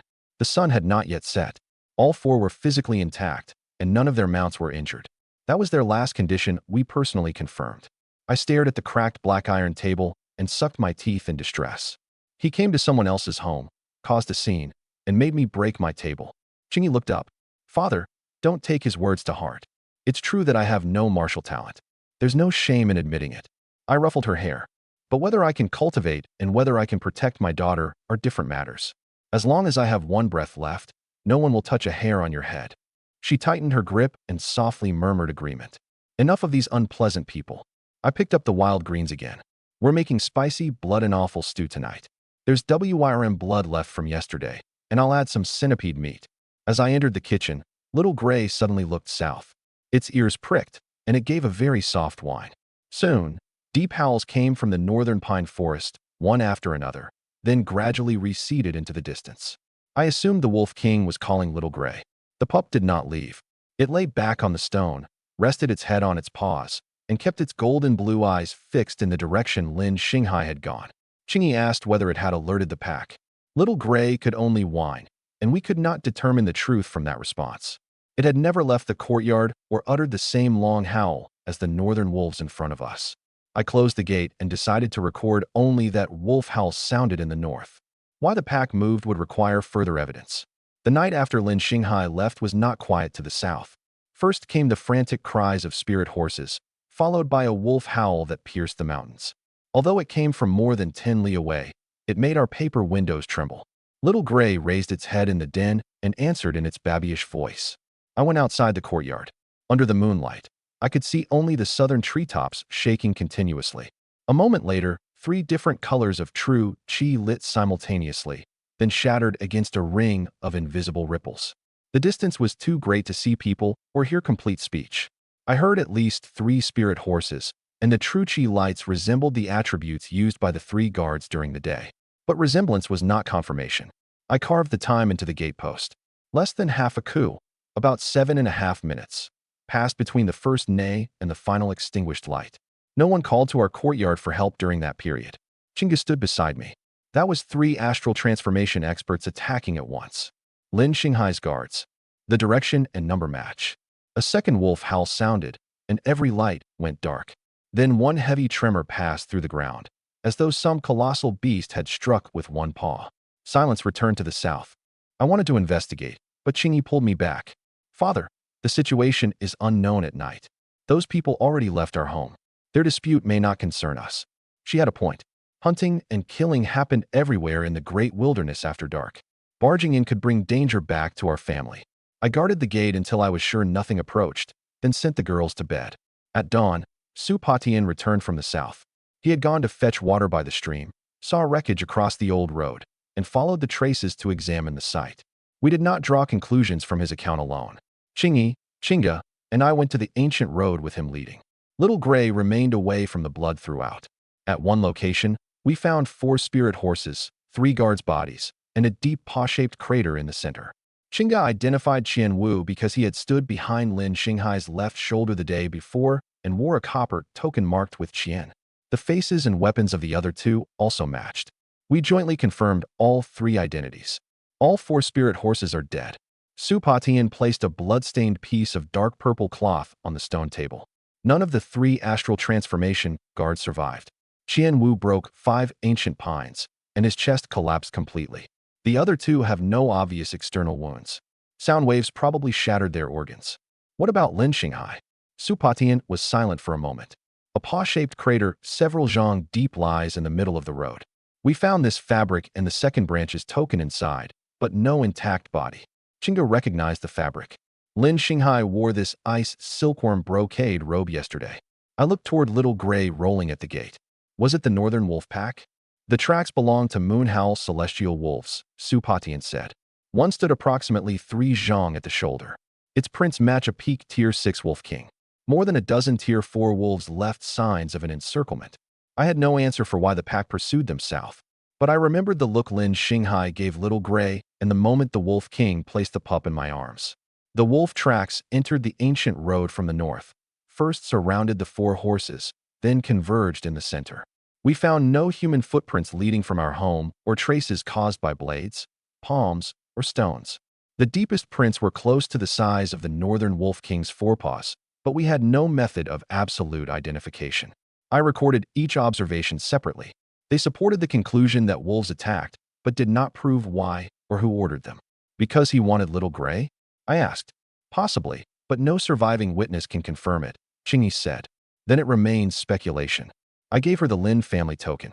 He died in the Great Wilderness, and the family will investigate soon. We didn't kill him, but we argued yesterday. Trouble may still find us. I told Su Patian not to disturb the site or remove demon beast materials. Any traces proving Lin Xinghai died to the wolf pack were best preserved intact, preventing someone from charging the debt to us later. The Great Wilderness had no magistrate to judge cases, only survivors who carried away their version of events. All we could do was remember what we personally saw and leave the unknown portions blank. The next morning, Su Patian finished practicing his sword and brought a woman in a frost-white dress. She had no horse, yet her feet floated an inch above the ground.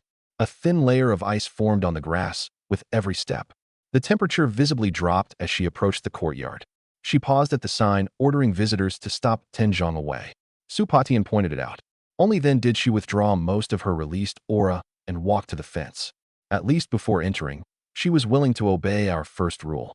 A Tianqian Martial Academy instructor's token hung at her waist, and Su Patian could verify her identity. Qingge had not appeared, so I did not open the gate immediately. I asked her name and purpose through the fence.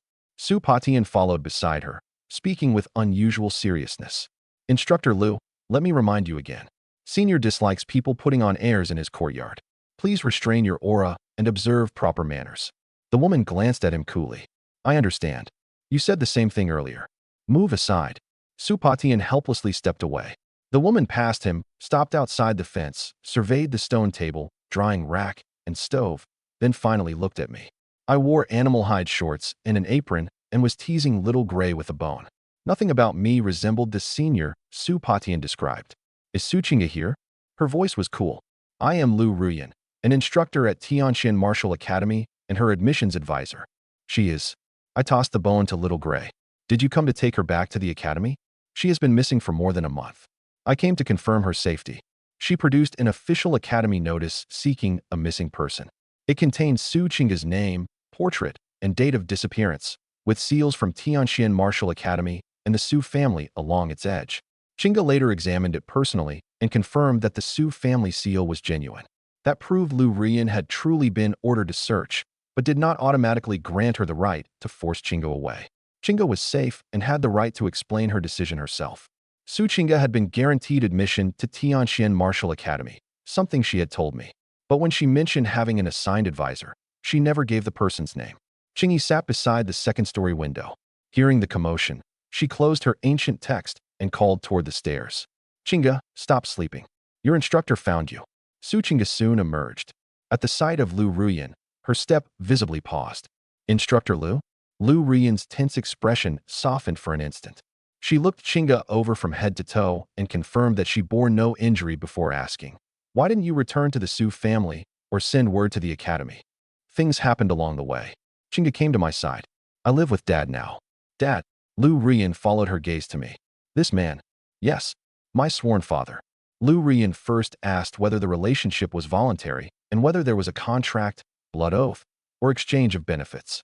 Chinga answered, "Completely voluntary, no blood pact, and no exchange of cultivation resources for status."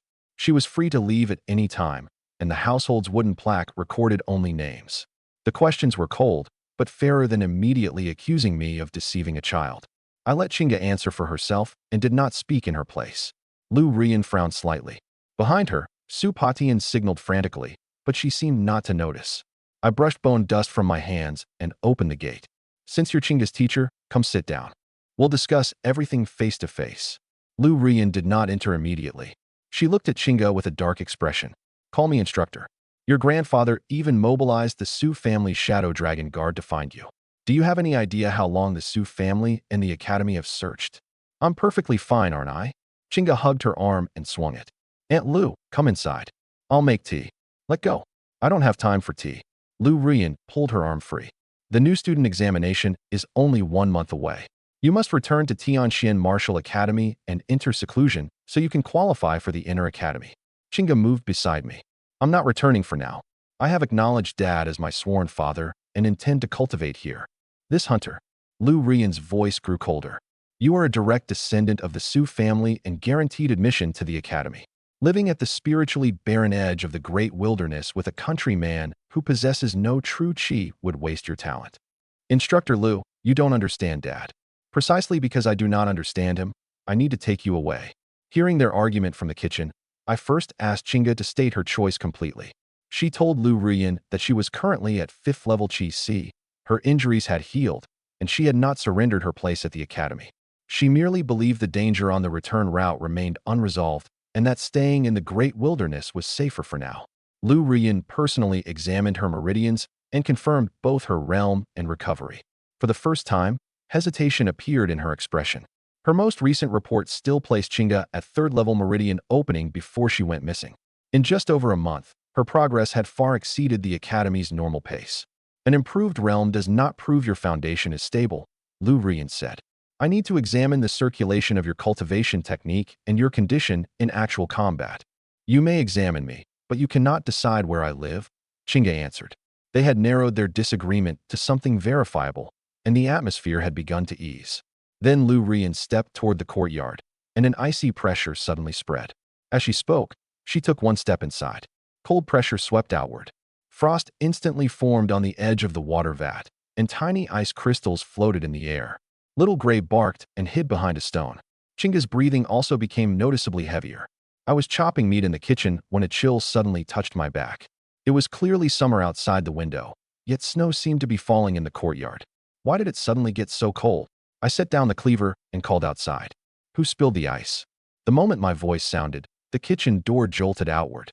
Every ice crystal in the courtyard shattered into white mist, and the frost on the vat rapidly vanished. Lu Rian swayed, spat a mouthful of blood, and fell heavily to both knees on the flagstones. I had neither attacked nor left the stove. When everything changed, I merely spoke one sentence. The kitchen door's vibration, the ice crystal's dispersal, and Lu Rian's injury occurred simultaneously. At the time, I did not know what force had broken through her aura. Chinga checked her pulse first, while Su Patian searched the courtyard for a third person. Neither found an outside attack. Lu Rian admitted that her true chi had reversed course, but insisted that no one else caused it. I did not force her to change her account and recorded the event exactly as stated. If I truly caused it without realizing, that made understanding it more important. If an old injury had flared, we could not rewrite the cause merely to make me appear powerful. "Instructor Lu."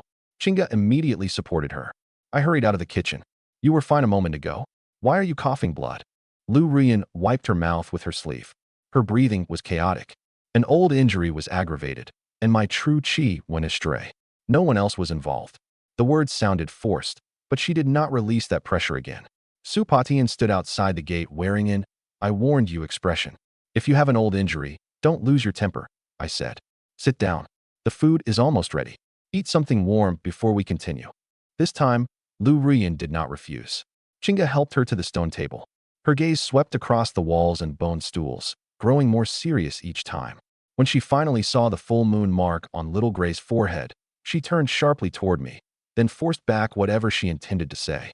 I returned to the kitchen and uncovered the large black pot. Today's main course was a stir-fry made from a long red creature. While cutting firewood deep in the great wilderness the day before, I noticed the ground rising and falling. After digging for half an hour, I unearthed a huge beast covered in crimson scales. My hatchet could not cut them, so I punched open its skull, dragged it home, and skinned it. The creature had hidden beneath a scorched basin. Every few breaths, a wave rolled through the earth, and the surrounding roots looked baked by fire. At first, I thought a hot spring lay underground. The moment my shovel went several feet down, an enormous crimson horn thrust out. Fully extended, it measured several dozen jong. It had thick, short limbs and a row of scales along its spine like red-hot shields. After bursting from the earth, it breathed fire and swept its tail. I avoided the first flame, seized its tail, and dragged it away from the forest so the fire would not spread. Only after the hatchet's edge curled did I punch the skull. It did not stop breathing immediately after falling. I waited until its abdomen no longer moved, then tested its response with a long pole before removing the hide. I brought home only the most tender section and some scales. The intact carcass remained in the basin. Those details would help Lu Ruyan identify it. I stir-fried the dark gold meat thoroughly with chili, ginger, and garlic. When I lifted it from the wok, the aroma rolled out of the kitchen with a wave of heat. Lu Ruyan had only just recovered some color, but it vanished again. She stared into the pot, her voice tight. What demon beast is that? A long red creature. How large was it? Where did you catch it? Underground, in the depths. Its whole body had red scales. Stretched out, it was probably dozens of zhong long. Digging it up was exhausting. She gripped the stone table. A scarlet flame earth dragon. A tier 7 demon emperor. Lu Ruyan asked Qingyi to bring out the scales I carried home. 7 circular flame patterns marked the inner surface, and a molten core pattern unique to the earth dragon race lay in the center. She based her identification on appearance, habitat, and flame patterns rather than only my description of a long red creature. 7 complete flame rings indicate tier 7, and the molten core pattern shows that it was at least fully grown, she said. If it truly measured dozens of zhong, its cultivation cannot have been below the middle stage of tier 7. Because she had not seen the entire corpse, she left the upper limit blank. We recorded it as confirmed tier 7 scarlet flame earth dragon, exact minor stage unknown. My hand stopped while serving the meat. Tier 7. Chinga stared. Dad, what you brought home yesterday was truly a tier 7 demon emperor. I didn't know its tier. I only knew it had plenty of meat. I looked at the pot, then at them. Can't we eat tier 7? We can. Qingyi was the first to pick up a bowl. As long as it was prepared safely, we can eat it. Then let's eat. Lu Ruyan sat on the stone stool as though reassessing everything before her. She had demanded that Chinga pack immediately when she arrived. Now she no longer urged anyone to prepare luggage. Instructor Lu, a guest who traveled this far should eat with us. I offered Lu Ruyan a bowl. She instinctively prepared to refuse, but her aura trembled the moment the pot's aroma reached her. Thank you. She changed her answer and accepted the bamboo chopsticks Qingyi offered. The first piece of earth dragon meat made Lu Ruyan's entire body go rigid. She had taken only a fingernail-sized piece. Qingyi warned her in advance about the energy in tier 7 flesh, and Lu Ruyan wrapped the food in ice aspect true qi, intending to dissolve part of it outside her body. Even so, the fiery power burst through the layer of cold the instant the meat entered her mouth. I immediately moved the pot away and made everyone stop eating. Chinga guarded Lu Ruyan's left, while Qingyi observed the meridians on the right. Supatian carried Little Gray farther away so the pup would not be caught in the blast. No one recklessly touched her with their own true qi. Red gold firelight flashed beneath her skin, and her previously icy aura suddenly became scorching. She closed her eyes tightly and pressed both hands against the edge of the table. Layers of ice seemed to crack inside her.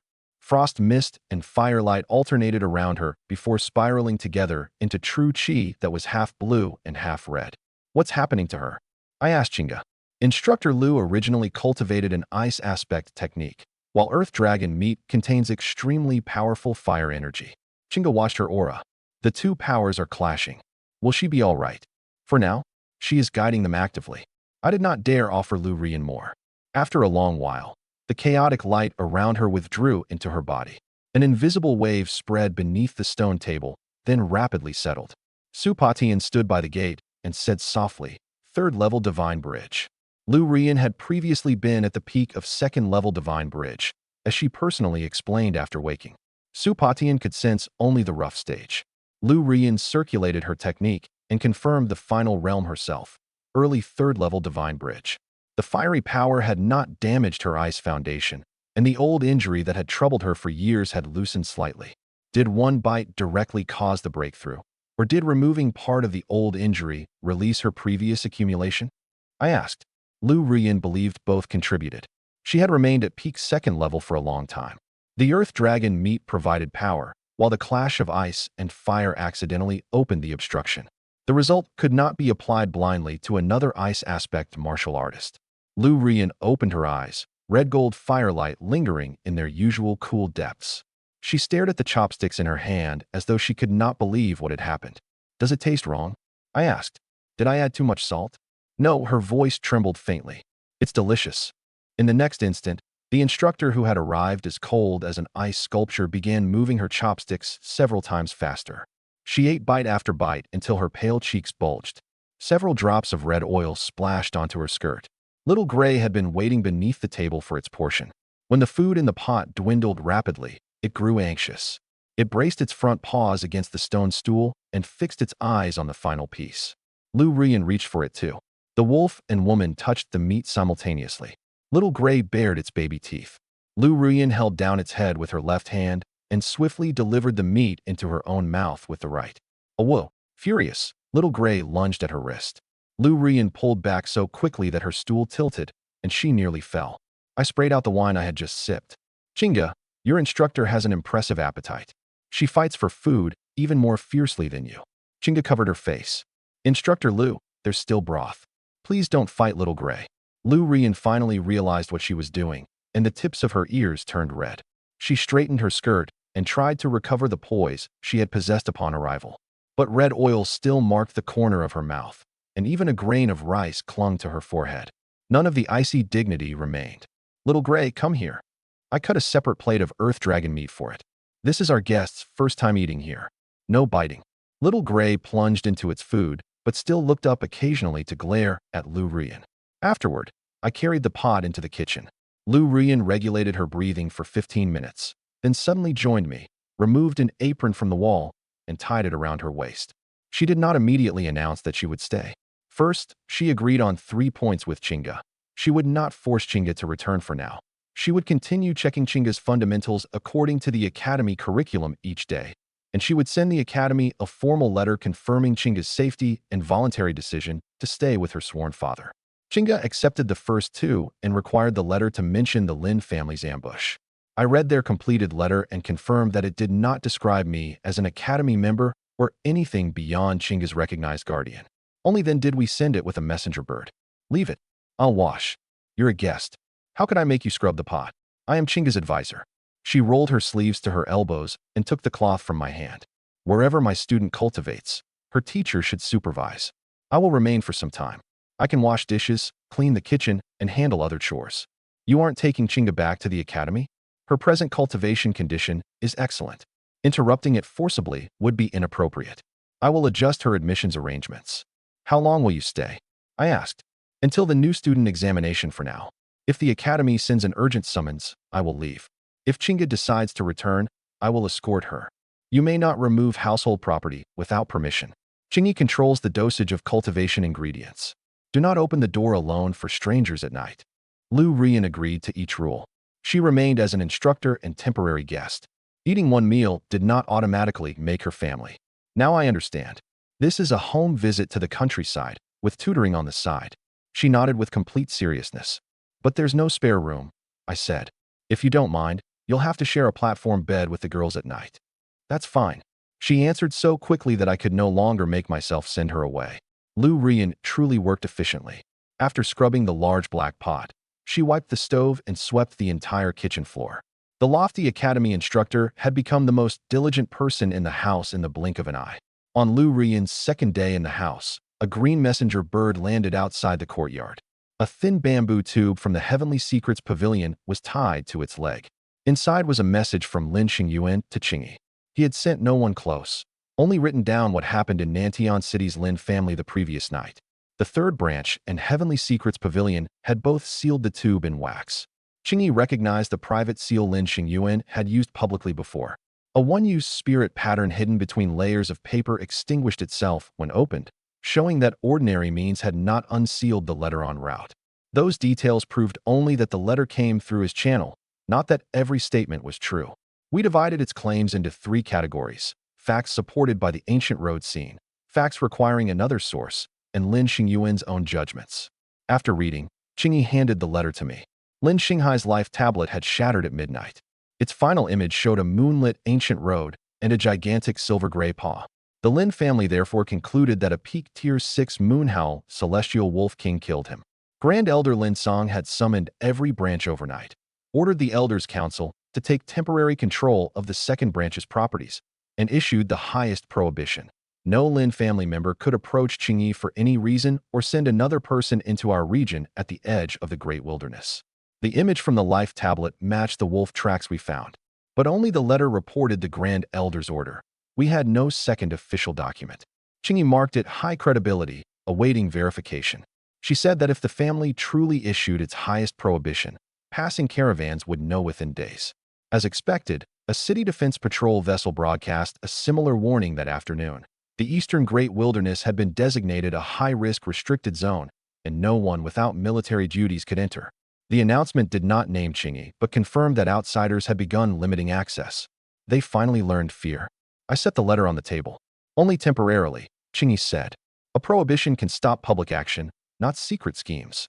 The letter also listed missing and dead people. The original 3 Chi-Si assassins, 5 astral transformation deaths sworn, Blood Crow, and 4 Divine Bridge assassins from the Netherworld Tower, and Lin Xinghai with his 3 guards. The Lin family associated every loss with Qingyi and called our home a forbidden land of death. I separated the cases according to what I personally saw. The 3 Chi-Si assassins left blood and weapons, making death highly likely. The 5 astral transformation deaths sworn had no signs of life after my broom sweep. For Divine Bridge bodies were buried, while Blood Crow left only blood cry. And the scene and identifying objects confirmed the deaths of Lin Xinghai and his 3 guards. The evidence behind the names did not carry equal strength. All annihilated was convenient for the Lin family's fear, but not for our search for truth. I counted the list.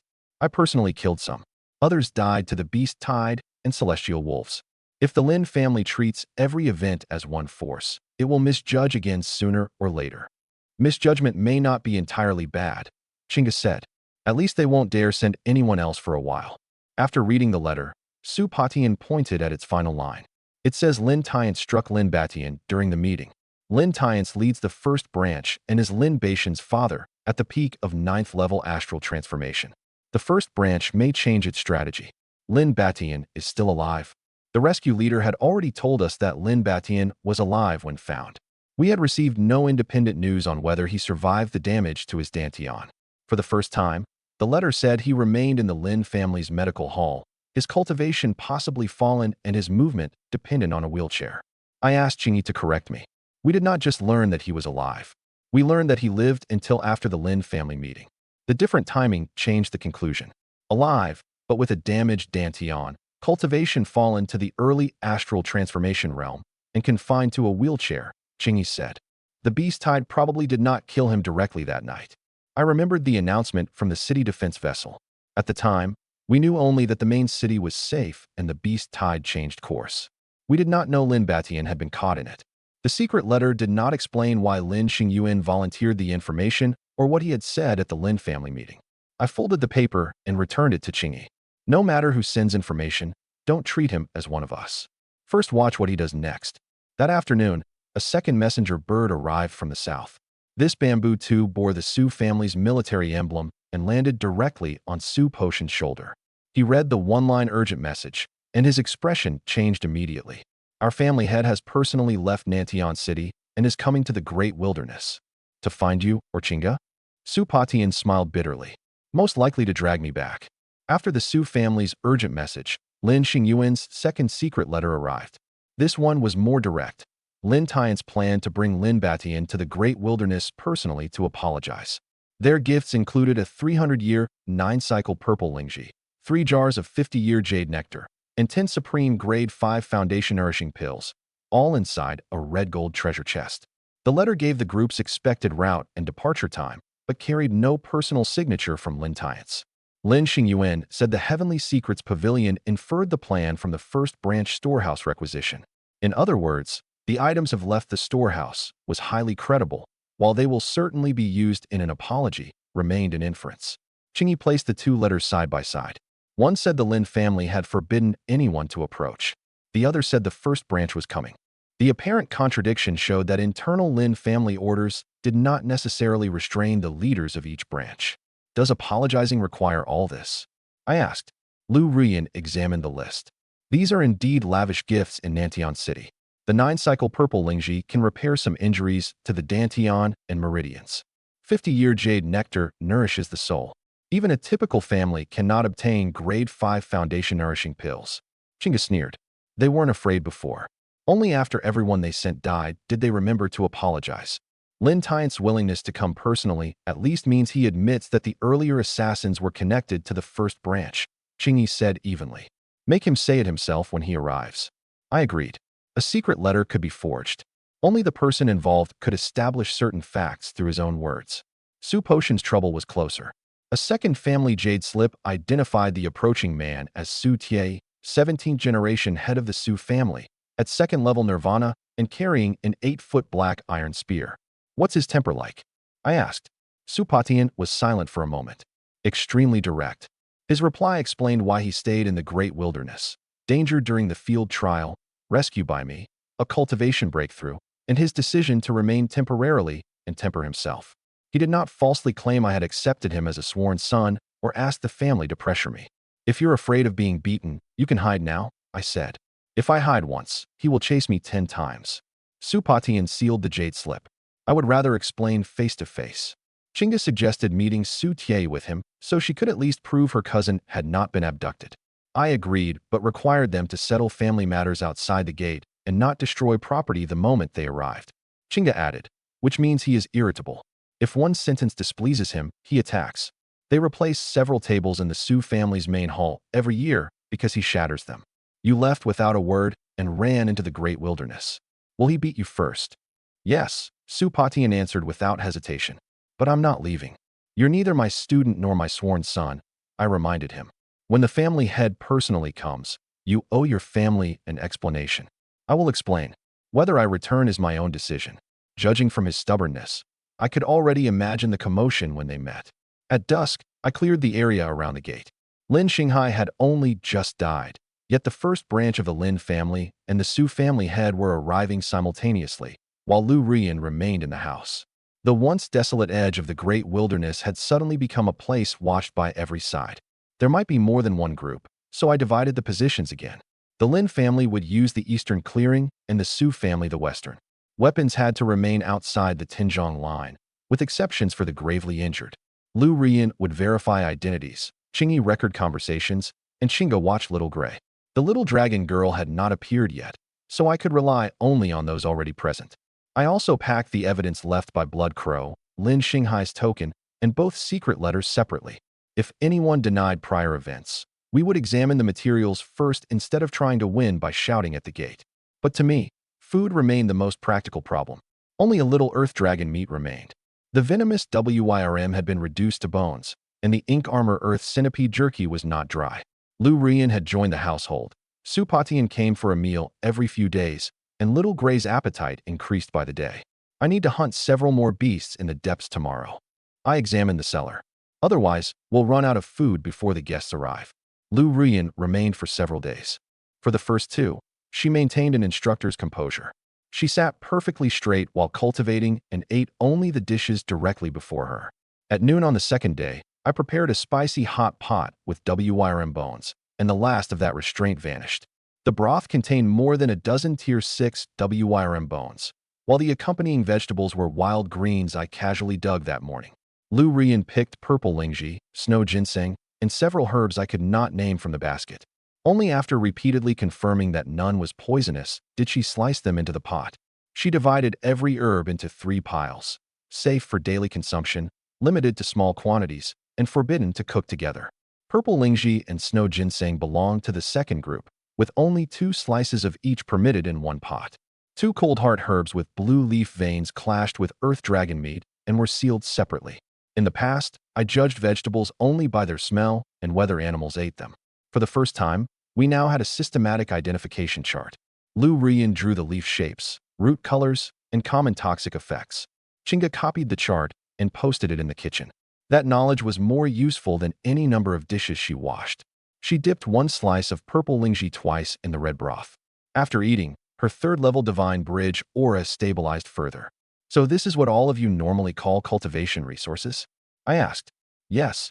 She looked at the basket of wild greens with a complicated expression. "Many of the plants you gather must be purchased with merit points at the academy. Some specimens of this age and quality do not exist even in its storehouse. Then you'll identify them from now on. We eat the non-toxic ones and mark the poisonous ones." Lu Rian readily agreed. After eating, she voluntarily washed the dishes, wiped the stove, and swept the courtyard. She scrubbed the entrance steps until they shone. Having another capable adult in the household truly lightened my workload. That afternoon, she and Chinga talked for a long time in the corner. When they returned, Chinga told me that Lu Rian could preserve her student registration and adjust the examination date. "Then I don't have to attend the academy," Chinga said brightly. "Who said you don't?" I set down the grass stem I used to tease Little Gray. "When it's time to study, you study. Education matters." Chinga's smile froze. "Tianxian Martial Academy's resources are far worse than ours. Why should I go? School isn't only eating and cultivating. You need to study writing, contracts, and rules. You need to understand how people live outside. Without education, someone can hand you a document and you won't even see the trap." I laid out Lin Xingyuan's 2 letters and Lin Xinghai's vague cooperation terms. In recent days, we had repeatedly encountered words like gift, protection, and cooperation. Each could conceal a different price. However high one's realm, cultivating at home did not teach a person to understand contracts or human motives. Lu Rian added that Tianxian Martial Academy also taught history, basic formations, demon beast identification, battlefield first aid, and public law. Not every course would suit Qingyi and Chinga, but they should at least experience them before choosing a future direction. Instructor Lu can teach all that here. What about classmates, examinations, and life in a group? I turned to Qingyi. "And you? You're 7. Exactly the age to attend school. When the time comes, you'll go with Chinga." Qingyi's normally composed little face stiffened. "I'm going too. Of course. You can't spend your entire life in the great wilderness reading a few old books." Both girls grabbed my arms. Tears appeared in Chinga's eyes. "Dad, do you think we eat too much? Are you trying to send us away?" "What nonsense. Then I'm not going. The academy isn't as good as home, and you aren't there." Qingyi gripped my hem. Her voice was quiet, but her tone firm. "Where you go, we go." Her words reminded me of the blood pact I signed when I left the Lin family in the central continent 20 years ago. A Lin elder presided over the pact. When I pressed down my fingerprint, blood seeped from my fingertip into the black contract paper. The terms explicitly prohibited me from entering a principal city of the 9 provinces, but did not state whether an academy counted as part of a principal city or whether an exemption existed for accompanying underage children to school. In the past, I had no need to interpret the boundary and simply avoided every city. Now the ambiguity had become a practical problem. I told Lu Rian to investigate Tianxian Martial Academy's geographic status and the relevant contract law instead of letting the phrase "destroyed by heaven and earth" frighten us away. She agreed to request the public interpretation from the Academy's contracts department. Until we obtained the materials, we could not state whether the blood pact remained valid or whether a violation would truly trigger its punishment. The Lin family had forced me to swear, "Lin Fan will guard the great wilderness for life and never set foot within a principal city of the 9 provinces. Should he violate this oath, heaven and earth shall destroy him." For 20 years, I treated that sentence as an invisible rope and never entered any principal city. But now, my daughters refuse to leave me. Would I truly deny them an ordinary education because of one damned oath? Enough. Don't cry. I reached back and ruffled both their heads. "In 1 month, I'll go to Tianxian Martial Academy with you and stay as your chaperone." This was not an immediate decision to enter a principal city, but a conditional plan. First verify the blood pact, confirm the route and safety, then decide whether I could accompany them. If the contract truly stopped me, I would escort the girls to a safe boundary and let Lu Rian take them onward rather than deny them school. Chinga continued holding my sleeve. I promised that, whatever the result, I would not secretly send them away for their own good. We would discuss every arrangement face-to-face in advance. Chinga instantly smiled through her tears. Chingy released my hem, and a smile finally appeared in her eyes as well. Lu Rian approached. With Mr. Lin's abilities, serving only as a chaperone would be a waste. If you are willing, I can introduce you to the dean and arrange one public lesson. If you enjoy it, remain as an instructor. If not, decline afterward. What could a hunter teach? I laughed. How to bleed a wild boar or skin a demon wolf. Those are genuine skills, Lu Rian answered seriously. I dismissed it, but Chingy pulled me toward the corner and whispered, Father, what do you think of Instructor Lu? She's fine, efficient at chores and a responsible instructor. I mean as a companion. Her face was completely serious. Instructor Lu's cultivation and appearance are both acceptable. I pinched her cheek. You're so young. Why do you keep worrying about this? I'm serious. She is an academy instructor from the city and may not want a hunter like me. I looked toward the distant forest. Besides, it isn't as though I never tried. 10 years ago, something almost happened, but her family absolutely refused. Chingy pressed. Who was she? Old history. Let it go. I did not say the name. 10 years had passed, and she might have built a life of her own. There was no point digging it up again. We needed to stock more jerky before traveling to the capital.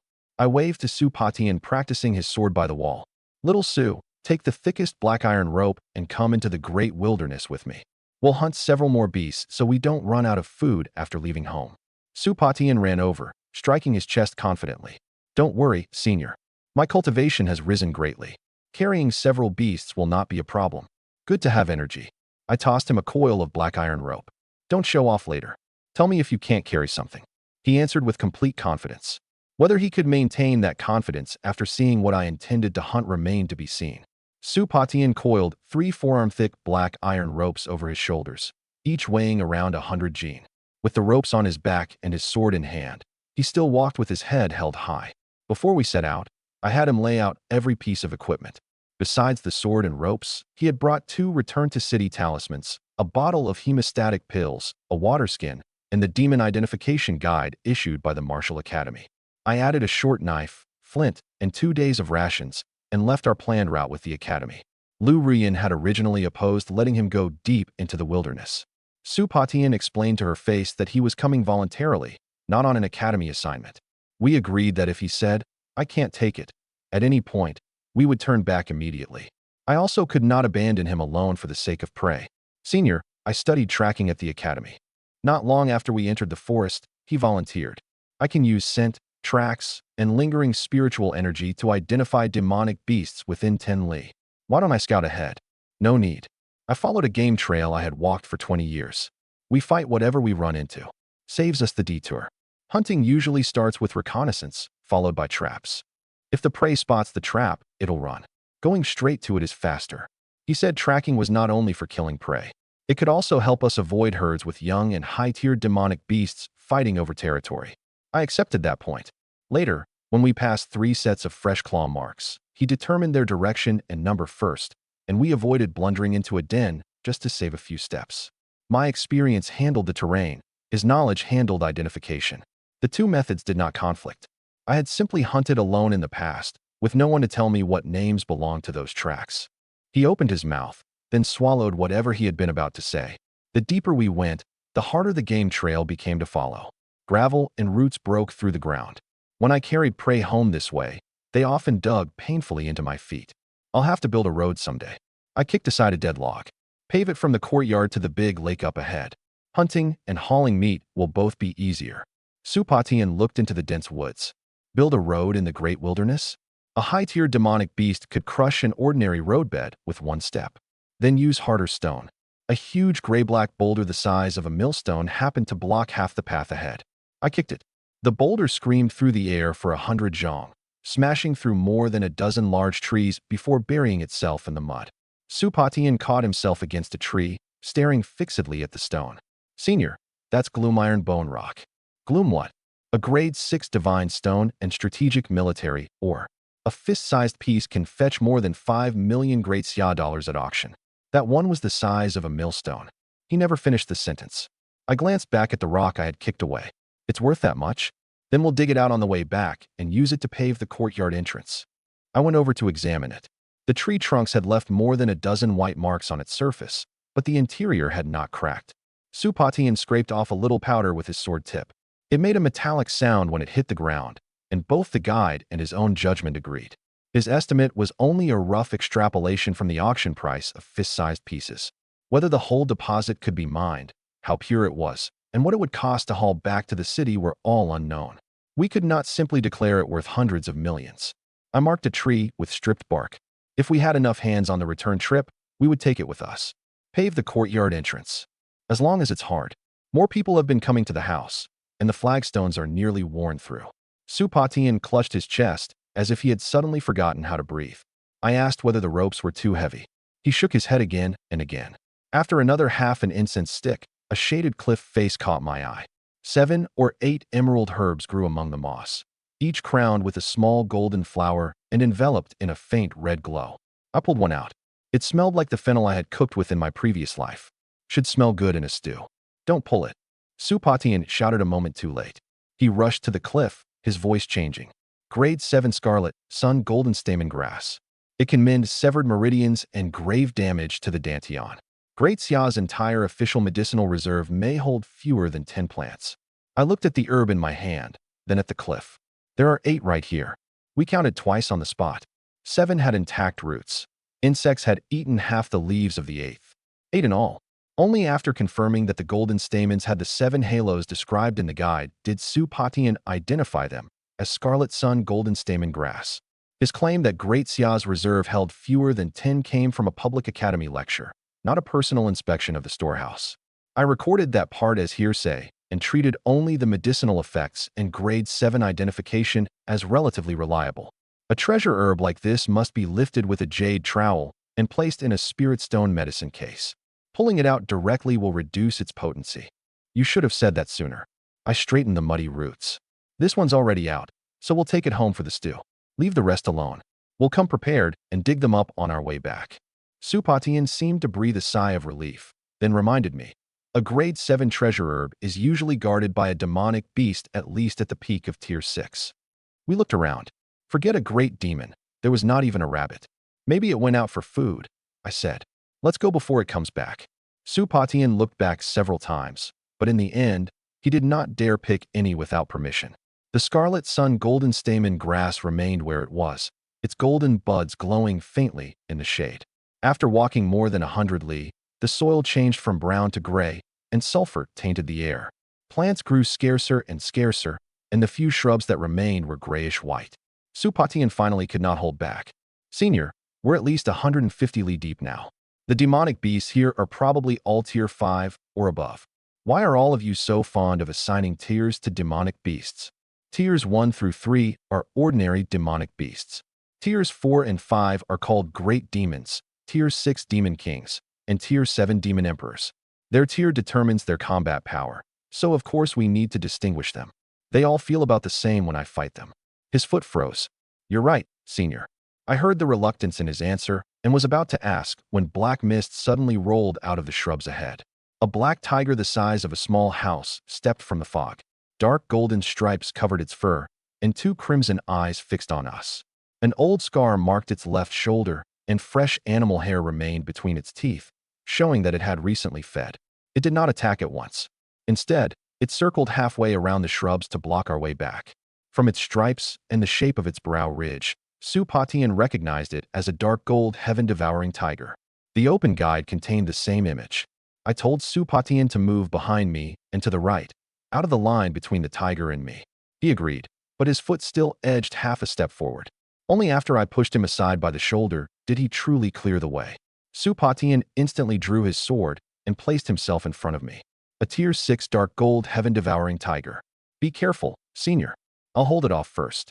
The tiger crouched low. Its dark golden stripes lit up one by one. Supatian forced all his true chi into his sword. The veins stood out on the back of his hand, yet he did not retreat. It's just a big cat. No need to risk your life. I broke a 3-foot dead branch from a nearby tree and walked around him. The black tiger roared at me, but the half-lit stripes abruptly went dark. It slowly flattened itself on the ground, bending its forelegs and pressing its head to the mud, its body shaking like a sieve. You were hissing at me a moment ago.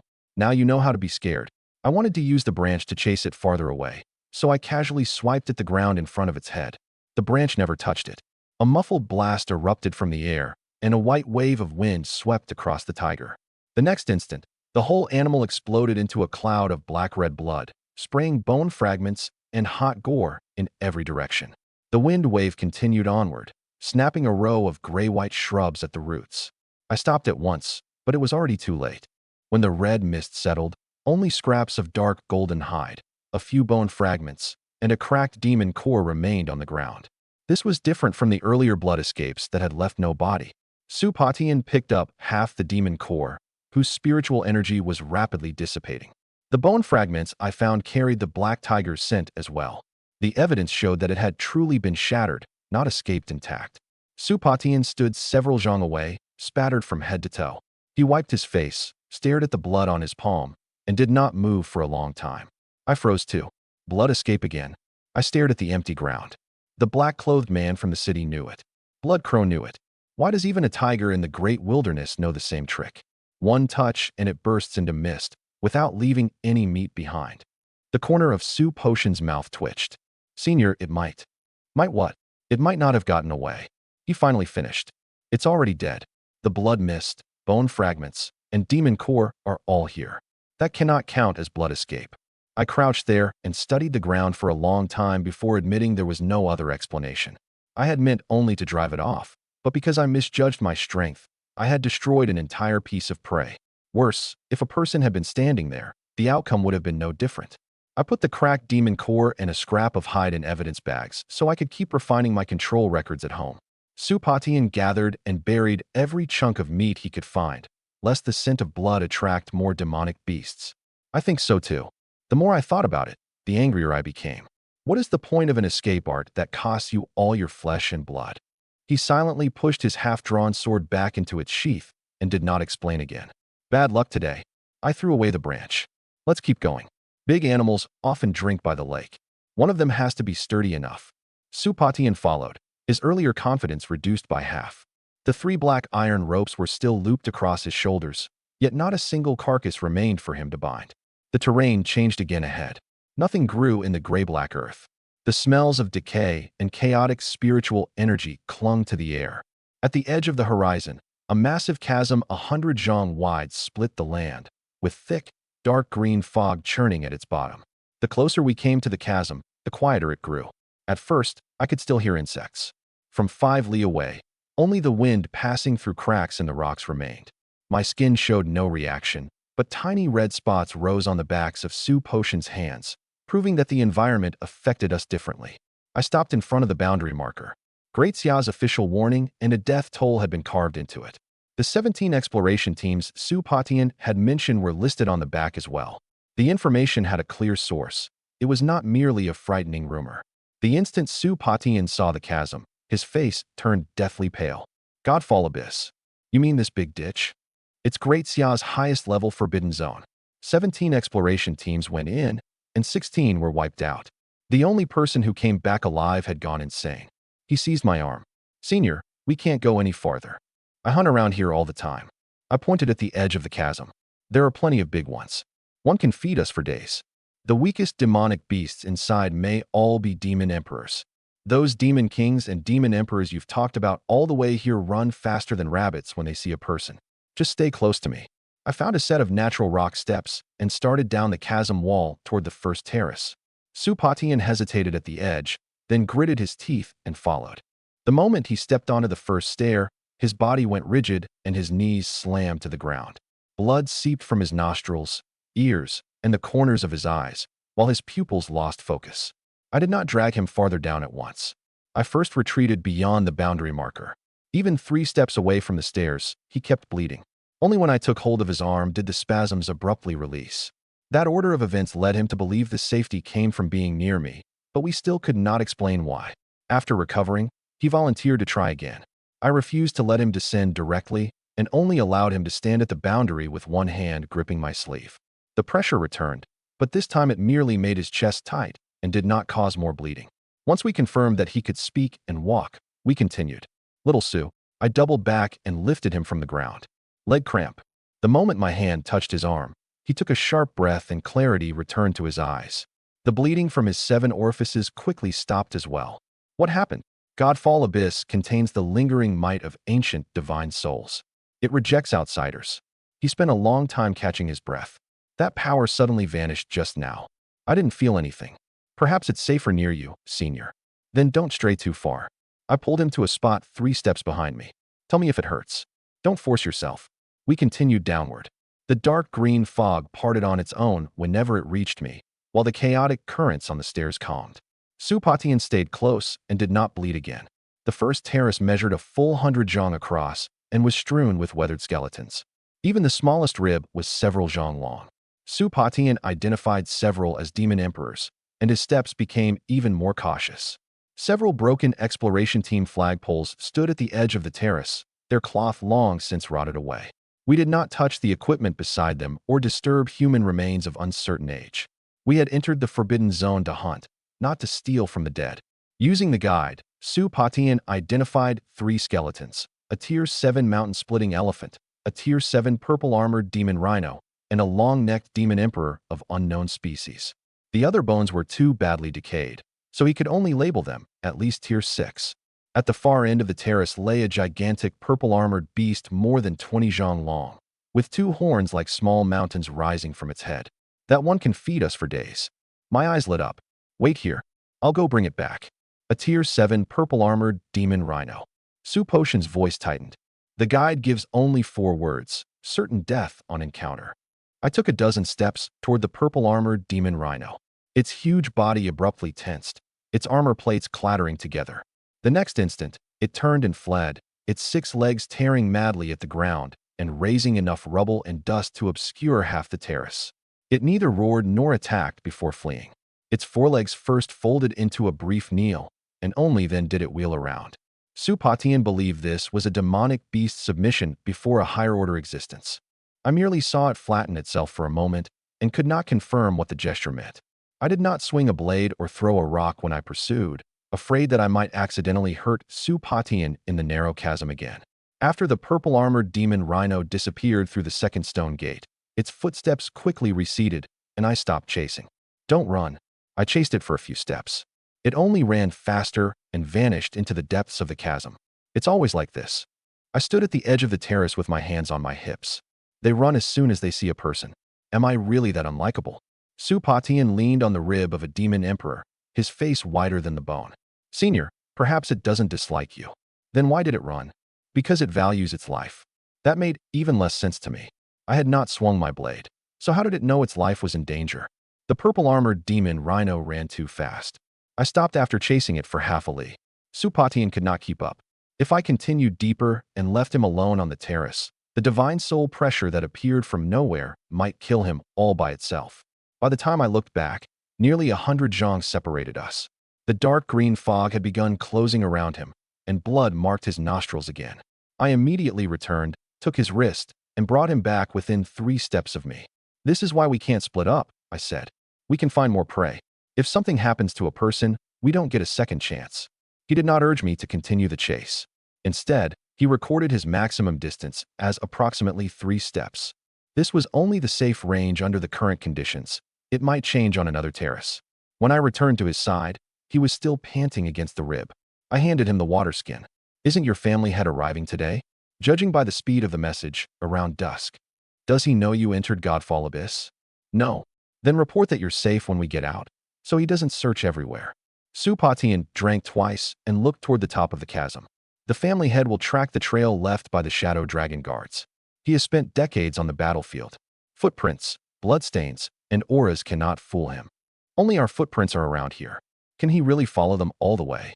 Yes. Su Tie is at the 2nd level of Nirvana and one of the strongest members of the Su family. 30 years ago, 100,000 demonic beasts attacked Subei City. He left the city alone, fought through the entire horde with his spear, and personally killed the Tier 5 demon king leading them. Then he does have skill, I said. Perfect. He can take you home. Your family is almost out of its mind looking for you. I won't leave. Meet him first. Then we'll talk. We walked toward the other side of the terrace. 20 or 30 enormous beast skeletons lay scattered across the ground, and nearly every skull had suffered the worst damage. I had visited this place many times. Some bones were from animals I had butchered and casually discarded. Others had already been here on my first visit. I pointed out the difference between the newer and older remains. Most of the bones I had left bore cleaver marks and cuts from skinning, and their skulls had fractured in similar places. The older skeletons had fused with the black stone, and some showed no human cutting marks at all. Based on that, Supatian did not count the entire terrace as my prey. He counted 12 skeletons I could confirm, plus at least 17 of unknown age. That figure came closer to the truth than simply saying, "I killed them all." "Did you hunt all of these, Senior?" Supatian asked. "Some. Not the really old ones. When you kill demonic beasts, do you usually strike the head?" "The head is fastest. One punch and it stops moving, so I don't have to chase." He looked at the bones scattered across the ground, then at me, and asked nothing more. When we reached the edge of the terrace, I faintly heard footsteps above the chasm.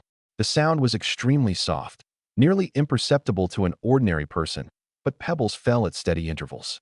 Someone was clearly following our route. "Your family head may really have followed us here," I said. The person above did not enter the chasm.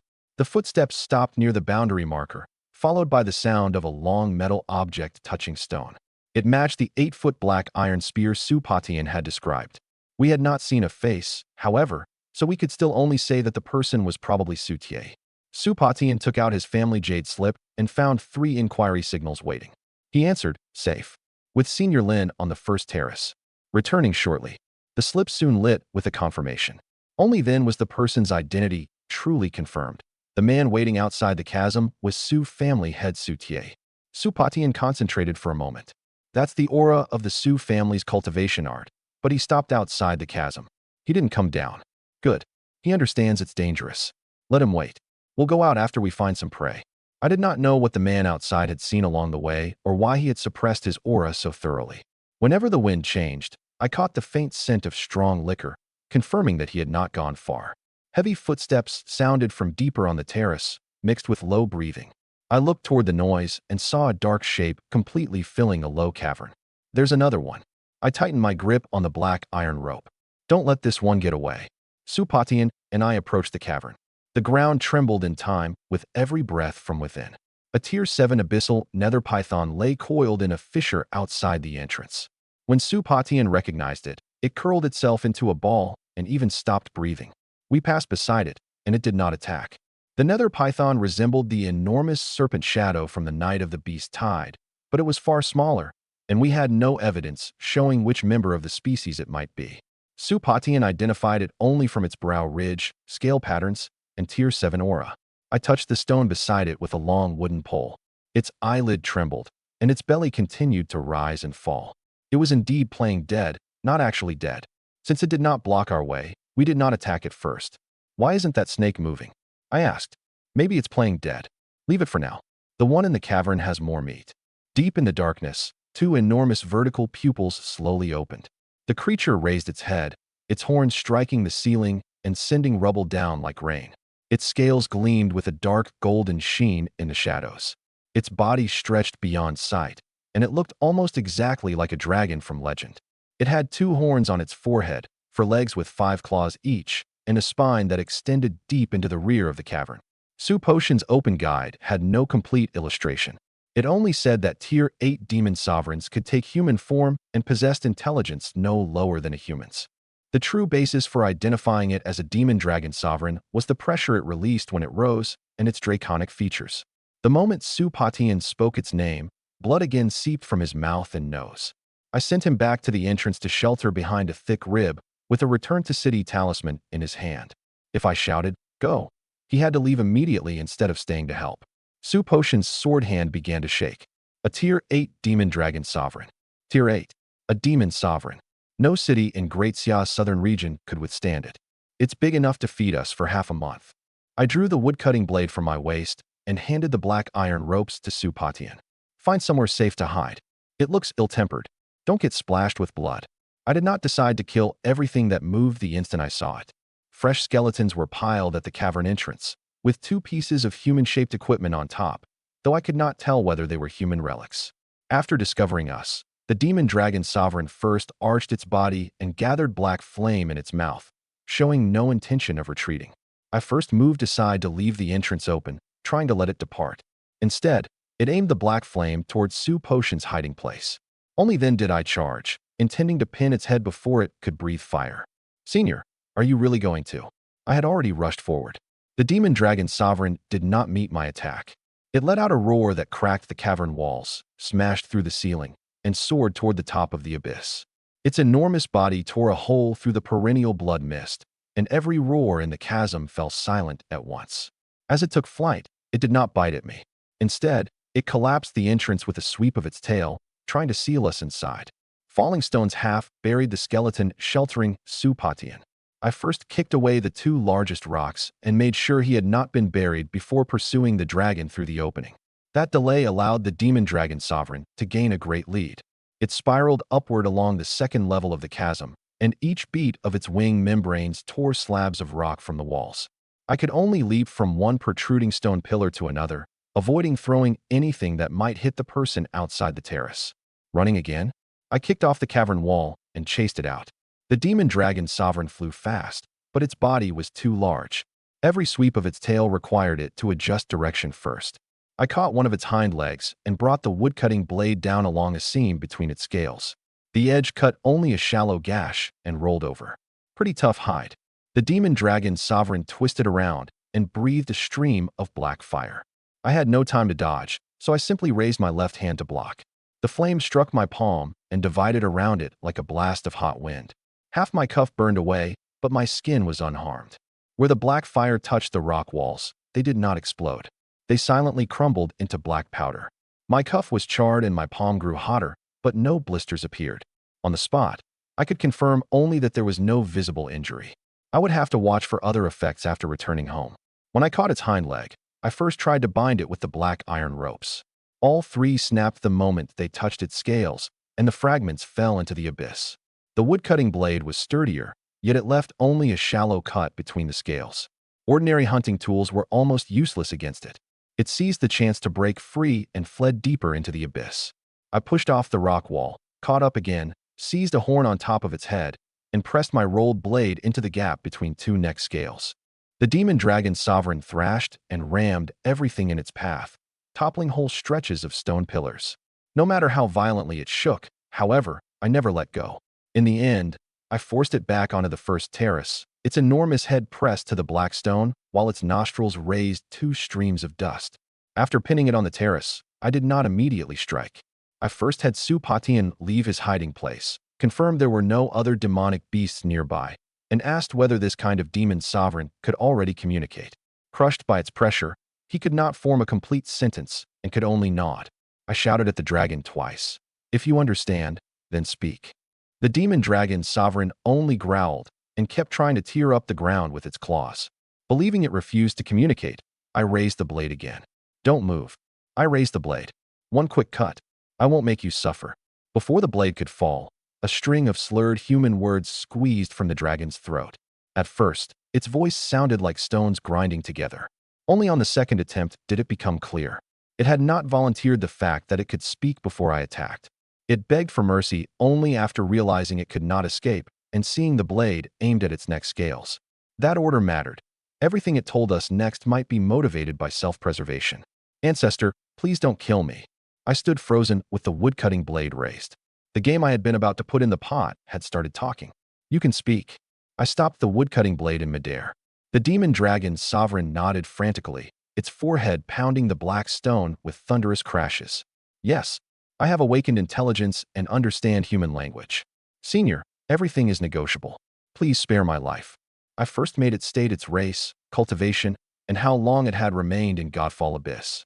It claimed to belong to a collateral draconic bloodline, to be at the early stage of Tier 8, and to have lived here for more than 300 years. Su Potion could not verify the duration, but its ability to take human form and its pressure made the claim of Tier 8 generally credible. Why didn't you speak earlier? I asked. I thought I could escape, and I feared revealing my intelligence if I spoke. It was not a flattering answer, but it fit the scene better than an invented excuse about not having time. I did not trust it because of that. I merely drew the blade an inch away from its neck scales and told it to continue. If you can talk, I can't treat you like ordinary game. I lowered the blade. But my family is still waiting for meat. What reason do I have to go home empty-handed? The demon dragon sovereign raised a foreclaw and slammed it into a nearby fissure. Most of the rock wall collapsed, and it dragged out the abyssal nether python that had been playing dead inside. The nether python opened its eyes and tried to flee, but the dragon seized it 7 inches behind the head and smashed it at my feet. The python spat a cloud of dark green venom. The demon dragon sovereign forced the fog back with dragon breath, then shattered the scales beside its head with another swipe. The snake continued writhing and did not die at once. I thrust the rolled woodcutting blade through the damaged gap between its scales and released my foot only after confirming that it had stopped breathing. This Tier 7 prey was not an unconditional gift. The demon dragon sovereign had offered it voluntarily as compensation for its life. I told Supatian to record that clearly, so no one would later say I had simply picked it up. Take it as my apology, the demon dragon sovereign said. Tier 7 nether python meat is delicious and more tender than mine. I can catch more prey for you in the future. Now that's a practical gift. I pinned the still twitching snake's head with my foot. But didn't you say you had a secret? The demon dragon sovereign studied me for several breaths before lowering its voice. I saw the woman who traveled with you 10 years ago. I know which way she went after leaving. It first described Yunlan's appearance and belongings. Long hair, a pale old scar on her left wrist, and the gray fur cloak I had sewn for her, which she wore when she left. The first 2 details could have been observed from a distance. It was far more likely that only someone who truly saw her depart would know the last. I still did not give it her name. Instead, I asked which ravine exit she had used. It pointed to the northwestern fissure, matching the direction in which I had last seen Yunlan off. Only after those 2 details aligned did I say the name Yunlan. My hand tightened sharply around the blade. You mean Yunlan? 10 years ago, Yunlan had spent less than half a year with me in the great wilderness. We hunted together and watched sunsets. In a meadow filled with wildflowers. We had even said foolish things about never parting. Then she left without saying goodbye, leaving only a note that something had happened in her family. It was not that I had never thought of looking for her. She had never told me where her home was. Countless cities lay beyond the great wilderness, and the blood contract restricted me so tightly that I could not take even the first step outside. Where did she go? I stared at the demon dragon sovereign. The central continent, it answered immediately. 10 years ago, I saw her leave Godfall Abyss with my own eyes, heading straight toward the central continent. And there is one more thing. She was already pregnant. I made it explain how it knew. It said dragons could sense the aura of life. At the time, 2 heartbeats had sounded within Yunlan, one of them extremely faint. She had also repeatedly protected her abdomen when moving. The claim that she was pregnant came from its perception of life energy, not from witnessing a child's birth. How far along? At least several months, but I cannot judge as precisely as a human physician. That meant the child being around 9 years old now was only a calculation based on time, not a confirmed age. The woodcutting blade fell from my hand. Pregnant. I remembered that Yunlan's waist had indeed grown rounder before she left. I had teased her for eating too much, believing I had fattened her up. If the demon dragon sovereign was telling the truth, it had not been weight gain at all. You saw clearly? I could not possibly be mistaken, it said hurriedly. She kept protecting her abdomen when she moved, and the life auras were one large and one small. After she left Godfall Abyss, I only watched from afar. I did not dare follow her into the central continent. I counted the years. If there truly was a child, that child would now be around 9. For some reason, fine cracks spread through the surrounding rocks, and dust suspended in the air slowly settled. Supatian remained behind a distant skeleton and did not approach. We're in the central continent. Which family does she belong to? I asked in rapid succession about her route, companions, mount, and whether she was injured. The demon dragon sovereign could answer only this. She left the chasm alone. Later, a silver flying vessel without a family crest appeared outside. After she boarded, it departed toward the central continent. The dragon had not dared approach and had seen no one inside the vessel. It said she did not struggle when she boarded, but that alone could not prove she went entirely of her own will. There was no information at all about whether the child had been born safely. Its answers were limited. At least it had not invented a particular family and address to please me. The demon dragon sovereign pressed its head even lower. I don't know. I know only the direction. She disappeared completely after leaving. I had no standing to inquire about her name or exact identity. How can you prove any of this is true? I have no physical evidence, but I am willing to swear on my dragon soul. If a single statement I just made was false, may my dragon's soul shatter on the spot. A thread of golden light rose from its brow and formed a strange sigil. From a distance, Supatian shouted, "Senior, that's a demon race's dragon soul oath." It voluntarily surrendered its soul seal. If it lies, it truly will suffer the backlash. The demon dragon's sovereign repeated every clause of the oath word for word. It guaranteed only that nothing in the first-hand account it had just given was deliberately false. It did not guarantee that its inferences were correct or say anything about Yunlan's condition after she left. The golden sigil remained intact after each sentence, showing none of the shattering reactions Supatian had described. I accepted that limited proof, but it did not erase every doubt. My understanding of the Dragon Soul Oath's rules came from Supatian, and I could not independently verify them. Once we returned home, I would still have Lu Ruyan and Qingyi examine the soul seal. I remained silent for a long time before picking up the woodcutting blade and sliding it back into my belt. "All right, for the sake of this snake and that information, I won't kill you." I stated the conditions up front. It must not hurt anyone in my household, conceal pursuers who might endanger the courtyard, or kill people outside in my name. If it wanted to leave, it only had to tell us beforehand. I would not use the soul seal to make it a slave, nor would I promise to settle old grudges for the dragon race. The demon dragon's sovereign agreed to every condition and voluntarily drew the soul seal back into its brow. Whether it would keep its word over time would depend on its actions. Today's verbal promise was enough only for me to lower my blade temporarily. As if all strength had drained from its body, the demon dragon's sovereign collapsed heavily to the ground. "Thank you for sparing my life, Senior." Yunlan, the central continent, a 9-year-old child. The three thoughts collided endlessly in my mind. I had entered the mountains simply to stock up on meat, never expecting to return with news that could change the rest of my life. "Senior, I wish to follow you." When the demon dragon sovereign saw me turn to leave, it hurriedly spoke again. "I can catch prey, guard your home, and do any dirty work." I asked why it did not simply leave now that it had been released. It said a deeper and unknown presence in Godfall Abyss had noticed the commotion. After being injured, it would not be safe in its old territory. Following me would both protect its life and repay my mercy. The first reason involved an unknown existence it claimed to have sensed, which I could not verify. The second would have to be proved by its future conduct. I did not drop my guard because of one declaration of loyalty. I first inspected the wound on its neck and its dragon horns to confirm it would not lose control halfway home. "You're too big. You won't fit in the house. I can take human form." "How much do you eat every day?" "After reaching Tier 8, I can sustain myself by absorbing the spiritual energy of heaven and earth. I will not need my master's food." That part mattered. Ingredients were what the household currently lacked most. If it did not need to eat and could help carry things, keeping it was not out of the question. Besides, I intended to go to the central continent and find Yunlan. At the very least, it remembered the direction she had taken. "Then come home with me." I pointed at the abyssal nether python on the ground. "Carry that first." The demon dragon's sovereign immediately hooked the python with its claws. Golden light then enveloped its enormous body as bones and scales rapidly contracted. When the glow dispersed, a tall woman in a white dress stood in its place, with a pair of crystalline dragon horns on her forehead. Her mountain-like size had vanished, but her strength had not.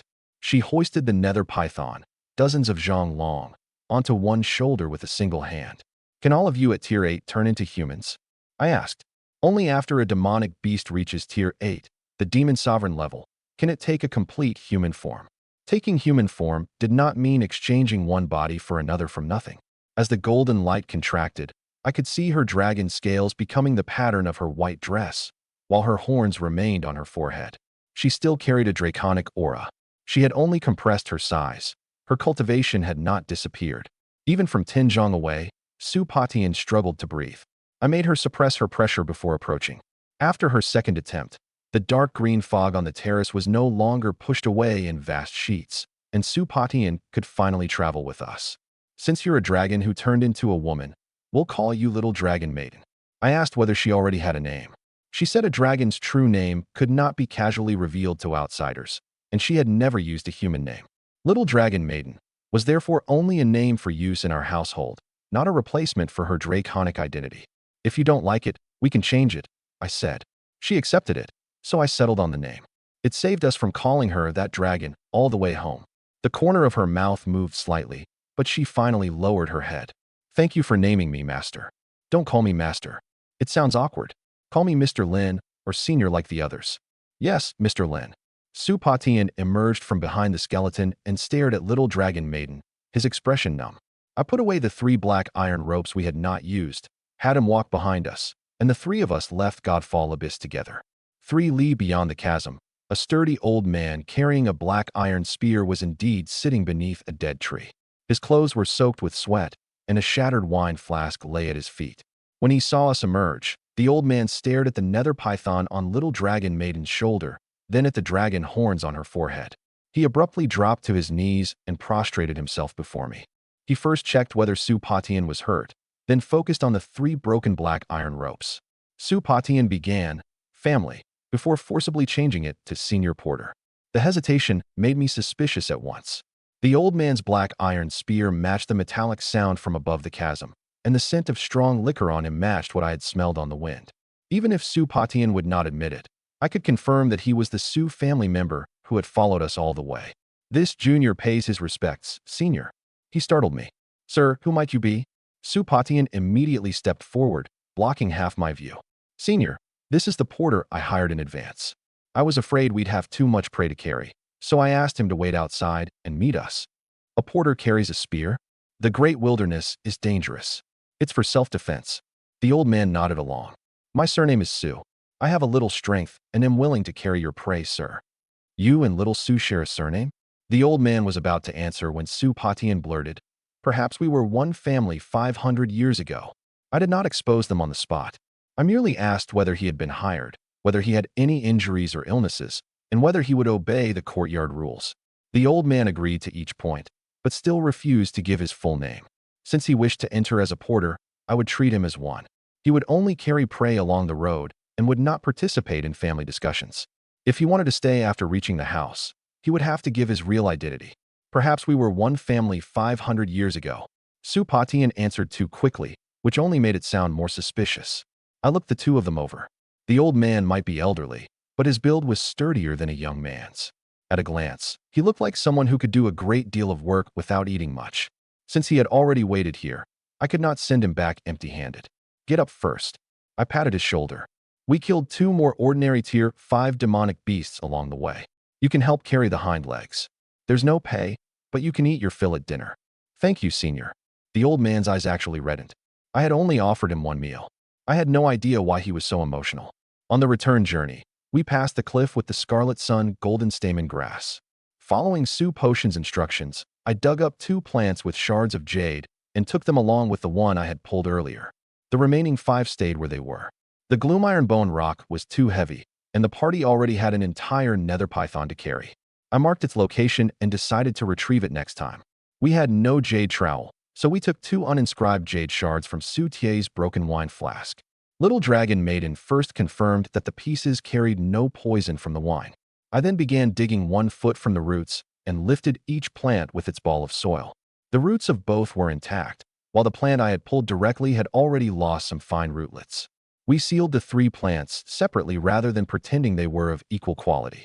I replaced the soil around the remaining 5 and made a concealed marker. Their value did not justify harvesting them all at once. By the time the sky darkened, the chimney of the wooden house finally came into view. We had not returned empty-handed.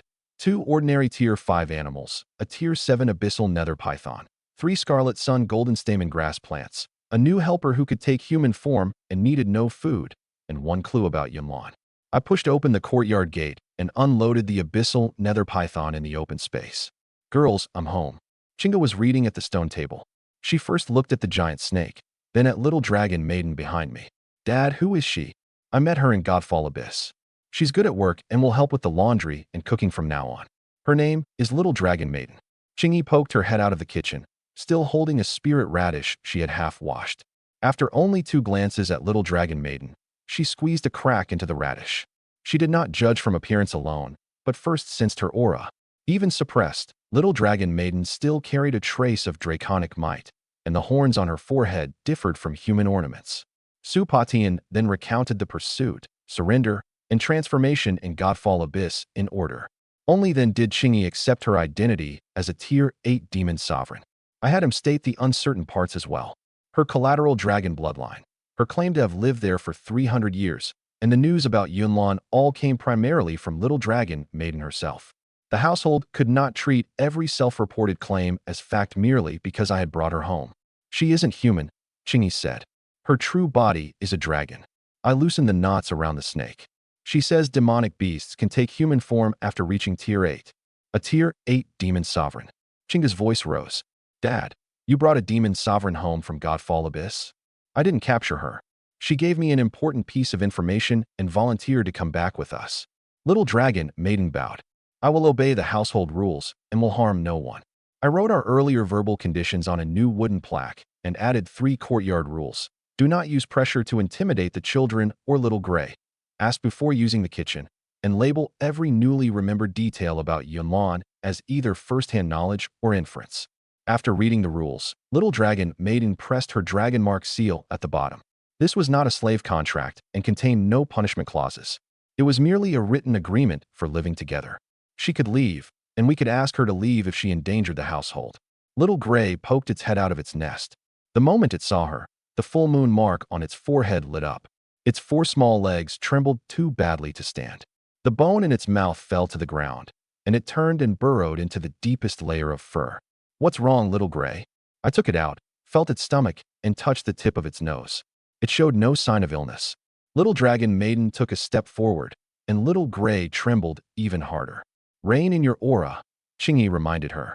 It's still young and cannot withstand a demon sovereign's pressure. My apologies. Little Dragon Maiden closed her eyes for a moment, and the suffocating sensation in the air disappeared. She crouched and extended a hand. Only after sniffing for a long time did Little Gray slowly stop shaking. We're family now. Don't bully it, I said. Understood. Lu Ruyan emerged from the kitchen carrying a bowl. When she saw Little Dragon Maiden clearly, the bowl slipped from her hand and shattered into 3 pieces. She bent to pick them up and did not even notice when a shard cut her finger. I first caught her hand and wrapped the wound in cloth. After confirming that Little Dragon Maiden projected no hostility, Lu Ruyan took out the Academy's Demon Race Guide and checked 3 traits. Full human transformation at Tier 8, dragon horns, and golden pupil markings. All 3 matched. She then examined the remnant of the Dragon Soul Oath. She could confirm only that the oath had indeed taken effect, not read its exact contents. This added another layer of support to the Demon Dragon Sovereign story, but still could not prove what happened to Yunlan afterward. Instructor Lu? I'm fine. My hand slipped.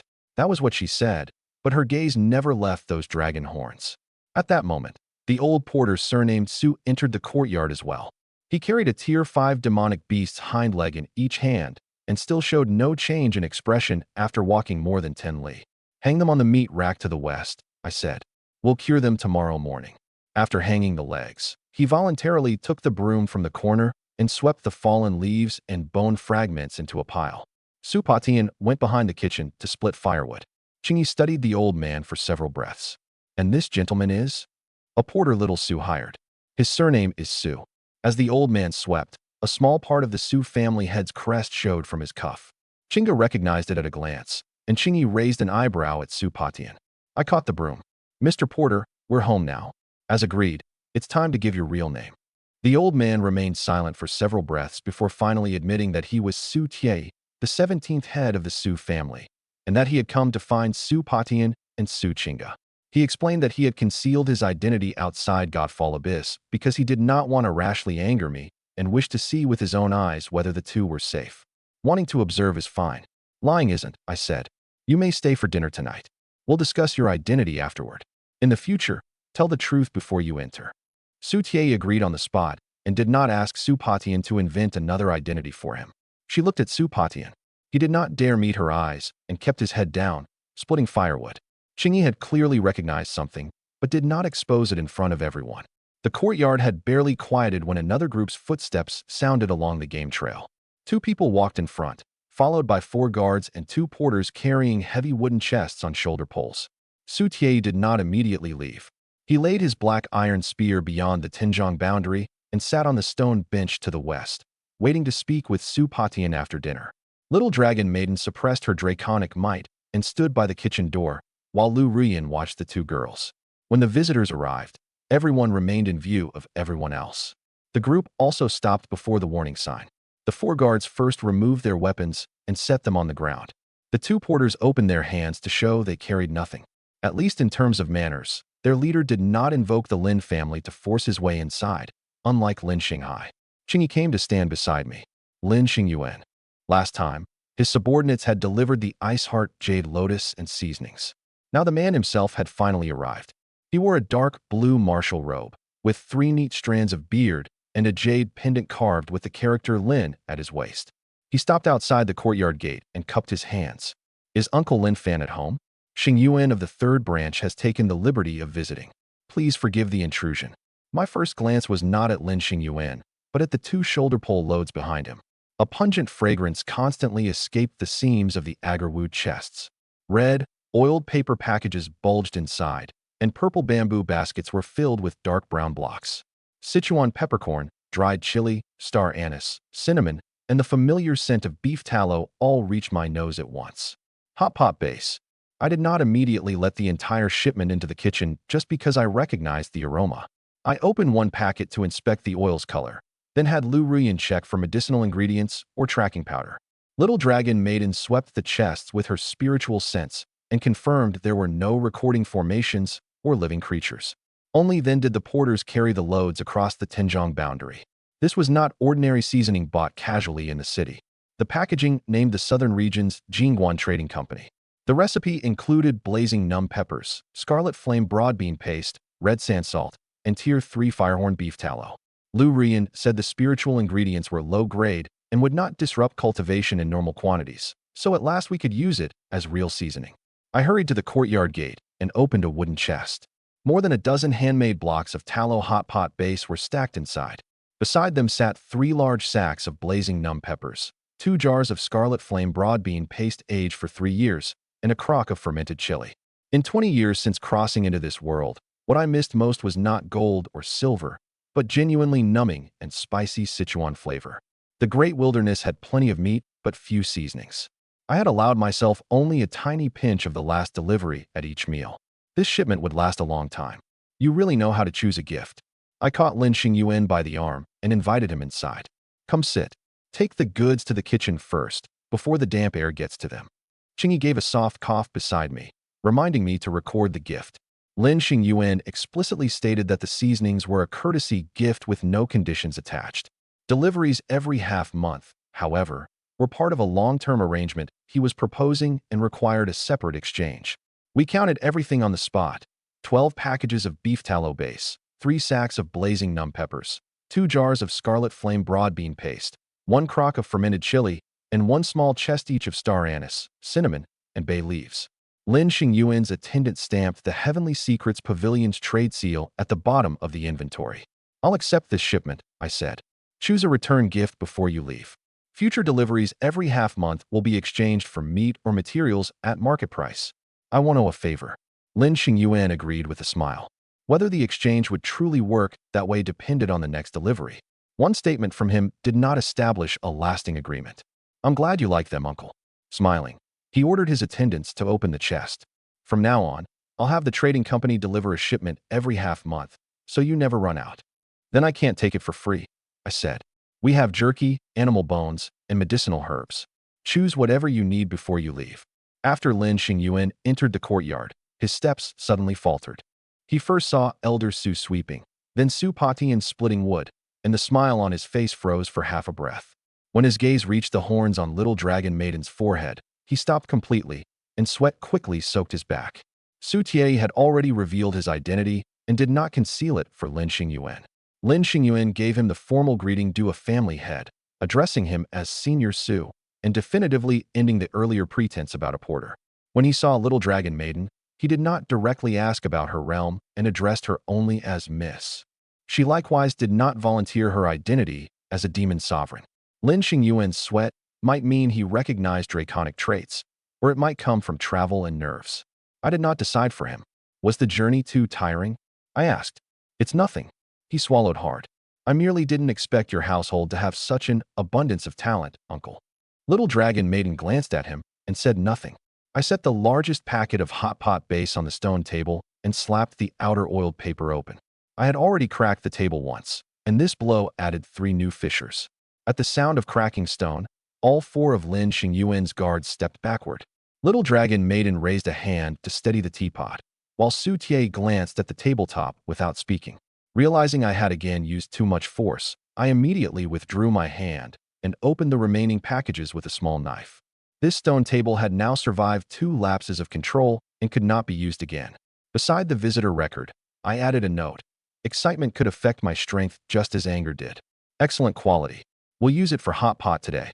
If you like it, I would travel to every trading company in the southern region to find the finest goods for you.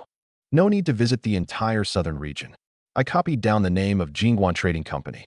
It's enough to buy this quality consistently. Disclose price changes in advance, and don't owe the company a favor on my behalf just to deliver 1 packet of chili. He agreed again. Qingyi remained beside us, recording everything, and did not leave the discussion simply because the seasonings pleased me. It's settled. In delight, I patted his shoulder. His knees buckled and he nearly fell to them, while the true chi inside him went briefly out of control. I hurriedly supported him. Are you sure you're all right? I'm fine. He forced a smile. Your strength is astonishing, uncle. I simply lost my footing for a moment. Elder Su approached with the teapot and poured him a cup of hot tea. Lin Xingyuan's 10 fingers shook so hard that tea spilled as he accepted it. Though the heat flushed his face, he still drained the cup in 1 gulp. The longer I watched, the more I felt that something was wrong with him today. You didn't make this trip only to deliver seasonings, did you? Nothing escapes your perception, uncle. Lin Xingyuan set down the cup. There is indeed an extremely urgent matter I must tell you in person. I made every attendant stay within earshot and refused any so-called secret for me alone. Since the information involved Qingyi's safety, she had to be present. Since Lin Xingyuan had brought Heavenly Secrets Pavilion personnel to record the visit, they also had to take responsibility for what they heard. Lin Xingyuan hesitated briefly before agreeing. He sat across from me at the cracked table. Qingyi pushed a blank record sheet into the center and waited for him to state his source, the timing, and what action he wanted us to take. Lin Xingyuan lowered his voice. Lin Tiants of the 1st branch and the 4th branch have held frequent secret meetings lately. They are plotting something sinister. Which days does lately mean? How many meetings, and where? Qingyi asked first. Lin Xingyuan gave 3 dates and 2 locations, but no list of participants. He said the intelligence came from a top-secret informant embedded in the 1st branch, and that he could not reveal the person's identity. Protecting a source was understandable, but it also meant we could not independently verify the claims with that person. I told him to continue, but required him to separate the meetings occurred from they are plotting something sinister. The former was a fact he claimed to possess. The latter was his judgment about the purpose of those meetings. I pinched off a small piece of hot pot base and inhaled the scents of tallow and numbing pepper. Go on. The 1st branch's direct line is the strongest. Lin Tiants commands no fewer than 30 astral transformation suicide warriors, along with divine bridge retainers. Lin Batian, who has repeatedly tried to assassinate Qingyi, is his legitimate son. Those statements generally matched what we already knew. But the secret letter saying that Lin Tiant's plan to bring Lin Batian here to apologize was still in the house. Lin Xingyuan now claimed that the 1st branch was mobilizing its covert forces and that Qingyi might remain the target. Where did this information come from? I asked. A top-secret Heavenly Secrets Pavilion source, he answered immediately. Lin Jinjue of the 4th branch also practices a forbidden sword path and is extremely murderous. If he joins forces with the 1st branch, the consequences will be unthinkable. I took the risk of reporting this today only because I do not want you and Qingyi to be deceived again. Qingyi asked whether Lin Jinjue had appeared at either location. Lin Xingyuan admitted that he had not.